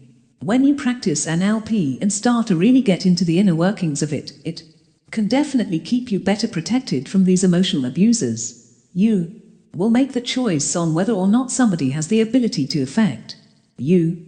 Not only that, you will have the ability to make the choice of what that effect is going to be. Having better control over yourself and your emotions is always going to help you be better protected against those who would like to play on them. Manipulation. Manipulation is another huge issue in being taken advantage of. It is seriously its own monster. Learning when somebody is trying to manipulate you into doing something you wouldn't normally do is important. It may be something small and insignificant, however, it's surprising how huge manipulation can become. You may find that you are all about following the rules and all of a sudden somebody has talked you into breaking a lot. Obviously, this could land you with some very serious repercussions. The ability to spot manipulation is something that can be practiced. Like all skills, you need to hone it. Being manipulated doesn't feel good, especially once you realize that it has happened. If you're lucky, you'll notice that somebody is trying to manipulate you before you start doing things outside of your nature. At one point or another, most people are able to pinpoint a spot in their life that they were manipulated. Typically, the feelings surrounding that don't feel very good. No one likes to be manipulated, so understanding when it's happening is critical. So, how do we know when we're being manipulated? The signs for manipulation are exactly the signs of being taken advantage of. These two things are quite synonymous. There are manipulators all over the world. Some of them are easy to spot and others are masters of the craft. The only true way to know if you are being manipulated is to take the time in getting to know someone, studying them and understanding what their movements, tone of voice tone, words, and other actions actually mean. Having the ability to see these things is not an ability that comes naturally or easily to everyone. As noted, studying the techniques of neuro-linguistic programming and understanding some about dark psychology and the dark triad can help you be better armed against those that will take advantage of you. It will take time and possibly a great amount of effort, but eventually you'll start to notice more and more about what is going on around you. This will give you the armor you need to ensure that you are the one in control of your life and not other people. Mindfulness. A great way to add to your arsenal of maintaining control of yourself and not allowing others to take advantage or manipulate you is to practice the art of mindfulness. Mindfulness is something that we can practice every single day. There are truly some very simple exercises that can help you become more aware of what is going on around you and inside of you. Being mindful can help keep you well protected against those who wish to do you harm or have you do their bidding. It is understandable that not everybody has a long period of time in a day to sit and meditate. You don't have to have a lot of time to become more mindful. It can truly only take a few minutes per day, and you'll be surprised by the results. You will notice a lot more of what is happening around you. And this is, obviously, advantageous to you and your overall well-being. One exceptionally simple exercise that you can do pretty much at any point throughout your day is breathing mindfully. This means that you will change your focus from whatever it is that is in front of you and simply focus on breathing in and breathing out. Notice how it feels, the sound it makes to you, and the speed at which it is happening. The more mindful you are of your breathing, the more you'll be able to focus on other things around you with continued practice. Mindful listening is also a very easy exercise that can help to improve your senses. When you have a few minutes, you can simply close your eyes and take in, literally, every noise around you. Whether you are in the office or out for a walk in the woods, the sounds will change dramatically. Home and on, each one individually. Notice what the sound is, the tone of it, how it makes you feel, and how it interacts with the other sounds in the room. This practice can be done for 30 seconds or even longer. Finding the time to do it should be barely an inconvenience. Mindful observation is a great tool to have in your kit. This is the one that is going to allow you to notice the behaviors of the people around you. By sitting back and observing what is going on without participating in it, it is surprising how many different things you will notice. We're not only talking about observing the people around you, but also the surrounding itself. Let's say you're sitting in a board meeting and you notice that the person in the corner is a little more agitated than everyone else. By looking round the room, you may notice that the air is circulating to every place except for that corner. It is likely the person is feeling irritated because they're overheated. This may not be something that a person would notice without practicing mindful observation. Mindful observation is also excellent in pretty much every aspect of your life. This really does go with the belief system behind neuro-linguistic programming. It is simply about taking notice to everything that is going on around you, but only one piece at a time. I noticing the simple things, you can figure out a lot of the big things. It takes time to become attuned and aware of everything that is going around you. Here again, you need to understand that practice makes perfect. The more time you give yourself to practice this technique, the easier it will become to notice what is really happening. Self-esteem. Building your self-confidence or self-esteem is another great way to ensure that people will not take advantage of you. When you are sure of yourself, you don't have to worry about your beliefs being bent by a clever talk. It also makes it more clear when people are telling you lies or trying to deceive you. Having self-confidence can be very difficult in the world we live in today. Oftentimes, we get torn down by everyone around us. This tactic can be very harmful, especially when used with malintent. When you do have good self-esteem, you won't have to worry about the harmful effects of detrimental talk. There are quite a few ways that you can help build your confidence. Self-esteem building is something that should happen on a daily basis. Just like becoming more aware, it only takes a few minutes every day. Let's take a look at a few things you can do to help boost your confidence and self-esteem with just a few minutes of practice every day. Affirmations or mantras are an excellent way to boost your self-esteem. By telling yourself repeatedly that you are worthy of love or that you have beautiful skin can really help. When we repeatedly tell ourselves the same thing, the mind starts to accept them more easily. So, instead of tearing yourself apart, you can start building yourself up. If you find that you have a hard time repeating something to yourself, you can make a postcard and stick it to your mirror. This will allow you to see it every time you go to the mirror, and you will unconsciously read it. Another thing you can do to help build your self-esteem is to visualize yourself just exactly as you want you to be. This is going to take a bit more time and can be difficult for some people. However, when you start to see yourself as the superhero reaching all of your goals and the most beautiful of fashions, it can be truly helpful. Finding the negative aspects about ourselves as easy as compared to finding the positive ones. Thinking about yourself as your very best version can help you change the habit of picking yourself apart. Along with this thought, you should question the critic that lives inside of you. Surely you have heard the phrase, "You are your own worst enemy." This is because it's true. We tend to critique ourselves much harder than those around us. Taking the time to think why you truly are feeling that way about yourself is important. There are a variety of therapies that revolve around getting you to understand that you are simply being too hard on yourself. A lot of times when people have low self-esteem or low confidence because they're not truly taken care of themselves, we don't simply mean going to the gym and eating healthy. These two things do play a part and overall well-being, but your mental health is insanely important. If you are suffering from a lack of confidence in taking care of your brain, might be exactly the thing that you need. Spending time to focus on the positives of life and becoming more mindful will lead to mental clarity and can oftentimes help build a person's confidence. Finding the ability to set boundaries can also be very helpful in building confidence. It's understandable that saying no can be difficult, however, it is necessary. Letting people know where your lines in the sand are will stop them from easily taking advantage of you. Being assertive is not simple for all people. Some of us are simply not wired that way. There are many tactics and which you can help yourself to become more assertive. In fact, you can even take classes on this. Once you start to set boundaries, the people around you will have more respect for you. In turn, you will find that you have more respect for yourself. Changing your thought pattern about where you stand in society is also a good way to improve self-esteem. If you spend time thinking that you are less than others, it can be truly mentally painful. Changing your thought patterns, seeing yourself as an equal, can help improve not only your mood, but also your self-esteem.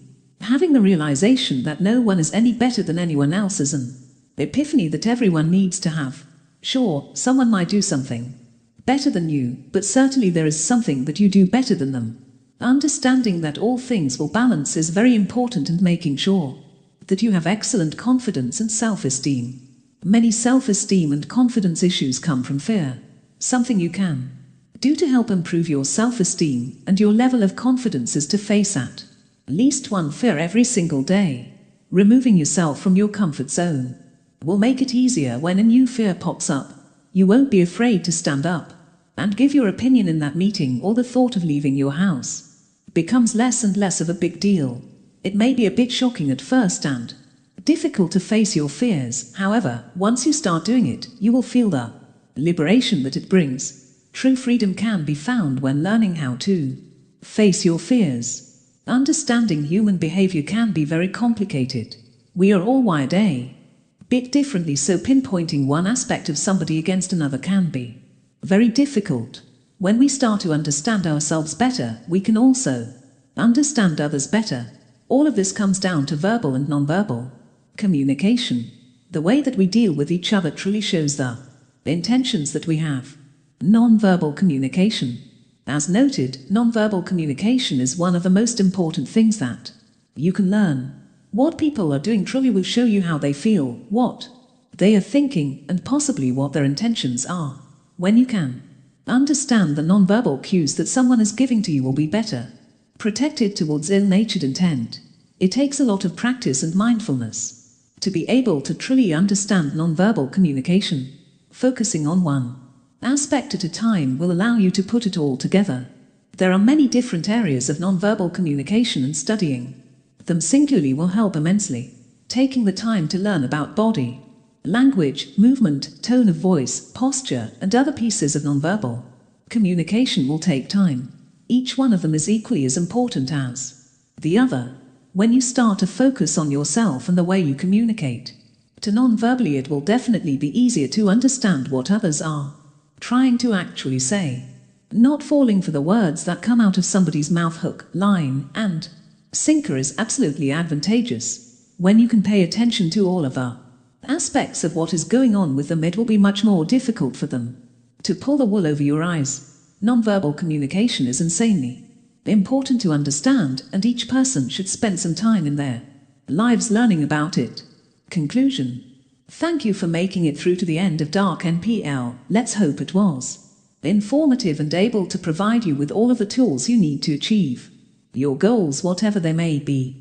After reading through this book, we hope that you've been able to find some insight into what you need to do to protect yourself against the darker traits of human nature. Understanding where you yourself are coming from and what it is that motivates your feelings will help promote understanding in others. Taking the time to understand what people are saying to you verbally and non-verbally will be critical in understanding the true desires of each person. Now that I've laid out the history and science surrounding dark psychology, you should be more prepared to hold your own. It's totally understandable if you are reading this for fun. Criminology is fascinating, and we all want to know why dangerous people do what they do. There's a reason the true crime industry is booming. Morbid fascination is normal and is a huge contributing factor to the research presented in this book. Understanding the reality of verbal communication is hard in of itself, but adding non-verbal into the mix provides an extra challenge. It's so incredibly vital for you too. There is little more in the world that terrifies more than the idea of malicious people among us. However, there's also little reason to continue harboring fear.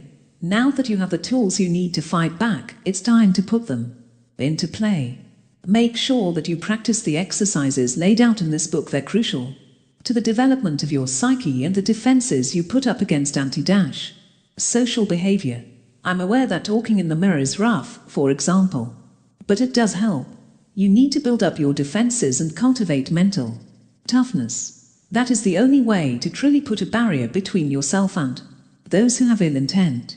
The dark triad is not an all-powerful, mysterious force. Dark psychology is a topic you can delve into and master thoroughly. That's the entire point of this book.